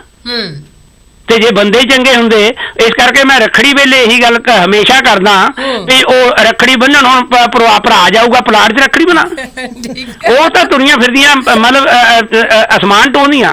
ਤੇ ਤੁਸੀਂ ਸ਼ਾਬਾਸ਼ ਦਿਓ ਉਹਨਾਂ ਨੂੰ ਕਿ ਉਹਨਾਂ ਨੇ ਆਪਣਾ, ਉਹਨਾਂ ਦਾ ਹੌਸਲਾ ਸੀਗਾ, ਉਹਨਾਂ ਦਾ ਆਤਮ ਵਿਸ਼ਵਾਸ ਸੀਗਾ, ਉਹਨਾਂ ਦਾ ਸਵੈ ਵਿਸ਼ਵਾਸ ਸੀਗਾ ਵੀ ਉਹਨਾਂ ਨੇ ਇਹ ਸੋਚਿਆ ਮੈਂ ਆ ਬਣਨਾ। ਇਸ ਕਰਕੇ ਆਪਾਂ ਆਪਣੇ ਬੱਚਿਆਂ ਨੂੰ ਇਹ ਸੋਚ ਦਈਏ ਕਿ ਜਿੰਨੀਆਂ ਕੁਰੀਤੀਆਂ ਉਹ ਛੱਡ ਦਈਏ, ਉਹਨਾਂ ਨੂੰ ਛੱਡਣ ਲਈ ਅਸੀਂ ਸਹਾਈ ਹੋਈਏ। ਜਦੋਂ ਅਸੀਂ ਬੱਚਿਆਂ ਨੂੰ ਇਸ ਗੱਲ ਤੇ ਦਬਾਅ ਰੱਖਦੇ ਵੀ ਫਲਾਣੇ ਸਾ ਕਰਨਾ ਜੀ ਰਿਸ਼ਤਾ, ਕਿਉਂਕਿ ਉਹ ਚੰਗਾ ਘਰ ਹੈ, ਚੰਗੇ ਘਰ 'ਚ ਮੰਗਤੇ ਜਾਂਦੇ ਨੇ ਮੰਗਣ, ਤੇ ਅਸੀਂ ਮੰਗਤੇ ਕਿਉਂ ਬਣੀਏ? ਇਸ ਕਰਕੇ ਸਾਡੀ ਅੱਜ ਫੇਰ ਉਹੀ ਹੈ ਕਿ ਪੁੱਤਾਂ ਵਾਲਿਆਂ ਨੂੰ ਇਹੀ ਬੇਨਤੀ ਆ, ਆਪਣੇ ਪੁੱਤਾਂ ਦੀ ਸੇਲ ਨਾ ਲਾਓ। ਬਿਲਕੁਲ। ਨੋਹਾਂ ਆਣੀਆਂ ਨੂੰ ਉਹਨਾਂ ਨੂੰ ਧੀਆਂ ਸਮਝੀਏ, ਜੇ ਧੀਆਂ ਸਮਝਾਂਗੇ ਤਾਂ ਉਹ ਵੀ ਸਾਨੂੰ ਪਿਓ ਸਮਝਣਗੇ, ਜੇ ਅਸੀਂ ਉਹਨਾਂ ਨੂੰ ਬਗਾਨੀਆਂ ਸਮਝੀ ਜਾਣਾ ਤਾਂ ਉਹ ਵੀ ਸਾਨੂੰ ਬਗਾਨੇ ਹੀ ਸਮਝਣਗੇ। ਇਸ ਕਰਕੇ ਜ਼ਰੂਰੀ ਹੈ ਸੋਚ ਨੂੰ ਬਦਲਣ ਲਈ ਆਪਣੀ ਹੋਸ਼ ਵੀ ਲਿਆਈਏ ਤੇ ਸਮਾਜ ਨੇ ਇਵੇਂ ਬਦਲਣਾ ਜਿੱਦਾਂ ਹੁਣ ਆਪਾਂ ਬੜਾ ਰੌਲਾ ਪਾਣੇ ਪਿਛਲੇ ਸਮੇਂ ਤੋਂ ਗੰਦੇ ਗੀਤਾਂ ਦੇ ਖਿਲਾਫ। ਸਾਡੇ ਸਮਾਜ ਵਿੱਚ ਗੰਦਿਆਂ ਗੀਤਾਂ ਨੇ ਜੋ ਅੱਜ ਪੰਜਾਬ 'ਚ ਹੋ ਰਿਹਾ ਨਾ, ਉਹ ਗੰਦੇ ਗੀਤਾਂ ਦਾ ਉਹਦੇ ਤੇ ਬਹੁਤ ਅਸਰ ਹੈ। ਗੰਡਾਸਾ, ਬੰਦੂਕ, ਦੂਜੀ ਤੀਜੀ ਗੱਲ, ਉਹ ਅੱਜ ਨਿਸ਼ਾਨ ਸਿਓ ਨਹੀਂ ਕਰ ਗਏ ਨੇ ਇਦਾਂ ਦੀਆਂ ਗੱਲਾਂ। ਤੇ ਇਹ ਨਿਸ਼ਾਨ ਸਿਓ ਨਹੀਂ ਅਸੀਂ ਪੈਦਾ ਕਰਨੇ, ਅਸੀਂ ਨਿਸ਼ਾਨ ਸਿਓ ਨਹੀਂ ਪੈਦਾ ਕਰਨੇ। ਜੇ ਅੱਜ ਸਰਕਾਰਾਂ ਇਸ ਗੱਲ ਦੀ ਹਮਾਇਤ ਕਰਦੀਆਂ ਨਿਸ਼ਾਨ ਸਿਓ ਪੈਦਾ ਕਰਨੇ, ਤਾਂ ਅਸੀਂ ਉਹਦਾ ਵਿਰੋਧ ਕਰਨਾ ਹੈ ਕਿ ਇਹ ਨਿਸ਼ਾਨ ਸਿਓ ਨਹੀਂ ਪੈਦਾ ਕਰਨੇ।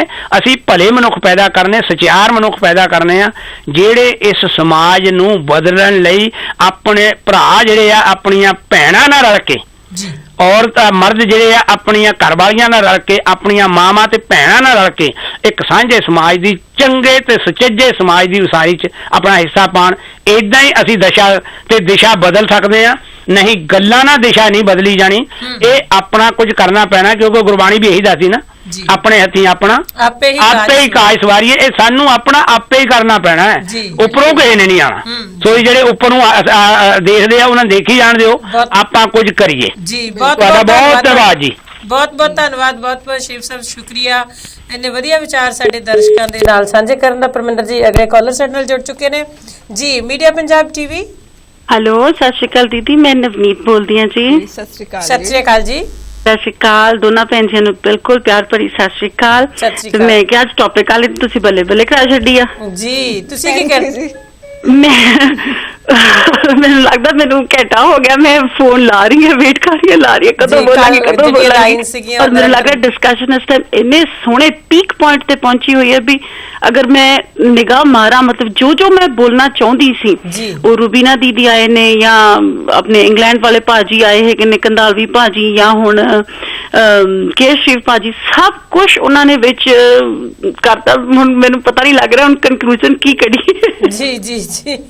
ਤੇ ਤੁਸੀਂ ਦੱਸੋ ਨਵਨੀਤ, ਇਸ ਸਮਾਜ ਦੇ ਵਿੱਚ ਵਿਚਰਦੇ ਹੋਇਆ ਤੁਸੀਂ ਕੀ ਮਹਿਸੂਸ ਕਰਦੇ ਹੋ ਕਿ ਕਿਹੜੇ ਹੋਰ ਜਿਹੜੇ ਗੁਣ ਅਪਣਾ ਕੇ ਜਿਹੜੀ ਤਾਕਤ ਆ ਉਹ ਬੱਚੀਆਂ ਦੇ ਵਿੱਚ, ਔਰਤਾਂ ਦੇ ਵਿੱਚ ਹੋਰ ਵੱਧ ਆ ਸਕਦੀ ਹੈ?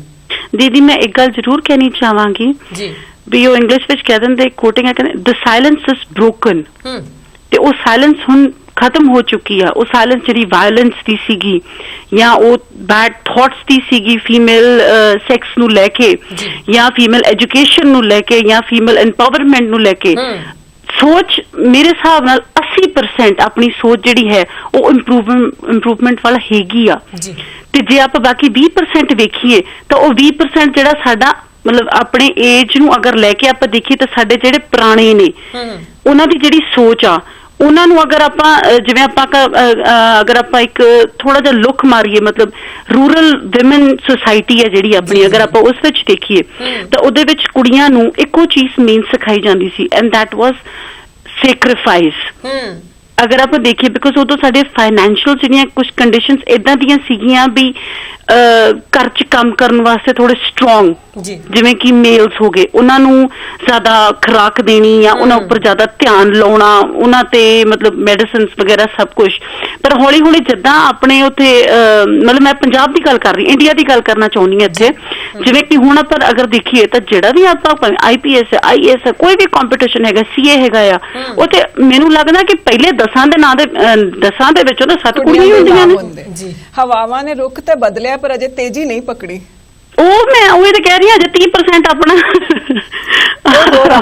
30% ਜਿਹੜੀ ਆਪਣੀ ਫੀਮੇਲ ਸੁਸਾਇਟੀ ਉਹ ਕਹਿੰਦੇ ਪੱਟੇ ਤੇ ਚੜੀ ਆ ਅਜੇ।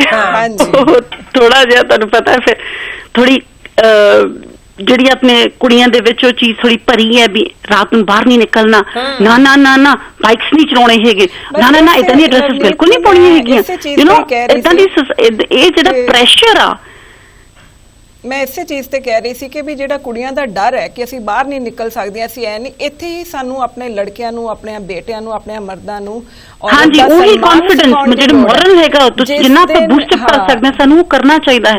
ਮੇਰੀ ਆਪਣੀਆਂ 2 ਡਾਟਰਸ ਹੈ, ਮਤਲਬ ਜੋ ਮੈਂ ਉਹਨਾਂ ਨੂੰ ਘਰ 'ਚ ਦੇ ਸਕਦੀ ਹਾਂ ਉਹ ਹੈਗਾ ਕੌਨਫੀਡੈਂਸ, ਮੋਰੈਲਿਟੀ, ਜਿੰਨਾ ਉਹਨਾਂ ਦਾ ਮੋਰਲ ਮੈਂ ਉੱਤੇ ਚੁੱਕਣਾ ਚਾਹੁੰਦੀ ਹਾਂ ਉਹਨਾਂ ਮੈਂ ਕਰ ਸਕਦੀ ਹਾਂ। ਕੋਈ ਕਹਿੰਦੇ ਗੁਰੂ ਨਾਨਕ ਦੇਵ ਜੀ ਨੂੰ ਬਣਾਉਣ ਵਾਲੀ ਆਪਾਂ ਕਹਿ ਸਕਦੇ ਉਹਨਾਂ ਦੀ ਮਦਰ ਸੀ। ਬਿਲਕੁਲ। ਤੇ ਜੇ ਅਗਰ ਆਪਾਂ ਇੰਡੀਆ ਜੇ ਆਪਾਂ ਮਤਲਬ ਜੇ ਮੈਂ ਇੱਥੇ ਦੇਖਣਾ ਚਾਹੁੰਦੀ ਤਾਂ ਇੱਥੇ ਅਗਰ ਆਪਾਂ ਦੇਖੀਏ ਤਾਂ ਅਗਰ ਜਰਮਨੀ ਦੇ ਲਿਸਟ ਵਿੱਚ ਦੇਖੀਏ ਤਾਂ ਟੌਪ ਲੇਡੀ ਐਂਗੇਲਾ ਮੈਰਕਲ। ਹਰ ਆਦਮੀ ਦੀ ਕਾਮਯਾਬੀ ਪਿੱਛੇ ਜਾਂ ਹਰ ਕਾਮਯਾਬ ਆਦਮੀ ਦੇ ਪਿੱਛੇ ਔਰਤ ਹੁੰਦੀ ਹੈ। ਔਰਤ ਹੁੰਦੀ ਹੈ, ਬਿਲਕੁਲ ਬਿਲਕੁਲ ਬਿਲਕੁਲ। ਪਰ ਇੱਥੇ ਇੱਕ ਗੱਲ ਮੈਂ ਹੋਰ ਆਪਾਂ ਕਹਿਣਾ ਚਾਹੁੰਦੀ ਹਾਂ ਕਿ ਆਪਣੇ ਜਿਵੇਂ ਪਹਿਲਾਂ ਕਹਿੰਦੇ ਸੀ ਕਪੁੱਤੋਂ ਧੀ ਚੰਗੀ, ਪਰ ਜੇ ਇਸ ਕੋਟੇਸ਼ਨ ਨੂੰ ਥੋੜਾ ਜਿਹਾ ਆਪਾਂ ਹੁਣ ਚੇਂਜ ਕਰੀਏ ਤਾਂ ਆਪਾਂ ਇਹ ਵੀ ਤਾਂ ਕਹਿ ਸਕਦੇ ਪੁੱਤੋਂ ਧੀ ਚੰਗੀ। ਬਿਲਕੁਲ ਠੀਕ ਹੈ, ਬਿਲਕੁਲ ਹਨਾ ਜੀ। ਜੀ ਜੀ ਬਿਲਕੁਲ ਸਹੀ ਕਹਿ ਰਹੇ ਤੁਸੀਂ। ਤੇ ਬਾਕੀ ਇਹ ਡਿਸਕਸ਼ਨ ਤਾਂ ਭੈਣ ਜੀ ਇੰਨੀ ਹੈ ਵੀ ਇੱਕ ਰਾਤ ਕੀ ਇੱਕ ਦਿਨ ਕੀ ਭਾਵੇਂ ਹਫਤਾ ਬੈਠੇ ਰਹੀ ਤਾਂ ਨਹੀਂ। ਤੁਹਾਡਾ ਧੰਨਵਾਦ ਨਵਨੀਤ, ਬਹੁਤ ਬਹੁਤ ਸ਼ੁਕਰੀਆ। ਹਾਂਜੀ ਥੈਂਕ ਯੂ ਭੈਣ ਜੀ, ਫਿਰ ਮਿਲਾਂਗੇ, ਫਿਰ ਗੱਲ ਕਰਾਂਗੇ। ਬਹੁਤ ਮਜ਼ਾ ਆਇਆ ਤੁਹਾਡੇ ਨਾਲ ਗੱਲ ਕਰਕੇ। ਸਭ ਨੂੰ ਸਤਿ ਸ਼੍ਰੀ ਅਕਾਲ। ਤੇ ਅਗਲੇ ਕਾਲਰ ਸਾਡੇ ਨਾਲ ਜੁੜ ਚੁੱਕੇ ਹਨ। Hello media Punjab TV. Hello ਸਤਿ ਸ਼੍ਰੀ ਅਕਾਲ ਜੀ। ਸਤਿ ਸ਼੍ਰੀ ਅਕਾਲ ਜੀ। ਜੀ ਮੈਂ ਜਸਵਿੰਦਰਪਾਲ ਸਿੰਘ ਰਾਜ ਬੋਲ ਰਿਹਾ ਹਾਈਡਲਬਰਗ ਜਰਮਨੀ ਤੋਂ। ਜੀ ਜਸਵਿੰਦਰ ਰਾਜ ਜੀ, ਪ੍ਰੋਗਰਾਮ ਦੇ ਵਿੱਚ ਤੁਹਾਡਾ ਬਹੁਤ ਹੀ ਨਿੱਘਾ ਸਵਾਗਤ ਜੀ। ਬਹੁਤ ਬਹੁਤ ਸ਼ੁਕਰੀਆ। ਬੜੀ ਖੁਸ਼ੀ ਹੁੰਦੀ ਹੈ ਕਿ ਜਦੋਂ ਮੀਡੀਆ ਪੰਜਾਬ, ਟੀਵੀ, ਰੇਡੀਓ ਤੇ ਅਖਬਾਰ ਸਮੇਂ ਦਾ ਪਾਬੰਦੀ ਬੰਦਾ ਹੋਇਆ ਜੋ ਵੀ ਇਸ ਵਕਤ ਸਮਾਜ 'ਚ ਵਿਚਰ ਰਿਹਾ ਹੋ ਰਿਹਾ ਉਸ ਨੂੰ ਦੁਨੀਆ ਦੇ ਅੱਗੇ ਲਿਆ ਰਿਹਾ। ਬੜੀ ਮਾਣ ਹੁੰਦਾ ਕਿ ਅਸੀਂ ਇਸ ਅਦਾਰੇ ਨਾਲ ਜੁੜੇ ਹੋਏ ਹੋਏ। ਬਿਲਕੁਲ ਜੀ, ਬਿਲਕੁਲ ਤੁਹਾਡਾ ਅਦਾਰਾ ਤੇ ਤੁਹਾਡਾ ਹੀ ਇਹ ਪ੍ਰੋਗਰਾਮ ਔਰ ਤੁਹਾਡਾ ਸਹਿਯੋਗ ਆ ਕਿ ਅਸੀਂ ਨਿਤ ਨਵੀਆਂ ਗੱਲਾਂ ਔਰ ਜਿਨ੍ਹਾਂ ਗੱਲਾਂ ਦੀ ਲੋੜ ਹੈ ਸਮਾਜ ਦੇ ਵਿੱਚ ਉਹਨਾਂ ਨੂੰ ਲਿਆ ਕੇ ਤੁਹਾਡੇ ਨਾਲ ਵਿਚਾਰਦੇ ਆ ਨਾ। ਬਿਲਕੁਲ ਬਹੁਤ ਭੈਣ ਜੀ ਦੇਖੋ ਜੀ, ਅੱਜ ਦੇ ਜ਼ਮਾਨੇ ਦੇ ਵਿੱਚ ਅਗਰ ਕਿਹਾ ਜਾਵੇ ਨਾ, ਇੱਕ ਔਰਤ 3 ਮਰਦਾਂ ਤੋਂ ਆਜ਼ਾਦ ਹੋਣਾ ਬਹੁਤ ਜ਼ਰੂਰੀ ਹੈ। ਪਹਿਲਾਂ ਬਾਪ ਜੀ, ਫਿਰ ਭਰਾ ਔਰ ਫਿਰ ਉਹਦਾ ਸਿਰ ਦਾ ਸਾਈਂ।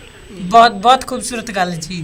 ਠੀਕ ਹੈ ਨਾ, ਮਤਲਬ ਜਦੋਂ ਜੰਮਦੀ ਏ ਬਾਪ ਉੱਤੇ ਅੜਚਣਾ ਪਾਉਂਦਾ, ਪਿਓ ਤੇ ਅੱਗੇ ਭਰਾ ਫਿਰ ਆਉਂਦਾ, ਫਿਰ ਉਹ ਜਦੋਂ ਆਪਣੇ ਪਤੀ ਦੇ ਘਰ ਜਾਂਦੀ ਏ, ਯਾਨੀ ਕਿ ਅਗਰ ਉਹ ਇੱਕ ਗੁਸਲਖਾਨੇ ਚ ਨਿਕਲ ਕੇ ਜਾਂ ਇੱਕ ਖਾਨੇ ਚੋਂ ਨਿਕਲ ਕੇ ਦੂਜੇ ਖਾਨੇ ਚ ਚਲੀ ਜਾਂਦੀ ਹੈ। ਉਹ ਕਵਿਤਾ ਸੀ ਨਾ, ਇੱਕ ਕੈਦ ਚੋਂ ਦੂਜੀ ਕੈਦ ਚ, ਬਿਲਕੁਲ ਹੋ ਜਾਂਦੀ ਹੈ ਨਾ।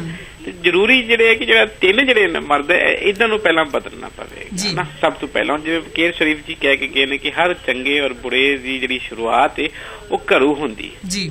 ਠੀਕ ਹੈ ਨਾ, ਕਹਿੰਦੇ ਨਾ ਚੈਰਿਟੀ ਬਿਗਿਨਸ ਐਟ ਹੋਮ। ਬਿਲਕੁਲ ਜੀ। ਤੇ ਉਸੇ ਇਸ ਕਰਕੇ ਜ਼ਰੂਰੀ ਹੈ। ਹੁਣ ਕੰਧਾਲਵੀ ਸਾਹਿਬ ਨੇ ਵੀ ਉਹਨਾਂ ਕਿਹਾ ਕਿ ਜਿਹੜੇ ਵੈਸਟਰਨਾਈਜੇਸ਼ਨ ਹੈਗਾ ਇਹਦਾ ਵੀ ਬੜਾ ਦੇਖੋ, ਅਸੀਂ ਇਸ ਨੂੰ ਕਿਸ ਤਰੀਕੇ ਨਾਲ ਡਿਫਾਈਨ ਕਰਨੇ ਹੈਗੇ ਕਿਉਂਕਿ ਸਾਨੂੰ ਜਾਣਕਾਰੀ ਨਹੀਂ ਹੈਗੀ। ਔਰ ਬਿਲਕੁਲ 16 ਨੇ ਸਹੀ ਗੱਲ ਕੀਤੀ। ਇਹ ਵੀ ਤੁਸੀਂ ਦੇਖ ਲਓ ਕਿ ਔਰਤ ਨੂੰ ਮਰਦਾਂ ਦੇ ਬਰਾਬਰ ਕਿਧਰੇ ਵੀ ਕੋਈ ਐਸੀ ਤੁਸੀਂ ਪੋਸਟ ਦੇਖ ਲਓ, ਕੋਈ ਤਨਖਾਹ ਦੇਖ ਲਓ, ਕਿਸੇ ਪਾਸੇ ਵੀ। ਬਿਲਕੁਲ ਠੀਕ ਹੈ ਨਾ। ਅਸੀਂ ਕਹਿੰਦੇ ਕਿ ਤੁਸੀਂ ਅੱਗੇ ਗੱਲ ਕਹਿ ਕੇ ਹਟੇ ਸੀ ਕਿ ਜਿੰਨ ਤੱਕ ਅਸੀਂ ਇਸ ਮੁਲਕ ਦੇ ਵਿੱਚ ਨਹੀਂ ਰਹਿੰਦੇ, ਇਸ ਮੁਲਕ ਦੇ ABC ਨਹੀਂ ਜਾਣਦੇ, ਸਾਨੂੰ ਮੁਲਕਾਂ ਬਾਰੇ ਨਹੀਂ ਪਤਾ ਲੱਗ ਸਕਦਾ। ਜੀ ਜੀ।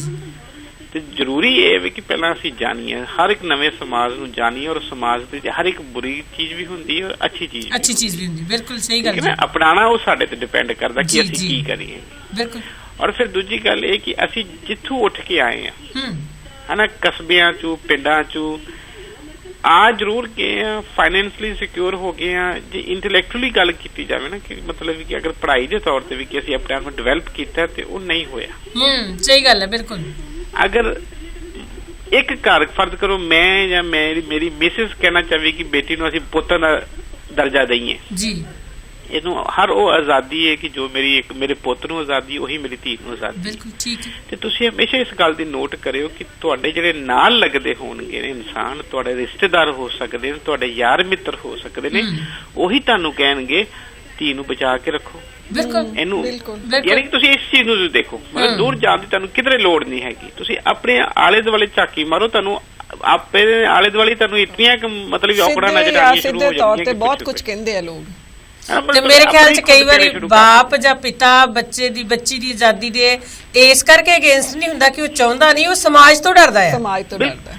ਔਰ ਉਹਦੇ ਵਾਸਤੇ ਤੁਹਾਨੂੰ ਮਤਲਬ ਇਤਨਾ ਕੁ ਮਜ਼ਬੂਤ ਹੋਣਾ ਪਵੇਗਾ ਕਿ ਤੁਸੀਂ ਕਹੋ ਕਿ ਠੀਕ ਹੈ ਇਸ ਅਸੂਲਾਂ ਤੇ ਮੈਂ ਖੜਾ ਹਾਂ ਜੀ, ਇਹ ਮੇਰੇ ਅਸੂਲ ਨੇ, ਇਸ ਤਰੀਕੇ ਨਾਲ ਆਪਣੇ ਮੈਂ ਬੱਚੇ ਪਾਲਣੇ, ਦੁਨੀਆ ਇੱਕ ਪਾਸੇ ਹੋ ਜਾਏਗਾ ਮਗਰ I will fight with that. ਬਿਲਕੁਲ, ਬਹੁਤ ਵਧੀਆ ਗੱਲ ਹੈ, ਬੜੀ ਹਿੰਮਤ ਵਾਲੀ ਗੱਲ ਹੈ ਔਰ ਬੜੀ ਤਾਕਤ ਦੀ ਜ਼ਰੂਰਤ ਹੈ। ਇਹ ਤੁਹਾਡੇ ਵਿੱਚ ਹੋਣਾ ਚਾਹੀਦਾ ਹੈਗਾ ਜੀ। ਮਗਰ ਅਸੀਂ ਜਦੋਂ ਕਹਿੰਦੇ ਨੇ ਕਿ ਇੱਕ ਪਾਸੇ ਤੇ ਕਹਿੰਦੇ ਕਿ ਸਾਨੂੰ ਕਲਗੀਧਰ ਨੇ ਜੀ ਗੁਰੂ ਦਾ ਸਿੱਖ ਬਣਾ ਕੇ ਅਸੀਂ 1.25 ਲੱਖ ਸੇਕ ਲੜਾਓ। ਬਿਲਕੁਲ। ਦੂਜੇ ਪਾਸੇ ਅਸੀਂ ਗਲੀ ਦੇ ਕੱਖਾਂ ਦਾ ਵੀ ਖਿਆਲ ਕਰਨਾ ਸ਼ੁਰੂ ਕਰ ਦਿੰਦੇ। ਬਿਲਕੁਲ ਠੀਕ ਹੈ। ਬਿਲਕੁਲ ਠੀਕ ਹੈ ਨਾ। ਕਹਿੰਦੇ ਨਹੀਂ ਜੀ ਧਿਆਨ ਨਾਲ ਚਲੋ ਉਹਦੀ ਵੀ ਮੰਨ ਲਓ, ਉਹਦੀ ਵੀ ਮੰਨ ਲਓ, ਪਤਾ ਨਹੀਂ ਲੋਕ ਕੀ ਕਹਿ ਰਹੇ ਨੇ, ਲੋਕ ਕੀ ਕਹਿਣਗੇ। ਜਦੋਂ ਤੁਸੀਂ ਕਹਿੰਦੇ ਹੋ ਕਿ ਸਾਨੂੰ ਫਲਾਣੇ ਦੀ ਲੋੜ ਪੈ ਸਕਦੀ, ਆਟੋਮੈਟਿਕਲੀ ਤੁਸੀਂ ਉਸ ਵਕਤ ਕਮਜ਼ੋਰ ਹੋ ਜਾਂਦੇ ਹੋ। ਨਾ ਚਾਹੁੰਦਿਆਂ ਹੋਇਆ ਵੀ ਤੁਸੀਂ ਕਮਜ਼ੋਰ ਹੋ ਜਾਂਦੇ ਹੋ ਜੀ, ਕਿਉਂਕਿ ਤੁਸੀਂ ਇੱਕ ਦੂਸਰੇ ਤੇ ਡਿਪੈਂਡੈਂਟ ਹੋ ਗਏ। ਇਹੀ ਵਜ੍ਹਾ ਹੈਗੀ। ਸਭ ਤੋਂ ਪਹਿਲਾਂ ਆਪਣੇ ਆਪ ਨੂੰ ਤੁਸੀਂ ਇਤਨਾ ਕਿ ਸਟਰੋਂਗ ਬਣਾਓ ਕਿ ਮੈਂ ਨਹੀਂ ਠੀਕ। ਦੂਜਾ ਜੋ ਮਰਜ਼ੀ ਕਹੇ, ਅਗਰ ਮੈਂ ਆਪਣੇ ਘਰ ਨੂੰ ਆਪਣੀ ਬੇਟੀ ਨੂੰ ਇਸ ਤਰੀਕੇ ਨਾਲ ਚਾਹੁੰਦਾ ਹਾਂ ਤੇ ਆਈ ਵਿਲ ਡੂ ਇਟ। ਬਿਲਕੁਲ। ਫਿਰ ਤੁਸੀਂ ਬਦਲੇ ਵੀ ਕਰ ਸਕਦੇ ਹੋ। ਕਹਿੰਦੇ ਨਾ ਮਤਲਬ ਚਰਚਿਲ ਨੇ ਬੜਾ ਸੋਹਣਾ ਕਿਹਾ ਸੀ, ਖਾਨ ਚਰਚਿਲ ਦਾ, ਉਹ ਕਹਿੰਦਾ ਅਗਰ ਤੁਸੀਂ ਸਮਾਜ ਬਦਲ ਨਹੀਂ ਨਾ ਸਕਦੇ ਤੇ ਅਫਸੋਸ ਦੀ ਗੱਲ ਨਹੀਂ ਹੈਗੀ, ਮਗਰ ਕੋਸ਼ਿਸ਼ ਕਰੋ ਕਿ ਇਹਦੇ ਚ ਡੈਂਟ ਜ਼ਰੂਰ ਪਾ ਸਕੋ। ਵਾਹ ਜੀ ਵਾਹ, ਬਿਲਕੁਲ ਬਹੁਤ ਵਧੀਆ ਗੱਲ ਹੈ ਵੀ ਕੋਸ਼ਿਸ਼ try to put a dent in it. ਉਹ ਕਹਿੰਦਾ ਇਹ ਤੁਸੀਂ ਇਤਨਾ ਦੀ ਕੋਸ਼ਿਸ਼ ਕਰੋ ਨਾ, ਇਤਨੀ ਦੀ ਕੋਸ਼ਿਸ਼ ਕਰੋ। ਔਰ ਇੱਕ ਛੋਟੀ ਜਿਹੀ ਬੇਨਤੀ ਹੋਰ ਭੈਣ ਜੀ, ਸਾਰੇ ਸੁਣਨ ਵਾਲੇ ਫੋਨ ਕਰਨ ਵਾਲਿਆਂ ਨੂੰ ਗੱਲ ਸੀਮਤ ਰੱਖੋ ਤਾਂ ਕਿ ਅਸੀਂ ਵੱਧ ਤੋਂ ਵੱਧ ਕਾਲਸ ਲੈ ਸਕੀਏ। ਠੀਕ ਹੈ ਜੀ, ਠੀਕ ਹੈ। ਬਹੁਤ ਬਹੁਤ ਤੁਹਾਡਾ ਧੰਨਵਾਦ ਰਾਤ ਜੀ, ਬਹੁਤ ਬਹੁਤ ਸ਼ੁਕਰੀਆ। ਇਸੇ ਤਰ੍ਹਾਂ ਹੀ ਹੌਸਲਾ ਅਫਜ਼ਾਈ ਕਰਦੇ ਰਿਹਾ ਕਰੋ।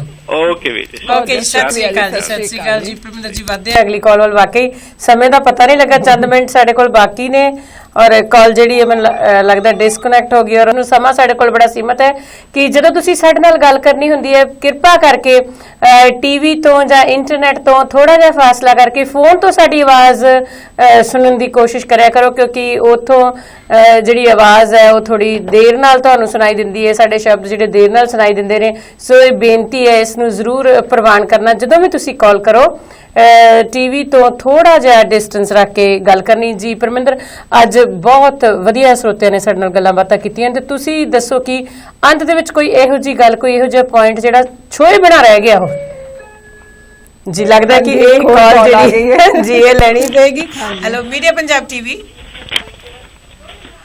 Hello media Punjab TV hello ਜੀ ਹੈਲੋ ਹਾਂਜੀ ਸਤਿ ਸ੍ਰੀ ਅਕਾਲ ਗੁਰਦੀਪ ਜੀ ਮੈਂ ਜਸਪਾਲ ਬੋਲਦੀ ਹਾਂ ਜੀ ਜਸਪਾਲ ਜੀ ਪ੍ਰੋਗਰਾਮ 'ਚ ਤੁਹਾਡਾ ਨਿੱਘਾ ਸਵਾਗਤ ਹੈ ਜੀ ਹਾਂਜੀ ਪ੍ਰੋਗਰਾਮ ਬੜਾ ਵਧੀਆ ਅੱਜ ਜੀ ਸ਼ੁਕਰੀਆ ਚੱਲ ਰਿਹਾ ਜੀ ਤੇ ਆਪਣੇ ਨਾਲ ਪਰਮਿੰਦਰ ਹੁਣਾਂ ਨੂੰ ਮੈਂ ਸਤਿ ਸ੍ਰੀ ਅਕਾਲ ਬੁਲਾਉਂਦੀ ਹਾਂ ਸਤਿ ਸ਼੍ਰੀ ਅਕਾਲ ਜੀ